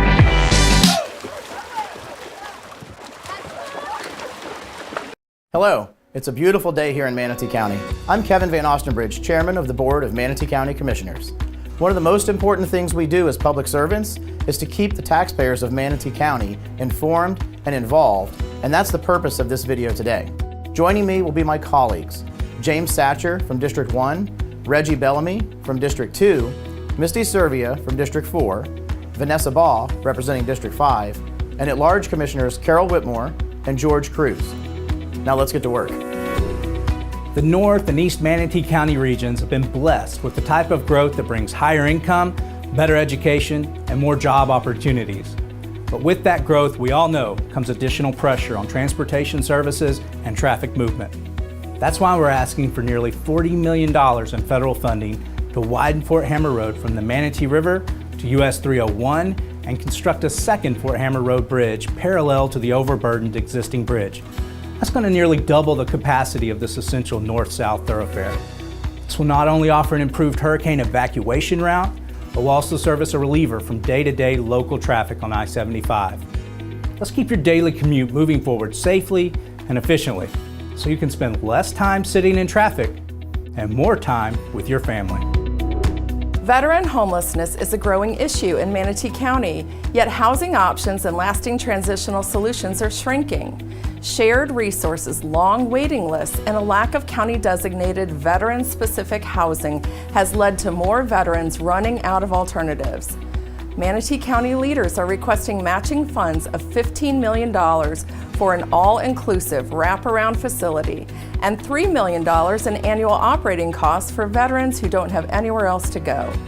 This 50-50 partnership with the federal government is expected to provide temporary housing, mental health services, job training, and other resources which help to remove barriers to housing in one centralized location. It's time we confront this issue with a lasting solution that gives back to those who have put our lives before theirs. From attracting and retaining employees and employers to freeing up funds within families' tight budgets, the positive benefits of proper affordable housing are many. Like much of Florida, Manatee County is not immune from the effects of the shortage of affordable housing. And while we've seen the immense benefits of the 4% and 9% federal tax credit programs, the truth is, it only scratches the surface. Manatee County supports legislation that expands the availability of affordable housing tax credits on a permanent basis that will help address the critical driver of inflation, skyrocketing rents. Let's lift people up by creating more affordable housing and bring down housing costs for America's working families and seniors. Manatee deaths on Florida's East Coast is a growing cause for concern, and even though we are on the other side of the state, this issue should alarm us all. The Florida Wildlife Commission reports nearly 1,000 manatees died in 2021. That number is more than Florida's total number of any other year, and 2022 isn't looking much better either. Even more alarming is that estimates show that there are only 6,500 West Indian manatees remaining in the southeastern United States. The Manatee Protection Act would officially upgrade the West Indian manatee from threatened to endangered under the Endangered Species Act. Upgrading their status to endangered will not only require the U.S. Fish and Wildlife Services to refocus their attention on manatee population rehab, but also increase federal resources, including more funding and personnel. Let's protect the namesake of our great county and preserve their essential role in our ecosystem. US 41 bisects the city of Palmetto and is traveled daily by 7 times Palmetto's total population. Subsequently, Palmetto pedestrians and bicycle fatality rates are significantly higher than the national average. That's why we're asking for nearly $15 million in federal funding that will create 7 safe, common sense connections between local schools, parks, and community activity centers. The rehabilitation and rescue of the Lincoln Tunnel under US 41 is a great example of just one of these vital and significant initiatives. Let's reconnect neighborhoods cut off by historic transportation investments and ensure new projects increase opportunity and promote access for everyone. Thank you for the opportunity to share our federal legislative priorities with you. It's always been the goal of Manatee County to provide efficient, effective, and responsive government that's mindful of our natural environment. We encourage everyone to reach out to your respective congressmen and senators in support of these initiatives and quality of life measures. We feel the board's 2022 platform reflects the legislative priorities that will help us achieve our mission to make Manatee County a premier place to live, work, and play. Thank you for your time and consideration as together we move Manatee County forward.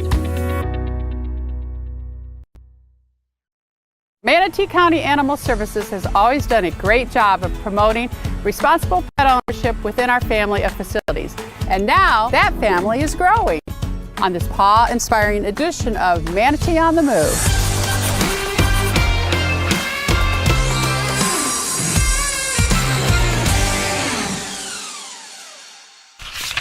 Hello, I'm Carol Whitmore, and I'm proud to represent all of Manatee County as one of your at-large county commissioners.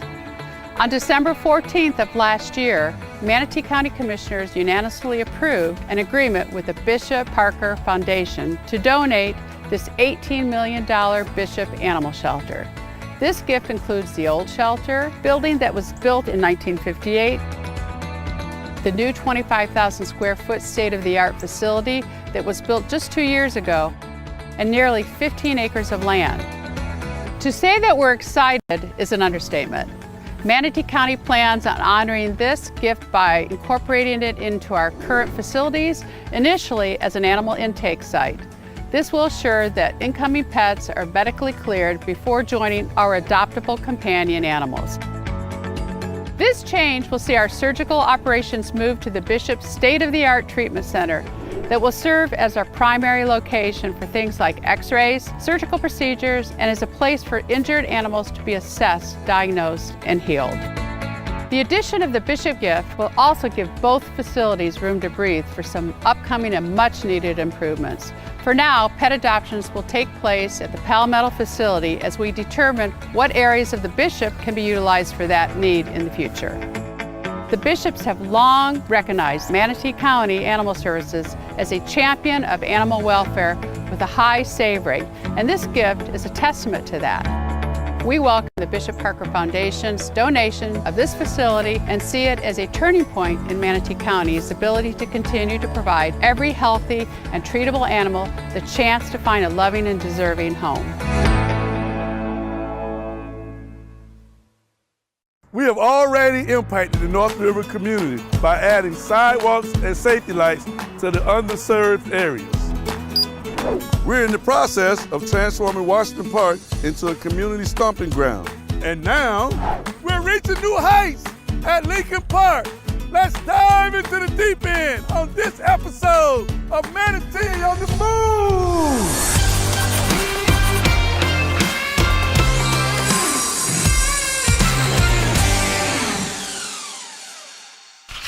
Hello, I'm Commissioner Reggie Bellamy, and I'm proud to represent District 2 in Manatee County. By now, you've probably driven by, seen the slide, and had a few questions regarding improvements we're making at Lincoln Park. It all starts with the brand new competitive swimming pool, perfect for fitness, swimming meets, and cooling off during the heat of the summer. This project also features a separate zero-depth entry kiddie pool with aquatic playground, slide and plunge pool, parking expansion, picnic pavilions, and a locker and a restroom entry plaza that will also house a lifeguard station, small party prep area, and a pump house. And we're just scratching the surface. Right around the time we're wrapping up the pool project, we'll begin work on a 2-story press box that will stand tall over our additional bleacher upgrades on the home and away sides of the football field. In addition to a new scoreboard and fencing, we'll also be adding restrooms to accommodate our athletes and spectators. Friday night lights at Lincoln Park will never look better. To make way for the aquatic center, we'll be constructing 2 brand new basketball courts near the football field. These slip-resistant surface courts will feature regulation lighting and fencing, and will also include little touches like benches and a chilled water fountain, trash cans, and more. With all the enhancements we're making at Lincoln Park, accessibility is paramount. That's why we're building a pedestrian bridge to connect Sylvan Oaks with Lincoln Park. And that's what this project is about, building bridges so future generations can enjoy the safety, accessibility, and recreation that this facility will bring to all Manatee County. I'm ready to go. Are you? Hello, I'm County Commissioner Vanessa Baugh, and I'm honored to represent District 5 in Manatee County. Welcome to the premier sports campus, home to some of the best soccer fields in the state, and soon, way, way more.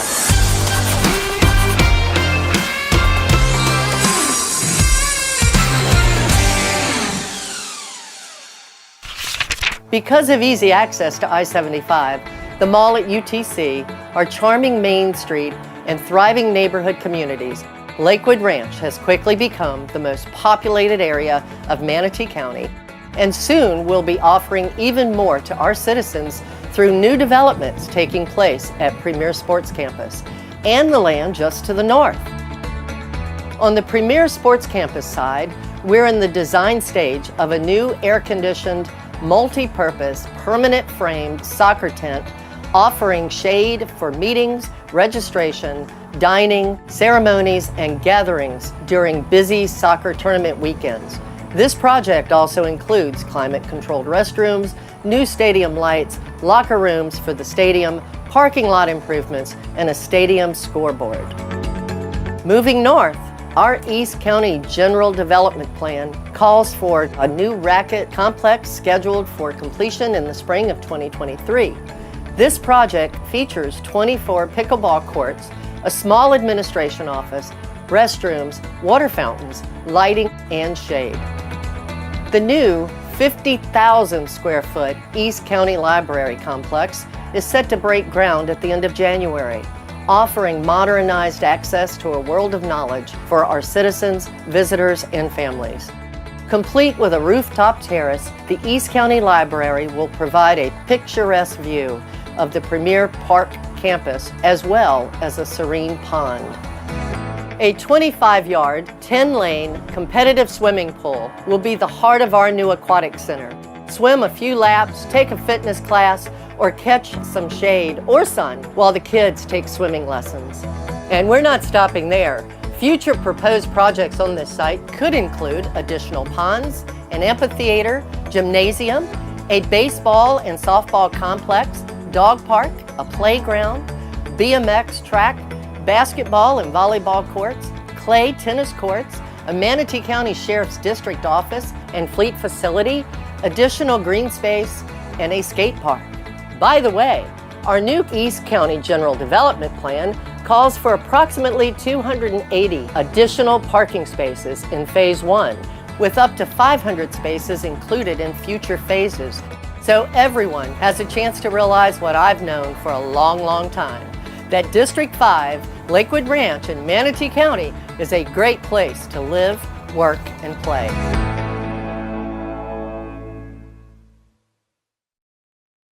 Hi, I'm Manatee County Commissioner Kevin Van Ostenbridge, and I represent District 3, which is located in West Bradenton.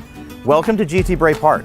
As you may have noticed, GT Bray Park has been undergoing extensive renovations. We started at the Little League complex, and we moved over to softball, and then the football stadium, lastly soccer, and now we're at the Walden Racket Center.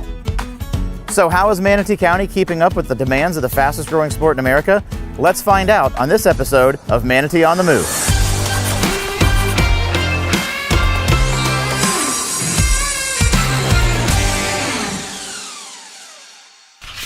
Racket centers aren't what they used to be. They aren't just tennis anymore. Pickleball is one of the fastest growing sports in America, and here in Manatee County is no exception.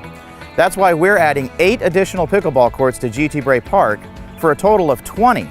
Covered playing areas will also be added, allowing for play in inclement weather. When not in use, these covered areas can be utilized for additional activities, such as summer camp. And let's not forget about our tennis lovers. Manatee County is upgrading the clay tennis courts at GT Bray Park with a new underground sprinkler system.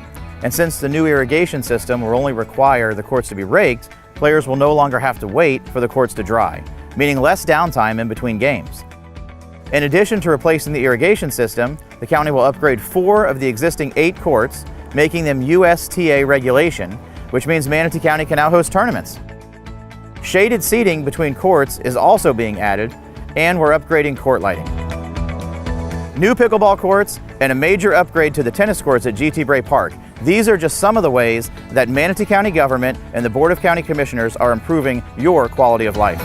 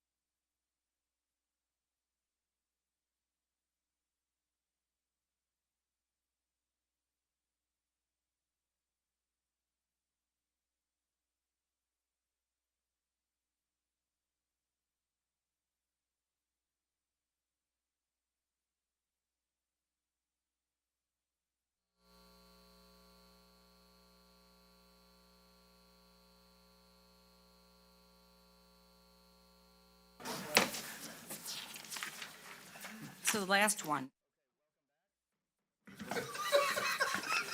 Wait, we have a quorum? We've returned from lunch here. We have a quorum now.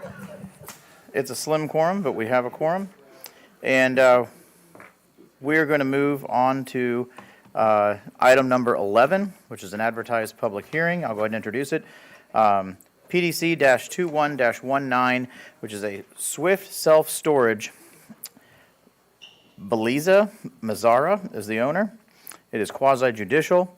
So as we open this up, I'll let everyone know that Commissioner Serbia is attending via Zoom. Commissioner Serbia, are you there? Yes, I'm here. She's there. Okay. Wonderful. Okay.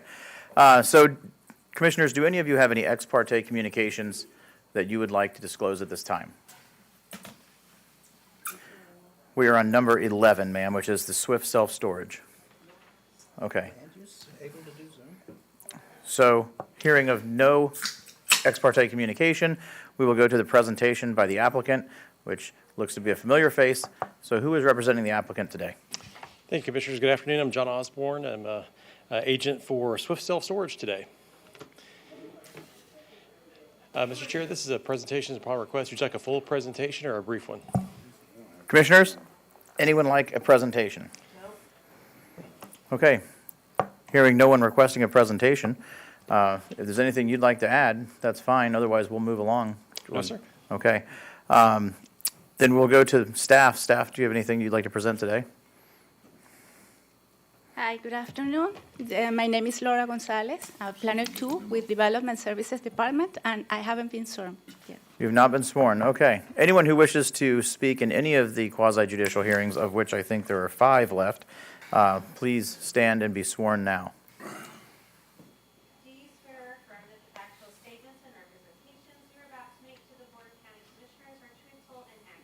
I do. Thank you. When you step to the podium, please state your name, county of residence, and who's been sworn. Again, Okay, Laura Laura. Gonzalez, Planner 2 with Development Services Department, and I have been sworn. Okay. I have a presentation, but if you prefer, I can answer any question that you have. Do we have any questions for Laura at this time? Commissioner Satcher. Only a simple question just about if we're going to keep that road access headed east. I don't know who would answer that there is a better, proposed. or if it's still in limbo. Well, I don't know if transportation is here, but I have the complete idea. There is a proposed local road, 50 wide right-of-way, in the intersection with aligned with Upper Manatee Road, River Road, and it goes east along the south boundary of the property. So there are 2 access from this proposed road, and also the general development plan shows an additional access from the other road, Upper Manatee River Road, in case that the proposed local road is not built. All right, thank you, Commissioner Satcher. We'll open this up to public comment. Is there anyone from the public who would like to come forward to speak on item number 11, the specific agenda item? Okay, seeing no one, we'll close public comment. And would the applicant like to state anything at the end? Yes, sir. Thank you very much. Okay, nothing. Nothing further from staff. We have no commissioners on the board, so I'll entertain motions. Okay, this, Go ahead. oh, yeah. Well, if the recommended motion for approval is as indicated in the staff report and there are no changes. So moved. We have a motion by Commissioner Baugh and a second by Commissioner Bellamy. Excuse me. All in favor of the motion, please say aye. Aye. Aye. All opposed? Madam Clerk, it passes unanimously. Nice to see you, Well done, John. Mr. Osborne. Okay, moving on to number 12. Sarah, would you please introduce the Okay. number 12? Okay, this is PDMU 16-16GR Parish Lakes General Development Plan Amendment, quasi-judicial public hearing. Case planners Rosina Leiter.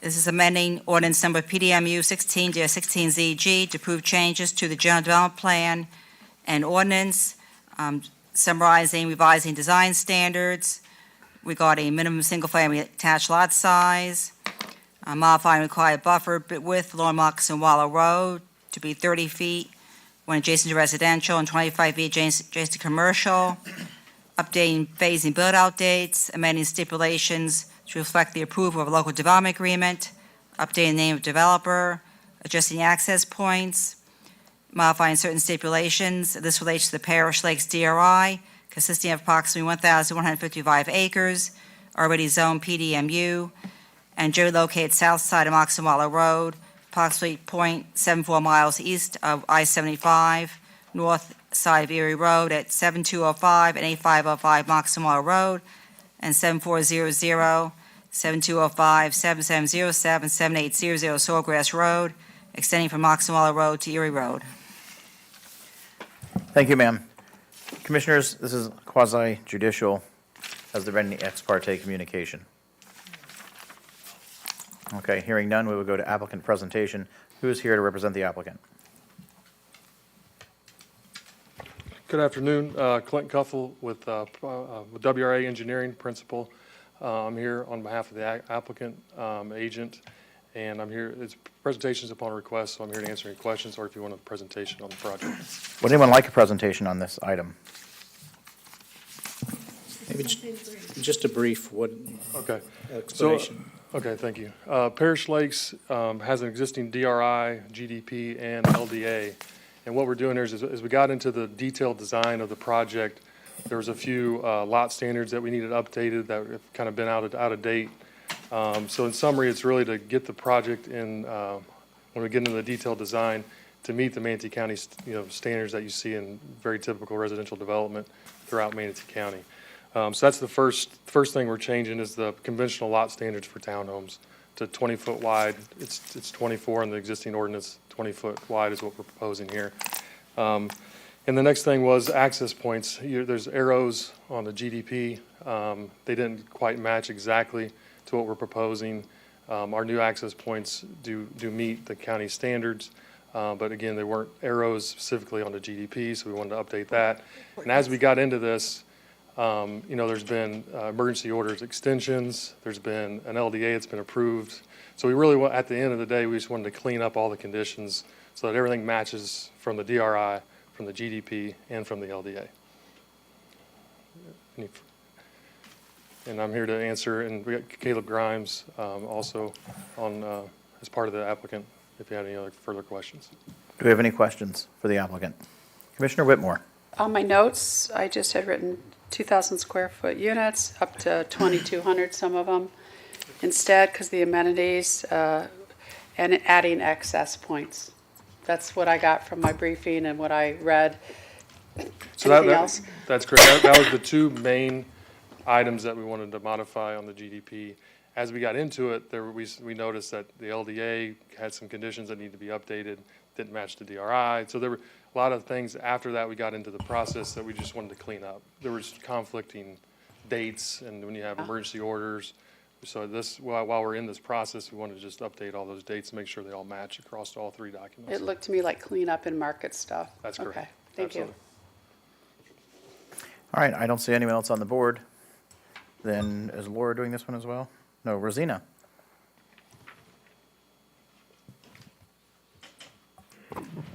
Good afternoon, Rosina Leider, and has been sworn. I would like to add that I reviewed the case, and like the applicant started, is a cleanup of update the standards and put everything in the same page, with the LDA and with the current regulations and some basic common practices. In addition, I would like to add that there are no increase in number of units, and there are no increase in intensity. That means that the previous approved entitlements is still the same. We don't have any comments from neighbors, and we support the application in the way that is consistent with the Land Development Code and the Comprehensive Plan. If you have any specific question. Wonderful. Thank you, Rosina. Commissioners, any questions? Oh, no. All right, seeing none, we'll go to public comment. Is there anyone from the public who would like to come forward to speak on this item? Okay, not seeing anyone, we're going to close public comment, and no commissioners are on the board, so I'll entertain motions. Mr. Chair, Motion for approval is as indicated in the staff report. There's been no modifications. Approve. Okay, thank you, Commissioner Baugh. We have a motion by Commissioner Baugh to approve and a second by Commissioner Satcher. All in favor of the motion, please say aye. Aye. Aye. All opposed? Madam Clerk, number 12 passes unanimously. Thank you, gentlemen. We're going to move on to we've done 13, so we're going to move on to 14, which is also quasi-judicial. Then, Mr. Chair, I just want to indicate that we can hear 14 and 15 together because they're the same project and just vote separately. They're both quasi-judicial. You want me to read it? I'll Wonderful. read it. If you would introduce them then. Okay, for 14 is ordinance 2264, Lakewood Center DRI 27, quasi-judicial Marshall Robinson, principal planner. This is amended restated development order pursuant to Chapter 3806 Florida statutes to approve the following changes to map H in the development order. Facilitate land use exchanges pursuant to the land use equivalency matrix as follows. They're exchanging a certain square foot of retail for adding 760 multifamily units, deleting 150 hotel rooms and adding 199 multifamily units, deleting certain square footage of office to add 594 multifamily units, deleting additional square foot office and adding other amendments for internal consistency. And similarly, number 15 is the related zoning ordinance, PDMU 0630GR7. This would contain the amended general development plan and amended stipulations in the zoning ordinance, similar to what I just read above. Thank you, ma'am. These are quasi-judicial. Has anyone had any ex parte communications? No. Okay, hearing of none, then we will move to the applicant. Who is representing the applicant? Good morning, Mr. Chair, Commissioners. Kyle Grimes with the law firm of Grimes Galvano, and I have been sworn. Here today on behalf of the applicant, SMR North 70 LLC. With me today, we have Ms. Suzanne Fugate with SMR. Also have Frank Domingo, our traffic consultant with Stantec. So we are here today for an amendment to the Lakewood Center DRI, which has the development order and map H, as well as the plan development mixed-use zoning ordinance and associated general development plan. Today, the Lakewood Center DRI is just under 1,600 acres. It contains a broad mix of uses, including residential, commercial, office, light industrial, as well as some hotel rooms. The DRI was originally approved back in 2008. It was over half the size it is today. It's really just that southern section of the page that was previously shown. It was approximately 697 acres. Although the entitlements that it had when it was originally approved was very similar to what we have today, although we've had some land use exchanges and things over the years. But we have not added entitlements to the DRI since the original approvals, just had some exchanges. Specifically, like a lot of these other DRIs and long-term master plan developments that are long-range planned, we've had many amendments over the years. Here on this southern section of the DRI in 2017, we had a light industrial land use implemented into the DRI, and that was facilitated through a land use exchange.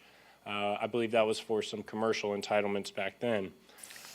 We also, here on the southern section, in 2020, we added 70 acres of land to the DRI, and again, this was without adding additional entitlements. It was just through reallocating existing entitlements and putting them on that portion of the property.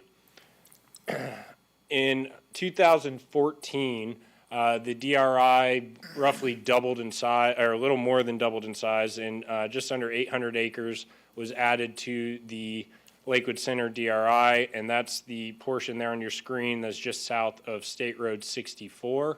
And again, when that section of land was added, there was no new entitlements introduced, just reallocation of existing entitlements. Primarily residential was put up on that northern section with some commercial along State Road 64 as well.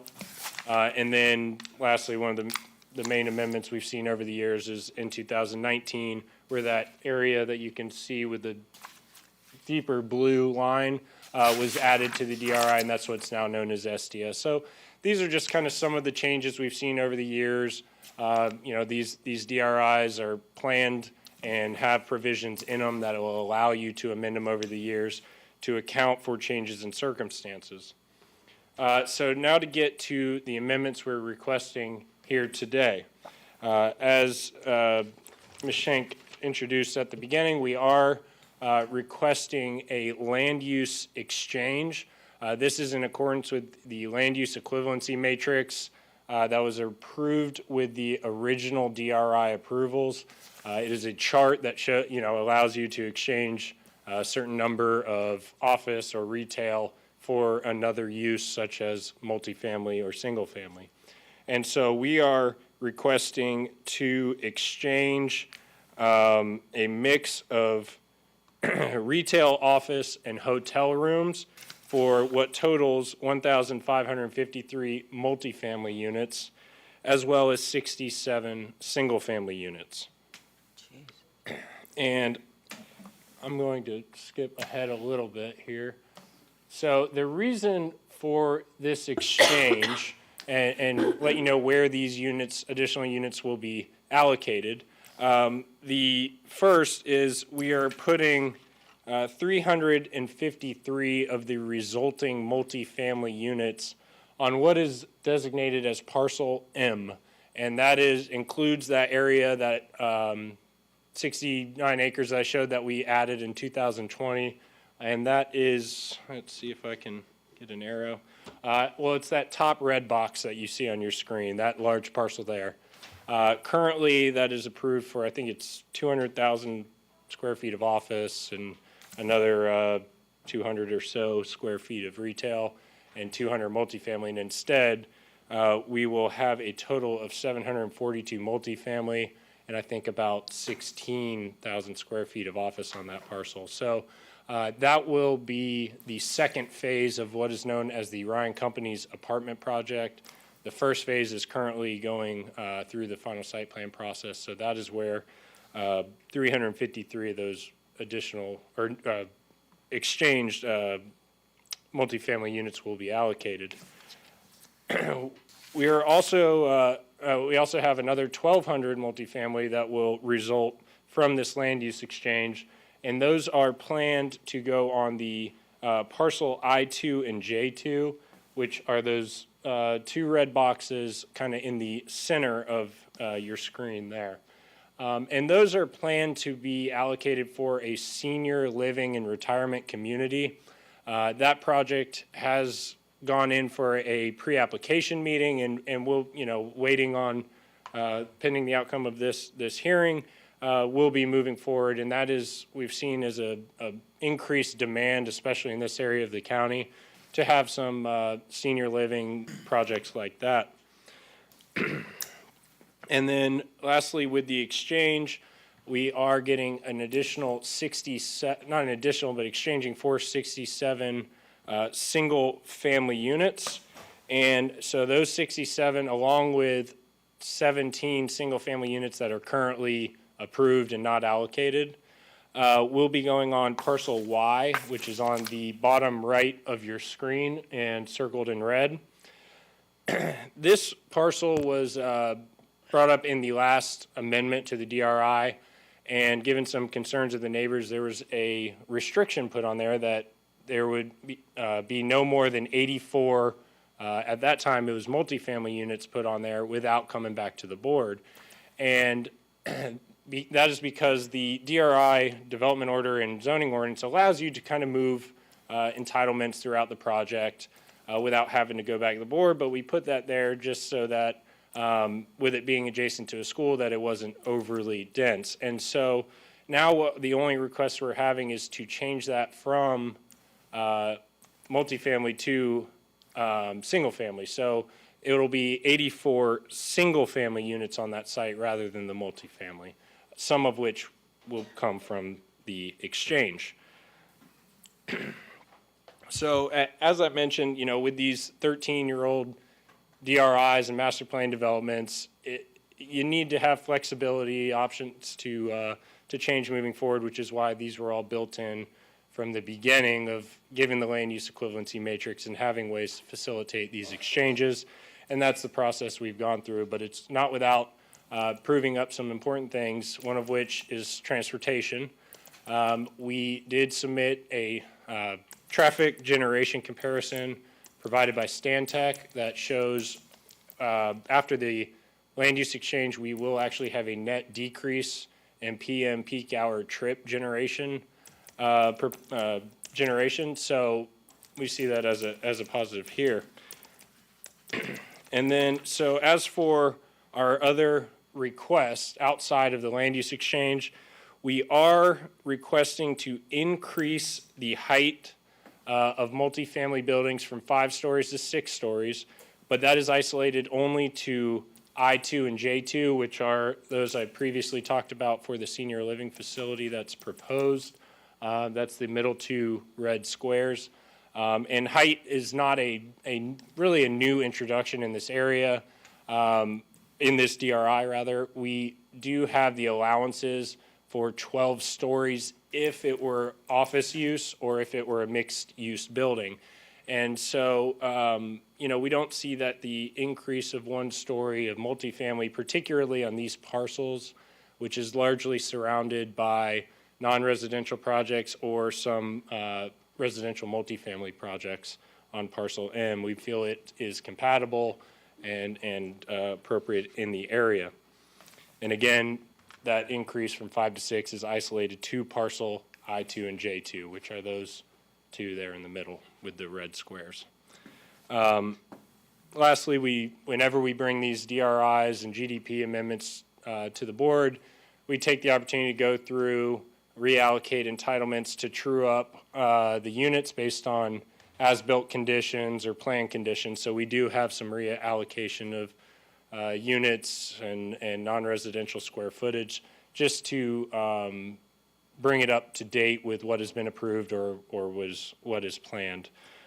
So with that, we did have a unanimous recommendation of approval from the Planning Commission.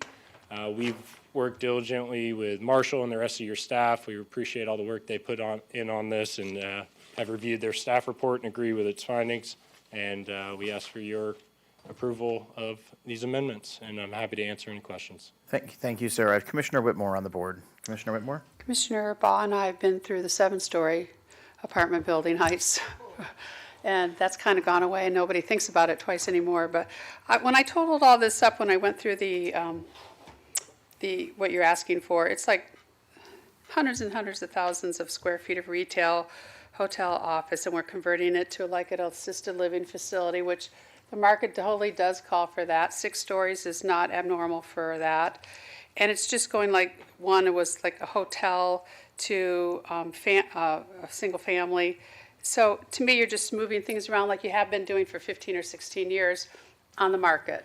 You're still within your DRI and your entitlements. The only thing that was different here was the 6 stories.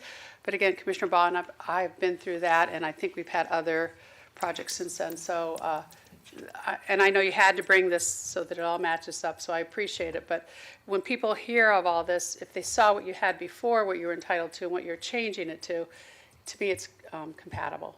It's with the market. Yes, that is what we're doing here. It's what the market is calling for, and we're following the provisions in the DRI and zoning ordinance that allow for these exchanges, and they're all for uses that have been approved, since the beginning with this DRI. So all approved uses under the zoning ordinance and DRI. Thank you. Commissioner Baugh? Well, Commissioner Whitmore stole my thunder on the increase in the heights. I ended up in my second race. I'm sure that your father remembers this. I ended up with an opponent because I voted. Actually, I think I made the motion to increase the height there on Main Street for those condos that are there. And that's what it was all about that Commissioner Whitmore was referring to. I don't really see an issue here. I totally... I sit back and I wonder how many apartments we're going to be able to really handle in that area. And I know all the ones. I get amazed every time I turn around because they're occupied. The ones that we now have, and we have a bunch. So, but I agree with Commissioner Whitmore that we really do need an assisted living facility, et cetera. So I love seeing that added. So, Mr. Chair, when you're ready, sir, after public comment and so forth, I'll be happy to make the motion to approve. Of course. Commissioner Cruz. Yeah, just so I don't have to sit here and add all this stuff up. You've got your equivalency matrix. Everything you're requesting is in accordance with that matrix, no more, no less? Yes, it is directly in accordance with the approved matrix, and we worked through with your staff, checked and double checked. Perfect. Thank you, Commissioner. Okay. Not having anyone else on the board, we'll move on to staff presentation. Marshall? Thank you.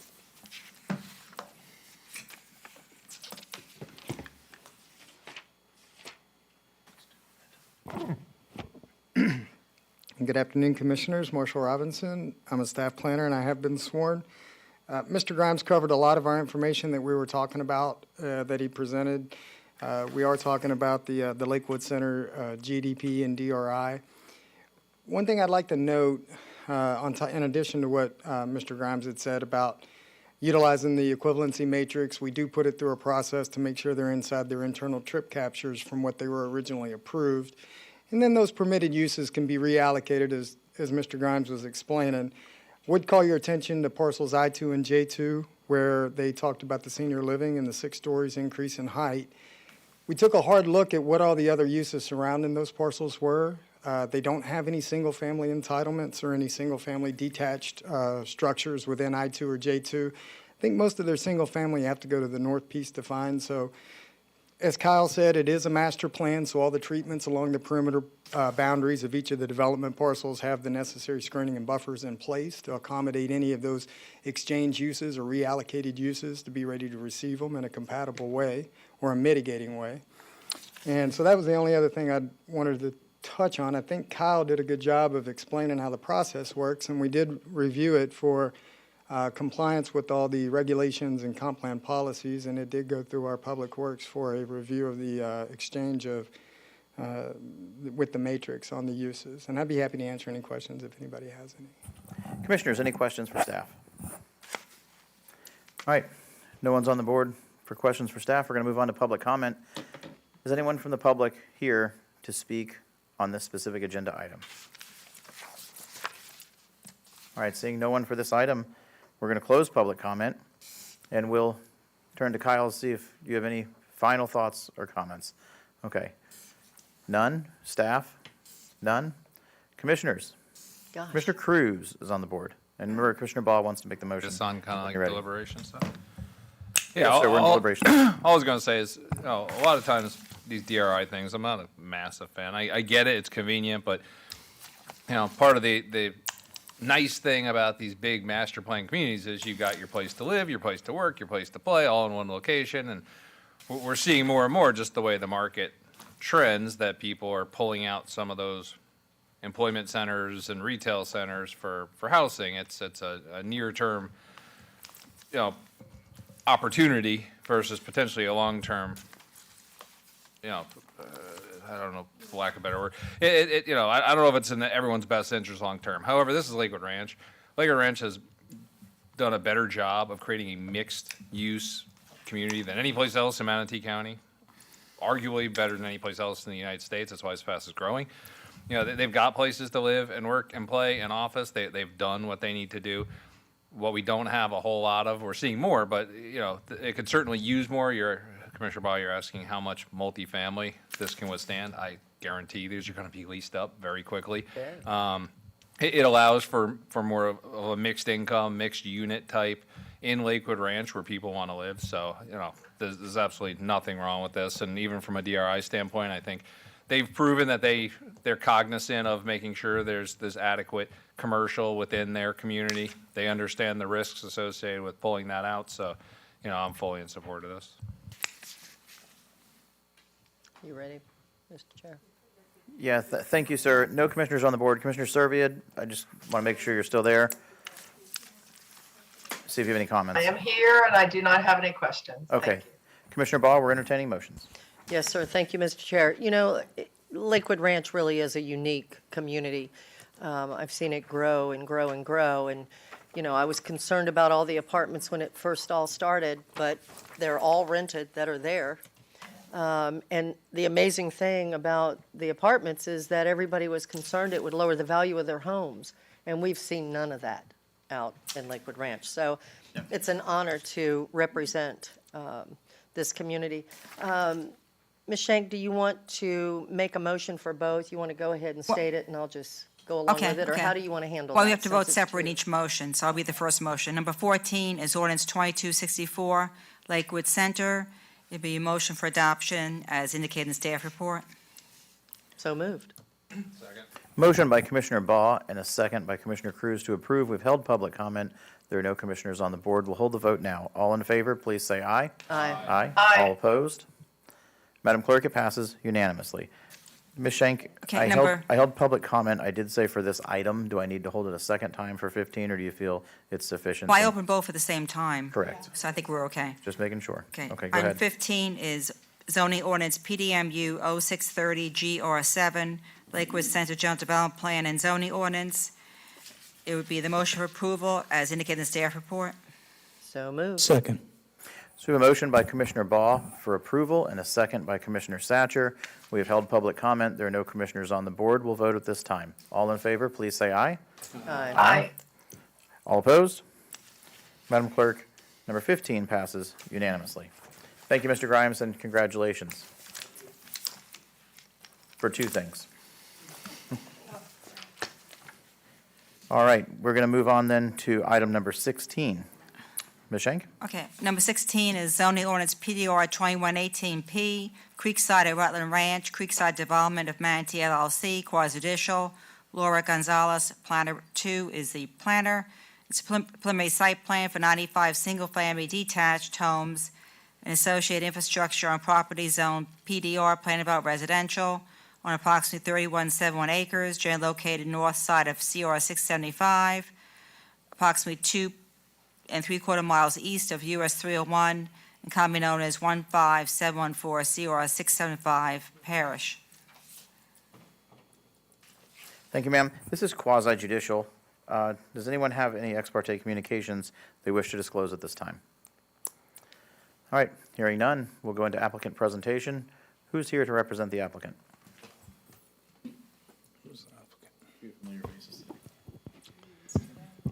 Good afternoon, Mr. Chairman and Commissioners. For the record, my name's Scott Rudisell, and I'm here on behalf of the applicant today. I've been sworn. If we could, there we go. All right, this is Creekside at Rutland Ranch. Project team, we have Casey Krauser, who's here on behalf of Oak Development Group, and Andrew Island with Langen Engineering is our project engineer. This is the site. It's on the north side of County Road 675, just west of the aviary. This is kind of a close-up of the site. You can see on the southern portion, there's a vegetated creek that runs through that portion of the site. This is the development trends map for the area. You can see, as I mentioned, we're just west of the aviary. A little bit further to the east, on the south side of 675 is Rye Ranch. West of the site, further west is Salt Meadows and Parish Plantation.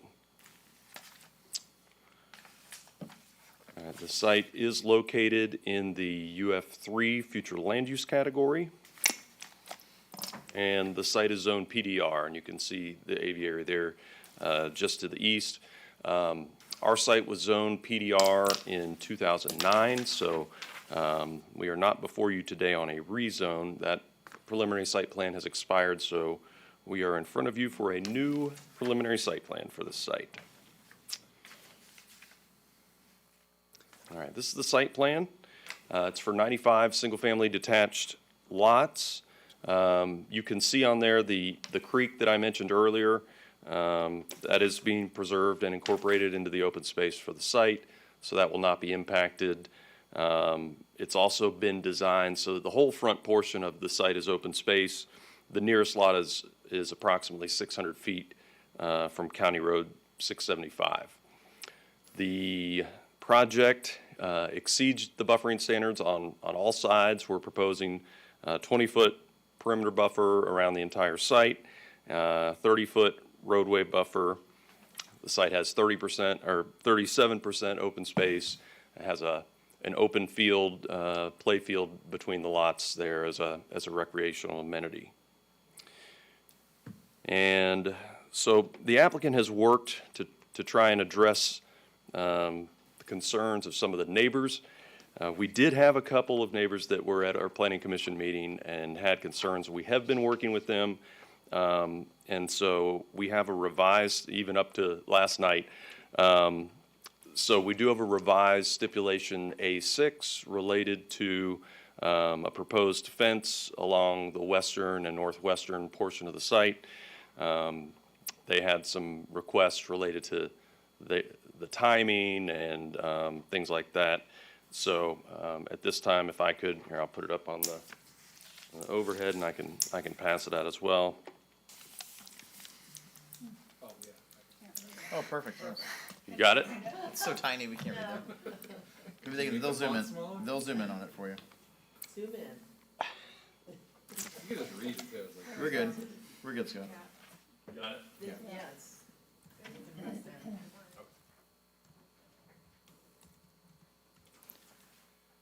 So we have been working with those neighbors to try and address their concerns. This is what they wanted in terms of fencing along that border. It's an 8-foot vinyl fence, done at grade and done before any vertical construction on the site. So we do have in the packet, there are letters of support from 3 of the other adjoining neighbors. This did get a unanimous recommendation of approval from the Planning Commission, and we're asking for your approval. Thank you. All right, thank you, sir. There are no commissioners on the board for questions, so we're going to move into applicant presentation. I'm sorry, I apologize, for staff presentation, and I have Laura. Yes. Would anyone like a presentation from Laura? Does anyone have any questions for Laura? Do you prefer any? Commissioner Whitmore would like a brief presentation. If there's anything you'd need to add to the applicant presentation. Well, maybe it's Okay. important to mention that they are requesting also a specific approval for the lots. Let me show the end of the presentation. Oh, we have here the comparison in the 2 preliminary site plan, the ones that was approved in 2009 and the ones that are proposing right now. Okay. The project complies with the comprehensive plan, the maximum density allowed in the UF3. And as I mentioned before, the submittal includes 2 specific approvals. One for section 402.7.2 D7, deviation from front setback requirements. The first one, the front yard setback from 20 feet to 20 feet, and the applicant, as an alternative, is proposing to have a minimum distance of 25 feet from the garage to the internal side of the sidewalk. And also, they are requesting the secondary front yard for corner lots to have a variation from 20 feet to 15 feet setback. And in this case, no garage space will be allowed in this setback. All right, commissioners, any questions for Laura? Okay, thank you, Laura. Okay. Seeing none, we'll open this up to public comment.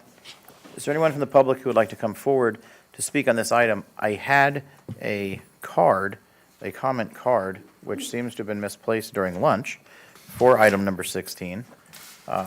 Is there anyone here to come forward to speak on item 16?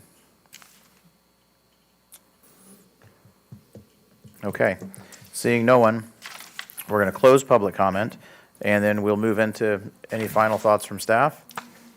None? Any final comments from the applicant? Seeing none, we'll go to Commissioner Satcher for deliberation. And we're entertaining motions as well, sir. Right. Ms. Schenk, I'll have you read off the Okay. motion, and then I'll... Yes, it's zoning ordinance PDR 2118P, Creekside Wetland Ranch.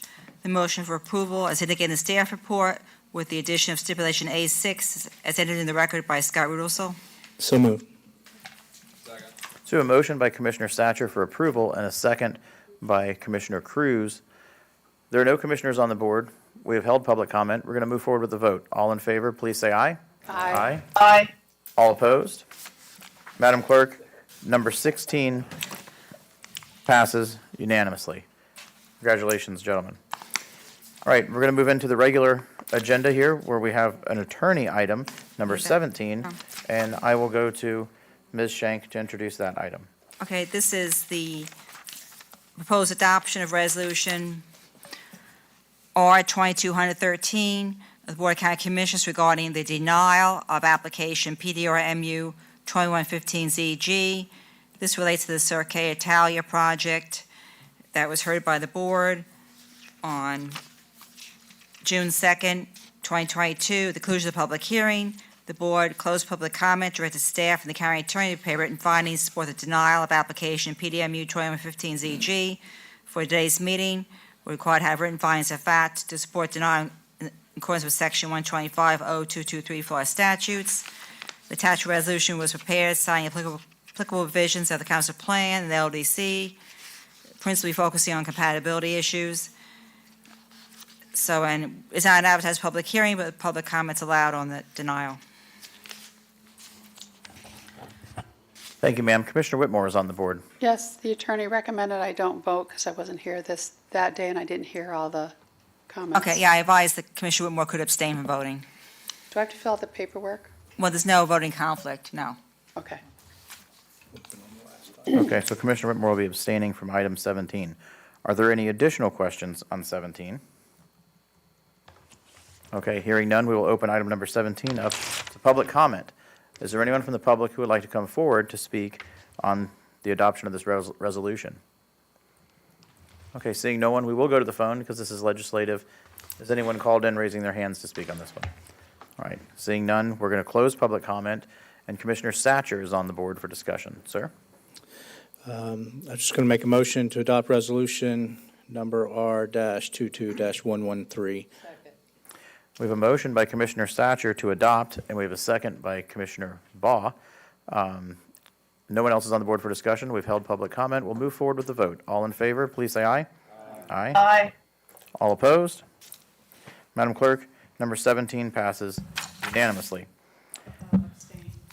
Sorry, number 17 passes 6-0. It is unanimous, but it is 6-0 with Commissioner Whitmore abstaining. Okay, then we move on to item number 18, which is an administrator item. Chairman, can I just interject on number 18? By all means. Yeah, this is about the parish TIF. I originally was going to put it, I think it actually was originally on my commissioner agenda, and then it got moved to the regular so we could have a real discussion on it. There are probably a few people we need here for that. I don't think they expect us to get through that entire agenda in 44 minutes. So Dr. Hopes needs to be here, possibly County Attorney Clegg needs to be here to have a meaningful discussion on that. So we may want to take a little recess and call them down. Let's just move on to number 19, and we'll wait for those people to come down here. Commissioner Servia, moving on to number 19, Commissioner Agenda, which is your item. That's right. I forgot something else. Okay, great. Thank you very much. So today I added this item to the agenda because I wanted to talk about a few things, and I'll begin with commissioner comments. Commissioner comments, I believe, is a very important part of our agenda, and they were recently removed for what I perceive to be political reasons, specifically after the clerk and the comptroller, Angel Colony, sent the board a letter indicating grave concerns about the county's government and how it's functioning, and I was one of the commissioners to support an audit of those alleged problems. So I just want to say that silencing elected representatives is not appropriate for any reason. As elected officials, we all have a responsibility to represent our constituents and engage with each other. This is the only time we can do it in the sunshine, and to show support for our staff and all the hard work that they do for Manatee County. Per our procedures, the county administrator creates the agenda, and I have asked him to please return commissioner comments to the agenda. This is a very common portion of all agendas in all counties and cities. They all have it. So respectfully, I'm asking my colleagues and the county administrator to please stop the politics allow us to get back to work. Okay, thank you, ma'am. There are no commissioners on the board. We don't have a motion Okay, on the floor. I'm not done. I'm not done. Okay. Please don't cut me off. We'll keep talking. Okay. I do want to acknowledge staff. This week, I've had the pleasure of, again, working with Tom Gerstenberger, who is so responsive, as we all know. And we had a tree that collapsed in Bowley's Creek over at Shady Brook, and I don't even think it was 24 hours later after we told Tom about it that he had his crews out there removing it. So excellent job to Tom and all of the staff that made that happen so quickly. Really appreciate it. I had an HOA meeting, attended an HOA meeting with University Place earlier in the week, and their biggest concern is noise from I-75 and speeding cars and noise along Cooper Creek Boulevard. This seems to be a recurring theme everywhere I go, especially these new subdivisions that were moved into District 4 that are now on the eastern side of District 4. There's a lot of I-75 noise that they did not anticipate or that has gotten worse. I'm not sure there's anything we can do about that. I have had discussions with DOT, and there are just some things that there's nothing that really can be done to buffer that noise, but I am looking for support, as I've mentioned, for the speeding vehicles along some of these local roadways. It's something that I hear all the time, and I'm sure many of you do too. So I'll continue to work with the sheriff on helping to do enforcement in some of these areas. The beach market, we all got a lot of emails from various people and vendors at the beach market. And I know that I think our staff is working on putting together a memo or something to that effect. But this is a good example. I'd like to, if possible, have a briefing on these things before they come up and become a big issue, so that we can all fully understand what's going on. And then lastly, had a meeting earlier in the week, actually it was last week, with Friends of the Pelicans. And Charlie Hunsaker attended that meeting as well. And I know that there has been some discussion of possibly using the old Animal Services building in Palmetto once it is vacated for bird rehabilitation. As I've talked to you guys before, the Skyway Bridge is overwhelmed. The fishing pier is overwhelmed with injured pelicans, and our county is the only county in the area that does not have a bird rehab facility. And they run into problems with the existing facilities that just cannot take any more injured birds, and they won't. So I asked that this is not something I've asked the county administrator for a briefing on recently, but I would like a briefing on this as well, and maybe discuss some options that may be available with the Animal Services building as it's vacated, and the timeline to do that. And thank you. Those are my comments. I thank you very much for the time. Commissioner Cruz, did you make a comment? No, I was just it wasn't a comment so much as I actually sent an email. I never got a response. I have no idea what this Coquina Beach thing is either. Like, I've gotten about 300 emails on this, and once I saw the first 50, I asked what this was about. I sent an email internally. Never heard a word about it. I have no idea. So I'm not going to respond to 300 plus emails anyway, much less one where I don't have any working knowledge on what's going on. So the folks who, there's a individual who has taken out she gets like a special use permit, or Nancy gets like a special use permit essentially to do this flea market at Coquina Beach. And then she basically leases out spots for people to have booths, and it's fairly popular. It does well. She was very concerned about when we were going to do phase 3, because it directly impacts basically where the market is. And then phase 3 has turned into a train wreck. And the company who did one of the other phases won the bid for phase 2. They were unable to perform. They made a mess of the place and tore the parking lot up, and then ultimately were unable to perform any construction at all.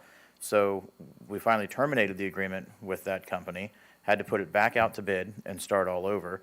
So they're very heavily impacted by the construction that's going on, that's not going on, I should say, at Coquina. Woodruff has won the new bid. I'm not sure when they're going to start, but in the meantime, we're short a couple hundred parking spaces at Coquina in the meantime. Yeah, it does, and it's infuriating. So at any rate, staff is doing their best, and Woodruff is going to get started sooner than later. There is some frustration from folks at the beach because the market is on Tuesdays and Fridays, and on Fridays, the beach is filling up and fairly popular, and the market is ultimately taking up space that could be used by beachgoers on Fridays, which hasn't been the case in the past. So there's the potential to look at redoing the schedule on what days they're out there. Because the beach fills up on its own without the market. Correct. You know what I mean? Is that something being looked at, maybe doing Tuesdays and Thursdays? I don't think anybody's worrying about it until we get the until we get the construction Gotcha. Okay. done. I just wanted to understand what I was yeah. reading, because So I was I getting think- a lot of emails. I felt bad about not responding to any of them, but I couldn't speak Yeah, intelligently. that's probably what they're hearing, but I don't think anything's happening anytime soon until we get the construction finished. Commissioner Whitmore. And this has happened throughout the years when it comes down to renewal time. And this is very, very popular. I haven't been in a long time, but it's very popular. It's the island. Just deal with it. I mean, unfortunately, the other company went bankrupt, but this is very popular, and it's mostly all local businesses coming out and vendors doing business. So, we just got one from Manatee, who was a manager of Columbia. His wife has an apparel thing there just yesterday. So I was thinking it was maybe, because I heard when people were parking, they park to unload, and then they take their cars way far away so that the customers can park. And somebody at the county had said something, well, this is ridiculous. Well, they move their cars. They have to unload all that apparel into their booths, and then they move them away. So let's just, hopefully we'll get the administration and everything, let them keep them doing their things unless there's a major problem. It's summertime, so everybody's going to go to the beach every day of the week, not just on weekends so much anymore. So I haven't gotten one complaint except from all these vendors, and I have a feeling it was either the contract or it was this. I think we should just see what happens. Commissioner Baugh. Yes, thank you, Mr. Chair. It's ironic, isn't it, that all of a sudden we start getting all these emails and none of us have a clue what it's about, because nothing had been said. So it's almost as though, somehow or the other someone has tried to get people riled up, I think, for whatever reason. And I know I respect Commissioner Whitmore and from being on the island, but it seems like every time I turn around right now, there's a problem on the island. So, I don't know, it's not just your world, but, I understand what you're saying. And I just think that from here on out, now it comes up, from a district commissioner. I just don't understand. But I just think we need to leave it alone. I asked the county administrator about this item, or maybe it was the deputy county, I can't remember, but the bottom line is they told me there was nothing going on with it, that they didn't even know why it was coming up. So I'm just going to, at this point, say, I've been to the market. It's very nice. If we need to adjust the days, I guess we can all look at that. But at this point, I just think we need to let it keep going like it's going. I don't know. I don't know anything else. For now, Coquina's a mess. Just Yeah, wait till it we get is, done it is, with I know. construction. And it's a great little market. People should go. Yeah, thank you, Mr. Chair. Okay. Mr. Chairman, Yes. thank you. I'm sorry. I don't know how else to get your attention except to just butt in. I didn't mean to, but I've heard just from you speaking and from Carol speaking about the problems with the Coquina Beach parking lot, but I have not been briefed on that. I didn't know that the contractor went out of business. I didn't know that there was even a delay. So I would respectfully ask that these kinds of things are provided to all commissioners in a briefing. Yeah, I was briefed as the district commissioner several months ago when it was going to have to go back out to bid. Any other information I've just kind of gotten on my own.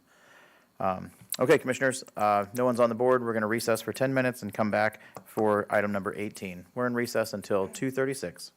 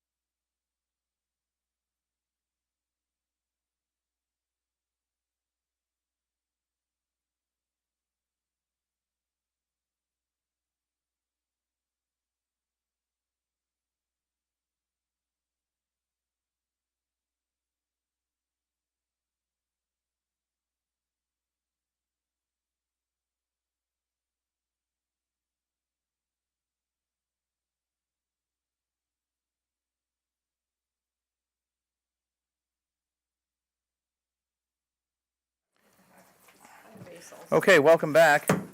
We just have one item left, and that is item number 18, which is under the administrator section. So Dr. Hopes, if you would please introduce item 18.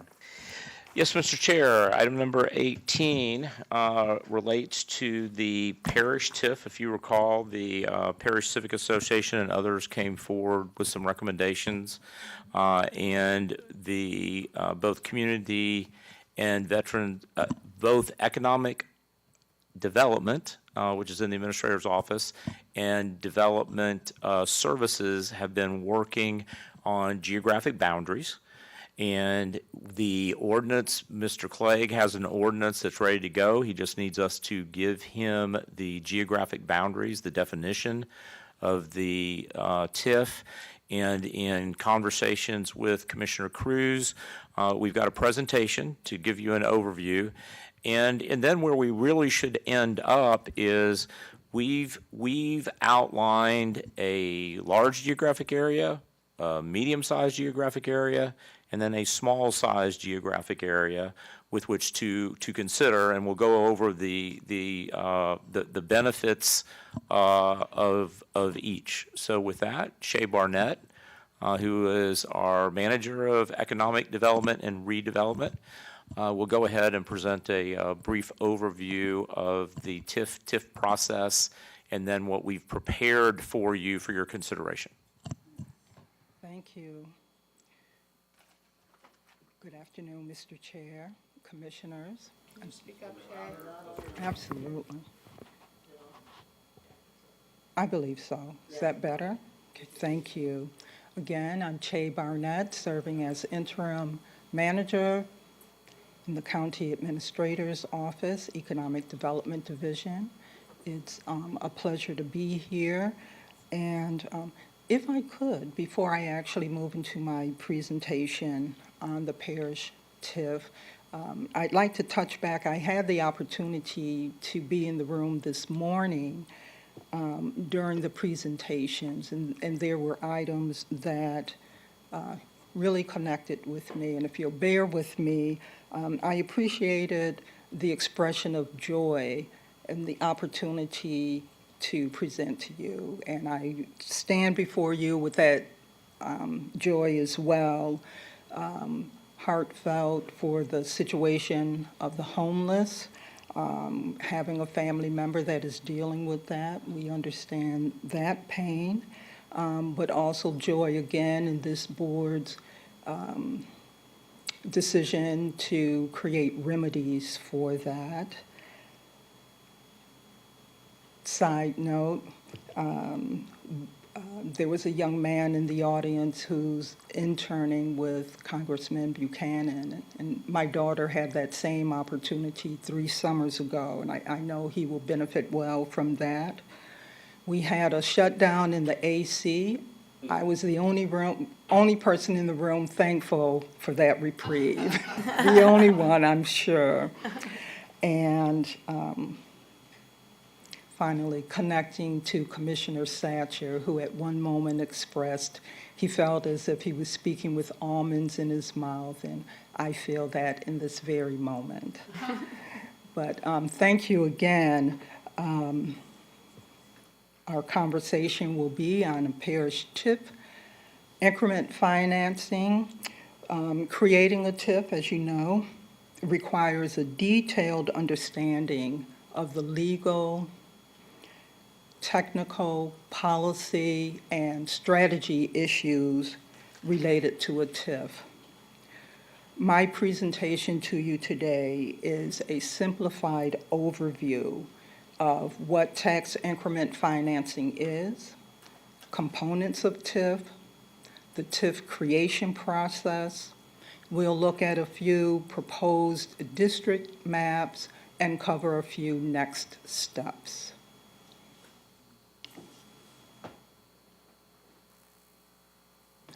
A TIF is a geographically targeted economic development tool to help revitalize and bring new investment into an area. We capture an increment of the taxes from the designated area and direct them to targeted programs in that area. Projects that are approved for TIF should stand up to a but-for test, that they would not happen but for the monies granted by the TIF. On the right of the screen, there's a graphic that outlines the how the TIF increment, the assessed values are captured in your base year, and we call that they're frozen in that year that you establish the TIF. Over time, as assessed values increase in your area, taxes increase, we capture, again, an increment on that, and it will be your decision to determine what that increment is.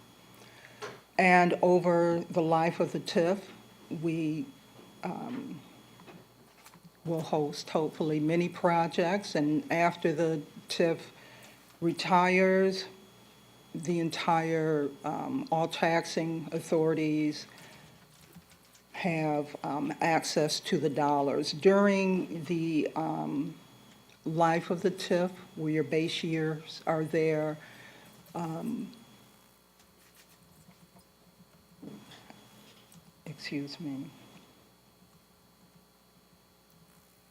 the increment belongs to the TIF authority to pay for those project costs.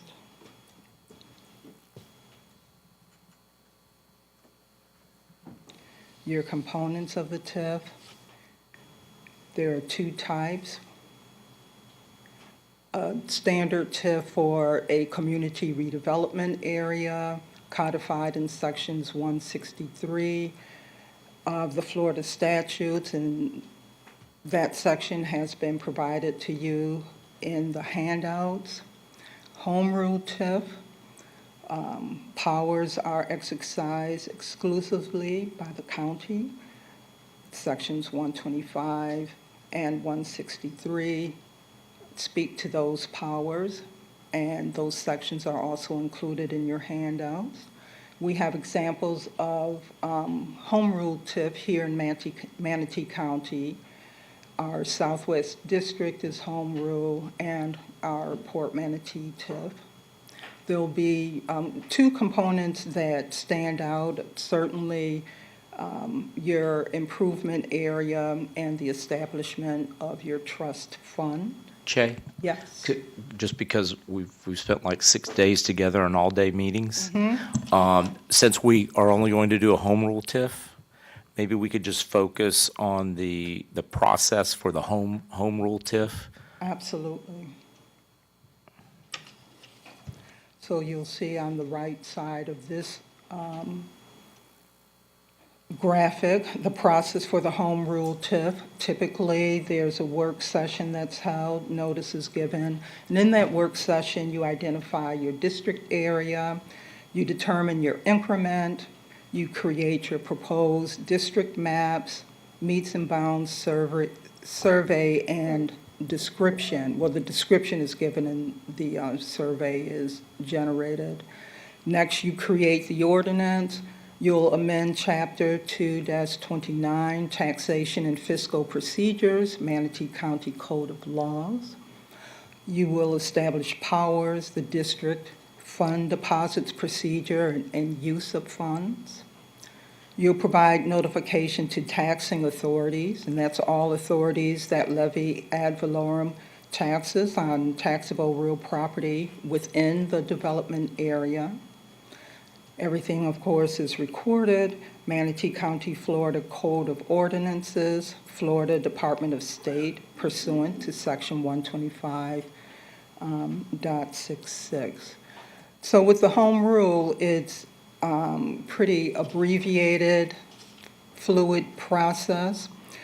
You do want to utilize the TIF when there's evidence that an area substantially arrests or impairs sound growth and development, demonstrates a need for housing, especially affordable housing, or the area is an economic or social liability.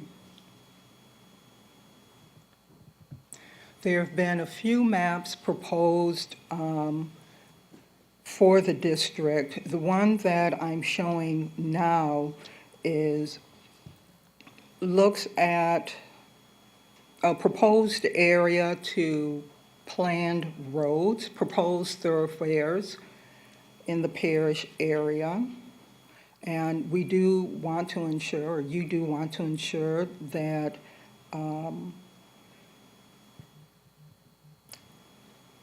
your plan or your district is compatible with your comprehensive plan and your land development code. Amendments may be required. The second map shows the area, and it's a little fuller, extends to the proposed future development area boundary, which designates the location for new residential and non-residential development, and again, consistent with the adopted land use as documented in your comprehensive plan. Okay, so let's go ahead and move to there you go. And then we have a third map. So commissioners, this is the one to focus on. The boundaries, they've labeled this as sort of like a, one that would go all the way out to the FDAB, then a proposed sort of inclusive boundary, which is outlined in blue, and then the skinny boundary would more or less envelope the parish commercial village overlay. And in the considerations, if the area of the TIF is too small, it will take you a longer period of time to build up a revenue stream with which to make the investment in, let's say, infrastructure into the historic village of parish in order to bring in sewage, wastewater lines, water lines, and things like that, that will support the development within that area. If it's too large, you may be faced with going back and rebasing like we did last year in the Southwest TIF because it was beginning to collect more revenue than it was able to spend in a given period of time. And so in considering the parish TIF, we were considering a boundary that was large enough so that a small share of the tax revenue would generate enough funds in the first, year or two to be able to begin making investment in support of growing various commercial aspects of the parish area and in that parish commercial overlay. And as I mentioned, we are ready to go. The county attorney's office is ready to embed in the ordinance the boundaries. We can work on it over recess. We have enough time that we can give the appropriate notice so that we can bring forward to you the ordinance at your July 26th board meeting, the first board meeting after recess, if that's what you would like us to prepare for. Thank you, Dr. Hopes. I have Cruz, Satcher, and Whitmore on the board. Commissioner Cruz. And Servia, please. And Servia. Commissioner Cruz. Yeah, I just want to make sure we're all on the same page with these proposals because two of them literally were never discussed by this board who sets policy. This TIF wasn't proposed by the Parish Civic Association, regardless of how we want to try to steer that for various people. It was proposed by me, I created it, and then you worked with the PCA to have them assist in creating a boundary that made sense based on where that development was going to be. The discussion at the time, when this board directed via policy to create this, was twofold. One, to do it in a timely manner, because I was having full meetings with the county attorney and the county administrator and the CFO at the time, Jan Brewer, and multiple people, and we were being told we pretty much had till June 30th to finalize this thing to use this year's tax base. I've received emails showing some of these draft maps that weren't in conformance with our discussions that looked like they were created back in March. Because one of the emails was just a forward of an email chain that was dated March 16th, and it's June. But we never had this conversation, and no one ever came to me and said, let's have a briefing on this to see if it matches what the discussion was. So we've waited to a point where it's almost too late to get this done during this tax year to now bring it forward with these options. But the intent of the TIF when it was in discussion, and I went back and watched, was to create a small pocket TIF, because we didn't want it to be like a Southwest TIF where you can't convince people to build on 14th Street because their extra dollars for the TIF can go to put palm trees in front of IMG. It's not incentivizing someone to build in one area if their dollars can flow someplace else. It was supposed to be small. I understand it requires less dollars or a higher percent over the base to utilize, but we weren't creating an amusement park here. It was to put some nice pavers in, some connectivity to sewage for commercial properties and things of that nature. And I know it was discussed based on a small pocket, because during that discussion, Commissioner Satcher even made a point of saying, maybe we can extend this to include the Florida Railroad Museum. That's how small we were talking, was that we were nitpicking down to block by block. And when I saw two proposals a couple weeks ago, and I said, where's my TIF? Why is this not here? We have it till June 30th. This quote-unquote skinny boundary wasn't even one of the two options that were sent to me. It was only the big one and the bigger one. And this big and bigger one goes all the way to 75, all the way up to Hillsborough County. It's going to capture an insane amount of development, all residential. And the whole idea was, we can't get anyone to build commercial here. There's no restaurants here. That was the discussion from a policy standpoint this board was having. We're capturing all of North River Ranch and all of Amazon South and all of everything up on Buckeye. It's a huge area of residential that's going to be incorporated in here. One, I think it defeats the purpose of what we were intending, because I'd rather have a higher percentage of a smaller area, because I'm trying to encourage people to build in the smaller area. This wasn't a revenue grab for revenue's sake. It was an investment incentive for a small area. So so no one's going to be incentivized to build in this area if only 3 cents of every dollar of their taxes is going to go into this TIF, because they know they can get the money from North River Ranch and from all these other developments going in it. It's not the incentive that was intended. And second, there's nothing guaranteeing that the money's going to be utilized and spent and invested in this little area, because if the TIF boundaries are dictating where the revenue's coming from, the TIF boundaries are dictating where the revenues can go. So I think it defeats the purpose of the intent. Now, if you have a different intent, then we can have that discussion. It's not what I proposed. It's no longer the TIF I wanted, because it doesn't adhere to what our policy direction was going to be. I thought this was something we were going to bang out back in March and April, be done with it by now, based upon a small boundary. When I went out and reached out to Rachel, and she was at ZNS, and Rachel Layton is still sort of involved in this, not as directly, when they submitted a boundary to me, that's what it was. It was basically like from Fort Hammer Road over by the high school, and it was going up to Moccasin Wallow, and it was going over to 301 and a little over to the other side based on some conversations from Commissioner Satcher and some conversations from the county administrator based on some potential land development to that side, and down 301. That was kind of the little area we were having.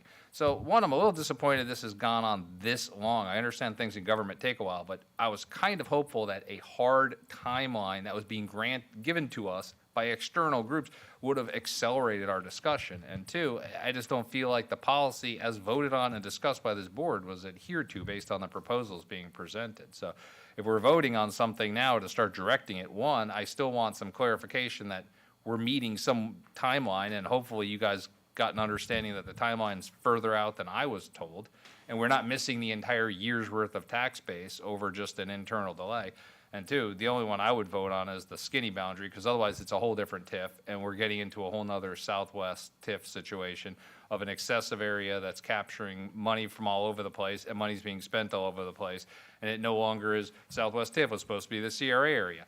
We extended it like, look, more area is more revenue, but the money wasn't getting redirected into the CRA areas, and that's why it's still blighted today.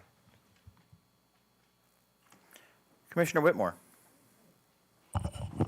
I 100% agree. I don't remember any of this except for PB&J, you know, where we're going to put the infrastructure. And I actually went to a PCA meeting last month, and that was discussed. But if the Parish Civic Association isn't even seeing this, or we had no dialogue with them. I know we did at the original one that you're talking about. I think you probably talked to them, and that's where we got today. But this other thing is nothing that we talked about, so I'm not going to support it. I will support the skinny one, but I don't see, is there a map with just the skinny one that we actually voted on? And, excuse me, Port Manatee, we have a gigantic TIF there. It doesn't raise anything because it's so big, kind of what, Dr. Hopes had said. Someday it will, but it still hasn't raised anything to be able to do any redevelopment. The whole purpose of this was to get the sewer and everything going so that we could get business along that corridor. So I don't support what's proposed to us today. I do support the original proposal. If we could go forward with that, and maybe that is in the yellow, the skinny, I would support that. Commissioner Baugh. I'm sorry, Commissioner Serbia. This is simple. I appreciate the dialogue. It's real simple. One of you make a motion. The yellow area is that was presented. I figured would happen. It's not that. Did you call on me or Yes, Dr. hold on. I need to clarify it because obviously this should have been divided out instead of colors and lines and descriptions. Maybe we should have just had Separate one little map.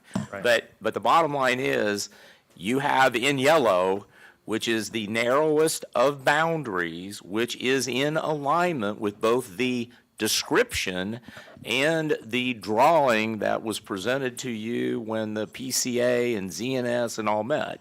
I will make a note that they never reached out to meet with me to discuss the TIF boundaries. Well, I know, but the administration prepares it for you. But at any rate, this is real easy. Based on the conversation, if somebody would like to make a motion to adopt the narrow Chairman? boundaries. Yeah, well, let's keep moving through the board here. I have Serbia, Baugh, Satcher. Commissioner Serbia. Thank you. So this is another example of, I have not been briefed on this. This is all brand new to me. I'm completely shocked that there has been no communication from administration to each of the county commissioners. I want to support a TIF in parish, but I have got to have an understanding. I can't just be a rubber stamp up here. I need to understand what the proposal is, where the boundaries are, how we arrived at them, what kind of money we expect to raise, how we're going to use that money. I just don't have any information. And how can I support something that I don't know enough about? Commissioner Satcher. Yeah, Mr. Clegg's not here. Oh, there he is. He's here. So if I understand a TIF correctly, it doesn't actually change, it doesn't raise taxes, it just changes where they're spent and allocated, correct? Mr. Chairman, Commissioner Satcher, that is absolutely correct. It does not generate new revenue. It simply takes a portion of the revenue that you're already going to collect from ad valorem taxes and dedicates it to specific purposes in specific areas. From your understanding, as far as the calendar is concerned, are we, what is our timeline? When does this have to be done by? Today, if you want. Well, yeah, but I'm asking him to. The honest answer is I don't know. And I did work with Jan Brewer. The way it went for me is you all directed me to draft an ordinance. And I sent you one in February, like within a couple of weeks, because it's pretty straightforward for us in the county attorney's office. We have a form ordinance. We've used it for the port. We've used it for the Southwest TIF. There has to be an exhibit attached to that ordinance that is a meets and bounds description of the TIF area.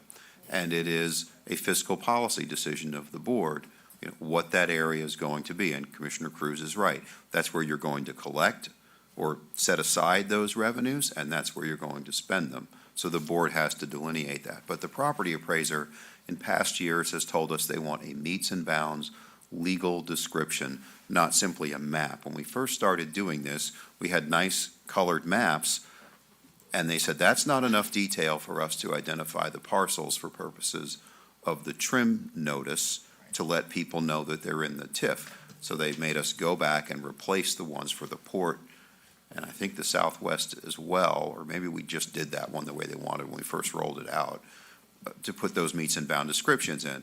So my recollection is Jan was working with the property appraiser and with our property management division and surveyor to get meets and bounds descriptions put together. And that's the last conversation I had with her before she resigned. I don't know if you can get this done in time for this year's trim notice, because that has to be rolled out in August.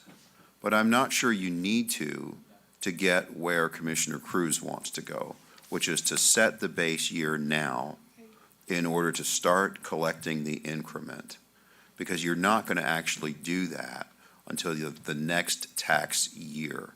So I can certainly look into that for you over the recess, but I'm going to have to start with finding out who in FMD was handling that for Jan and what the last conversation they had with the property appraiser was. So I'm sorry I'm at a disadvantage there, because that side of putting a TIF together is not in the CAO. That's in FMD and property management to interface with the property appraiser. One last, Best answer I can give you, sir. that's fine. That gave me the information I was requesting. I'm happy. One other question, though. For this, what was my question? With the ordinance, who oversees, the way it would go forward, who would decide, say there's $2 million in a TIF and somebody wants to spend $2 million, who makes that decision? Board of County Commissioners and nobody else. Nobody else? Yes, To a large amount or a small amount? Yes, sir. Okay. So I guess my final thought is going to be that I understand, I mean, I've never seen these maps, and this is my backyard, so I understand the frustration. It seems like a wise thing for us to do would be to, I'm sorry, one other question. If we adopt one of these boundaries, it can be adjusted later. Yes, I think the most you could do today is direct staff to put together the meets and bound description in one of these maps, and that would be brought back to you on the 26th for public hearing.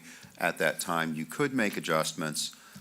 There is some case law that says once you advertise it and you publish it in that 10-day period, you're limited in how much you can change it. If it's substantial, you have to re-advertise.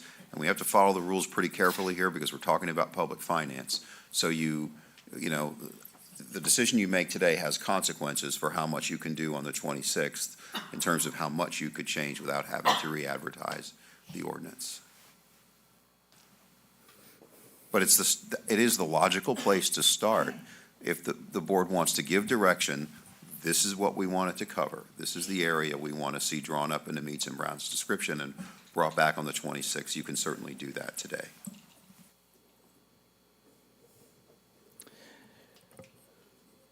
Thank you, Mr. Clegg. Commissioner Cruz. Yeah, I mean, it sounds, my original understanding, and granted, this was a couple of meetings that were somewhat off the cuff, was that we had till June 30th to finalize it for this tax base year. Two things with that. One is nobody could give me a firm answer if that was true, because we kind of dictate where our money gets funneled from one place to the other, and to the county attorney's point, this money isn't being collected until next year anyway, and it would only affect, in theory, the dollars collected this November if we just set this as the tax base year, but there hasn't been any investment here, so I don't foresee any meaningful adjustment to that, and if we're doing it over a 10-year window, then holding it off till next year doesn't matter. So I guess it's okay to wait till July 26th, because it seems like we've kind of missed the boat anyway, just on delay and dragging our feet on this. But I would like, well, we had this discussion 6 months ago. The maps look like they were completed in mid-March, and it's been over 2 weeks since I asked if we're having this TIF discussion, so it's somewhat of delay. I mean, considering at one point in time, we were having we had multiple meetings in 1 week, because everyone was like, all hands on deck, let's get this thing done as quick as humanly possible, and that was months ago. But, you know, I'll make a motion to direct, to start creating the ordinance with the meets and bounds, including for the skinny boundary, but I don't have the language for it because it doesn't look like the intent was to have a motion, because action requested on this agenda item is no action necessary. Second. I don't have it. That's Wait, if we could go to Mr. Clegg for a motion. I'm turning to the county attorney to give me direction to what the motion can be. Give me a second. I want to get this right, please. So what is this map that's in front of us called? Does it have you have multiple maps. Is this map A, B, C? What is it? This map represents examples or proposed areas. We can call it map C. And the area, Commissioner Cruz, it's the area that is delineated in the yellow boundary that you want to be the TIF boundary, sir? Correct. Well, There is a detailed map. We just chose not to put it in okay, this. and thank you, Mr. Chair, you're right. It does say the proposed skinny boundary. Yeah, this is in the multiple map. maps within So, one. I got it. So I just wanted to get the nomenclature right. So my suggested wording for the motion is to direct the county administrator and county attorney to bring back a TIF ordinance in the form previously provided by the county attorney on July 26th with the proposed skinny boundary in the map presented to the board as the boundary of the TIF. So moved. We have a motion by Commissioner Cruz and seconded by Commissioner Whitmore for the skinny boundary. The order of the board is Whitmore, Baugh, Satcher. Commissioner Servia, you want back on the board? Okay, so Whitmore, Baugh, Satcher, Servia.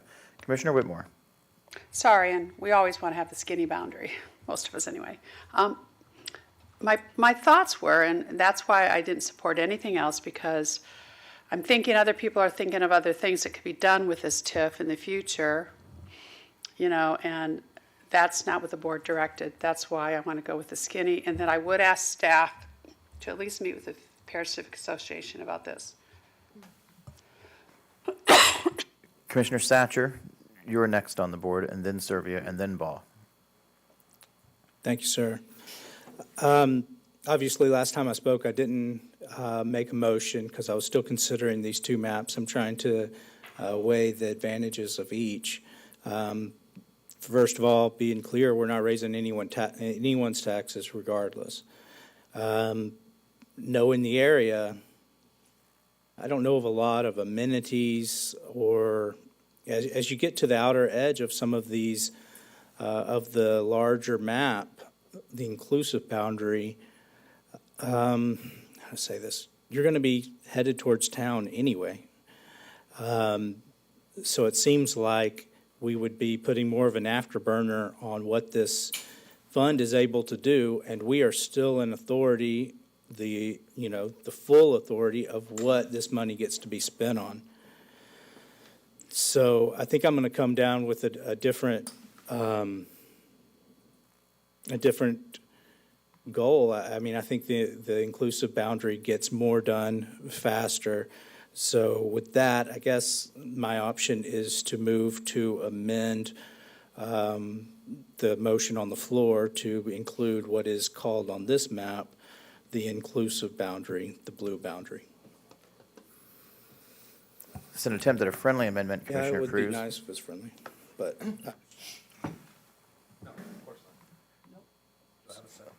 So the motioner is not interested in amending the motion, so then you would need to make a hostile amendment, Commissioner Satcher.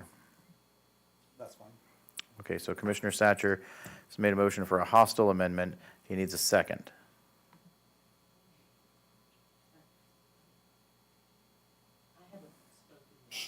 Okay, so for the moment, the hostile amendment motion fails for lacking a second. We're now going to move further through the board for discussion. Next is Commissioner Servia for discussion. Commissioner Servia. Yes, thank you. I'm going to support the motion that's on the floor because I know that George has been in contact with all the appropriate people, and if he's comfortable with it, then I'm comfortable in moving forward. But I ask, please, each commissioner needs to be briefed on this and the details of it before it comes back for a vote. Please do that. Thank you. Commissioner Baugh. Yes, thank you, Mr. Chair.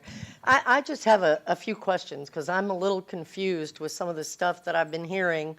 I'm not sure what has transpired exactly. So I'm hearing that Commissioner Cruz put this on the agenda for today, and thank you, Commissioner, for doing that. So, I'm not sure why everybody wants to find fault right now with the county administrator per se. I understand from other things I've heard that the finance department director, our old CFO, was working on this. I heard that. And that then I heard from the county attorney that I guess it was the property appraiser, is that correct, that wanted the meets and bounds and descriptions and so forth, is that correct? Historically, that's my understanding as the property appraiser, maybe the tax collector as well. I know, I thought, but I wasn't sure which one Maybe either. both. Yeah. Okay. All right, so obviously that's got to get done. So I think what is bothering me here is that this has been dropped. The ball was dropped on this, and I don't know that we could have had a briefing with just what I've been hearing. I mean, there's not enough there with correct information to have a briefing. I mean, how is anybody supposed to be briefed on this when we don't even know exactly the meets and bounds, the description on what, I don't think this has gone through the process. You're right, somebody dropped the ball, and I don't think they're here anymore, so that's good. Maybe we can move forward. That's what I'm hearing, Commissioner Whitmore. That's what was said. So I don't know. I mean, I'm trying to get, all of my head wrapped around all of this as well, and I'm just saying, I mean, I think we're making a lot of accusations here on something that truly was not ready to come before this board. The homework had not been done on it for whatever reason. So, and what I'm hearing is the ball was dropped in another department. So I'm glad that I heard the county attorney say that it really wasn't messing anything up on this because it wouldn't really start until 2023 anyway. So we can still hit that deadline. Is that correct, Mr. County Attorney? Am I hearing you properly? I'm not certain. I said I don't know. I need to have a conversation with the property appraiser and tax collector and FMD to fully understand how this is going to roll out. But I think there's a good chance that it won't affect us. But I don't want to represent that without having those conversations first. Okay. But obviously the board wants to get this moving. Right. And so the thing to do today is give direction. Here's what we want you to do. Go draw up the meets and bounds description, and we'll have it ready. We'll be ready to adopt it on the 26th. Exactly. And so that's what thank you. That's the point that I've been moving toward, is that, everybody wants to find fault and say, oh, we haven't been briefed. We haven't had this. Well, it hadn't been ready for us to be briefed. I am still as confused with everything I've heard as I was when we first started this morning or this afternoon. So, it's a shame, but hey, it happens. We're going through a transition. The good news is I think that the county attorney is correct because Commissioner Whitmore and I have been here on TIFs before and CRAs, both. And I think that the county attorney is probably correct on that. But anyway, the good news is that I think we're going to save it. It will still start probably about the same time as it would have anyway. And Commissioner Cruz, I want to thank you for bringing this to our attention and bringing it forward. Thank you, sir. Thank you, Commissioner Baugh. And yeah, I will also thank Commissioner. Did you mean to put yourself back on the board, ma'am? No, it's for the county. Okay. I would also thank Commissioner Cruz for working on this and getting it brought to us. I think we're, to some extent, getting a little worked up and sort of making much ado about nothing. We have I appreciate that, Commissioner Bellamy. I'm not worked up either. I'm not worked up either. We have two maps in front of us, three, right? And Three. Commissioner Cruz has selected one. He's spearheaded this, and so I'll support the map that he chose, and we'll move forward with it. It sounds like a plan to me. Dr. Hopes, do you need to weigh in? I mean, I think we're ready to vote on the motion. No, I do, because listen, we have staff out there that are being impacted by the conversation, and I need to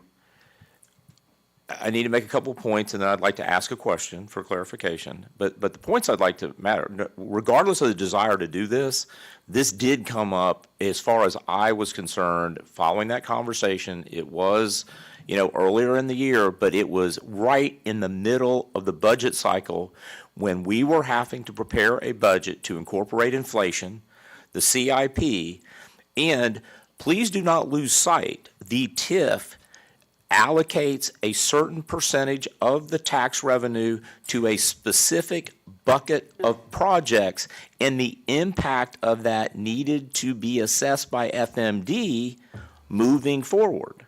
And so please, I'm just asking you to be a little bit considerate of the work that FMD had to do during the first and second quarter of this year to prepare a very difficult budget in an economic climate that we have never seen before.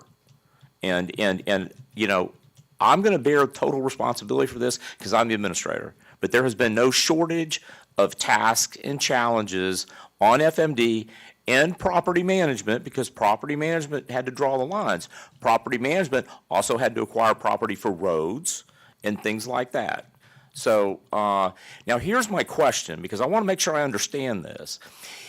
Is there anything, Mr. Clegg, that restricts this board from today or tomorrow or July saying that we would like to allocate 15% of all the tax revenue in 2023 from a geographic area in parish into a fund to be used to develop something within the parish village overlay from general revenue? We don't have the money. Mr. Chairman, Mr. Hopes, no, there isn't. In other words, you could do make a separate fiscal policy decision to do bridge that it. in any given year. You can.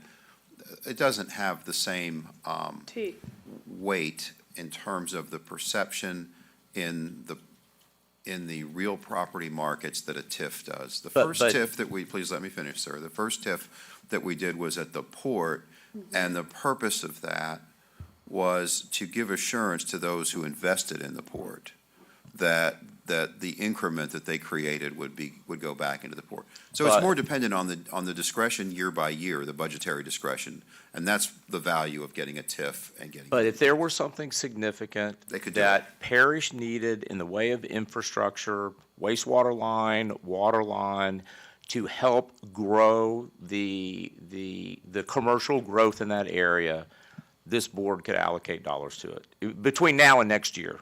You can do that this year. You can do that any Okay. year with Thank your you. revenues. Thank I mean, you. that's a fiscal policy call for the Board of County Commissioners. Mr. Chairman? I have Whitmore and then Serbia. Okay, Commissioner Whitmore. Well, you're trying to skirt around what we voted on. We set the policy for the yellow, the skinny, and that's what we need to support. Bridge Street, the only one that even knows about it is KBO. I lived on it when I was 14. So, and look at it today, they're undergrounding the FPL. They have so much money, they don't know what to do. We can always expand it later. Right now, we're paying $500,000 a year towards the CRA in Bradenton Beach. Well, they were because- supposed to build a parking garage with that money, Yeah, but they I know. haven't. But what I'm trying to say, and then I heard the word bucket of projects. To me, somebody's been looking at this to do other things, and that's fine. We did not set policy. We set policy for the skinny boundary. I will support that 100% if you want to look at other stuff in the future, but I don't want to hear that we're going to go take money from general revenue and something to do what we set the TIF up for. So, you know, we don't, everybody thinks we have all this money, we really don't. So I would just rather, let's get this done today, come back in whenever, July, and see what goes from there. But again, we set policy for only this. I've been telling everybody in parish that we were working on this. I'm sure all of you have, because we've met with them. That's what we set policy on, and now this is entirely different. So I would like to use this C map, the skinny boundary. And we didn't get a briefing, in all due respect. If we knew, I didn't know this on the agenda until this afternoon. So if there's any way something like this is coming up, somebody from staff, please give us a little update before we're here so we don't look like fools up here. Thanks. Commissioner Serbia.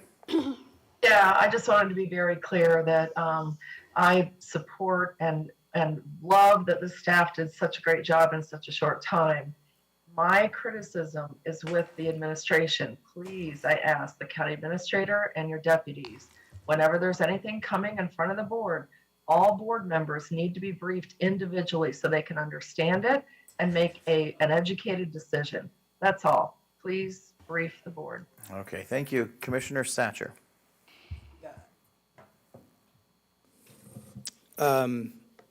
Yeah, I think the point of what someone said earlier was just to say that this isn't, it doesn't seem like this is limiting us. It's just giving, we still have all options available in the future, but this gets us moving in a direction The skinny boundary is what was spoken about. I was just trying to consider if there might be more benefit to the blue. I was not able to make a very strong case for that because I didn't have any extra facts at my disposal either.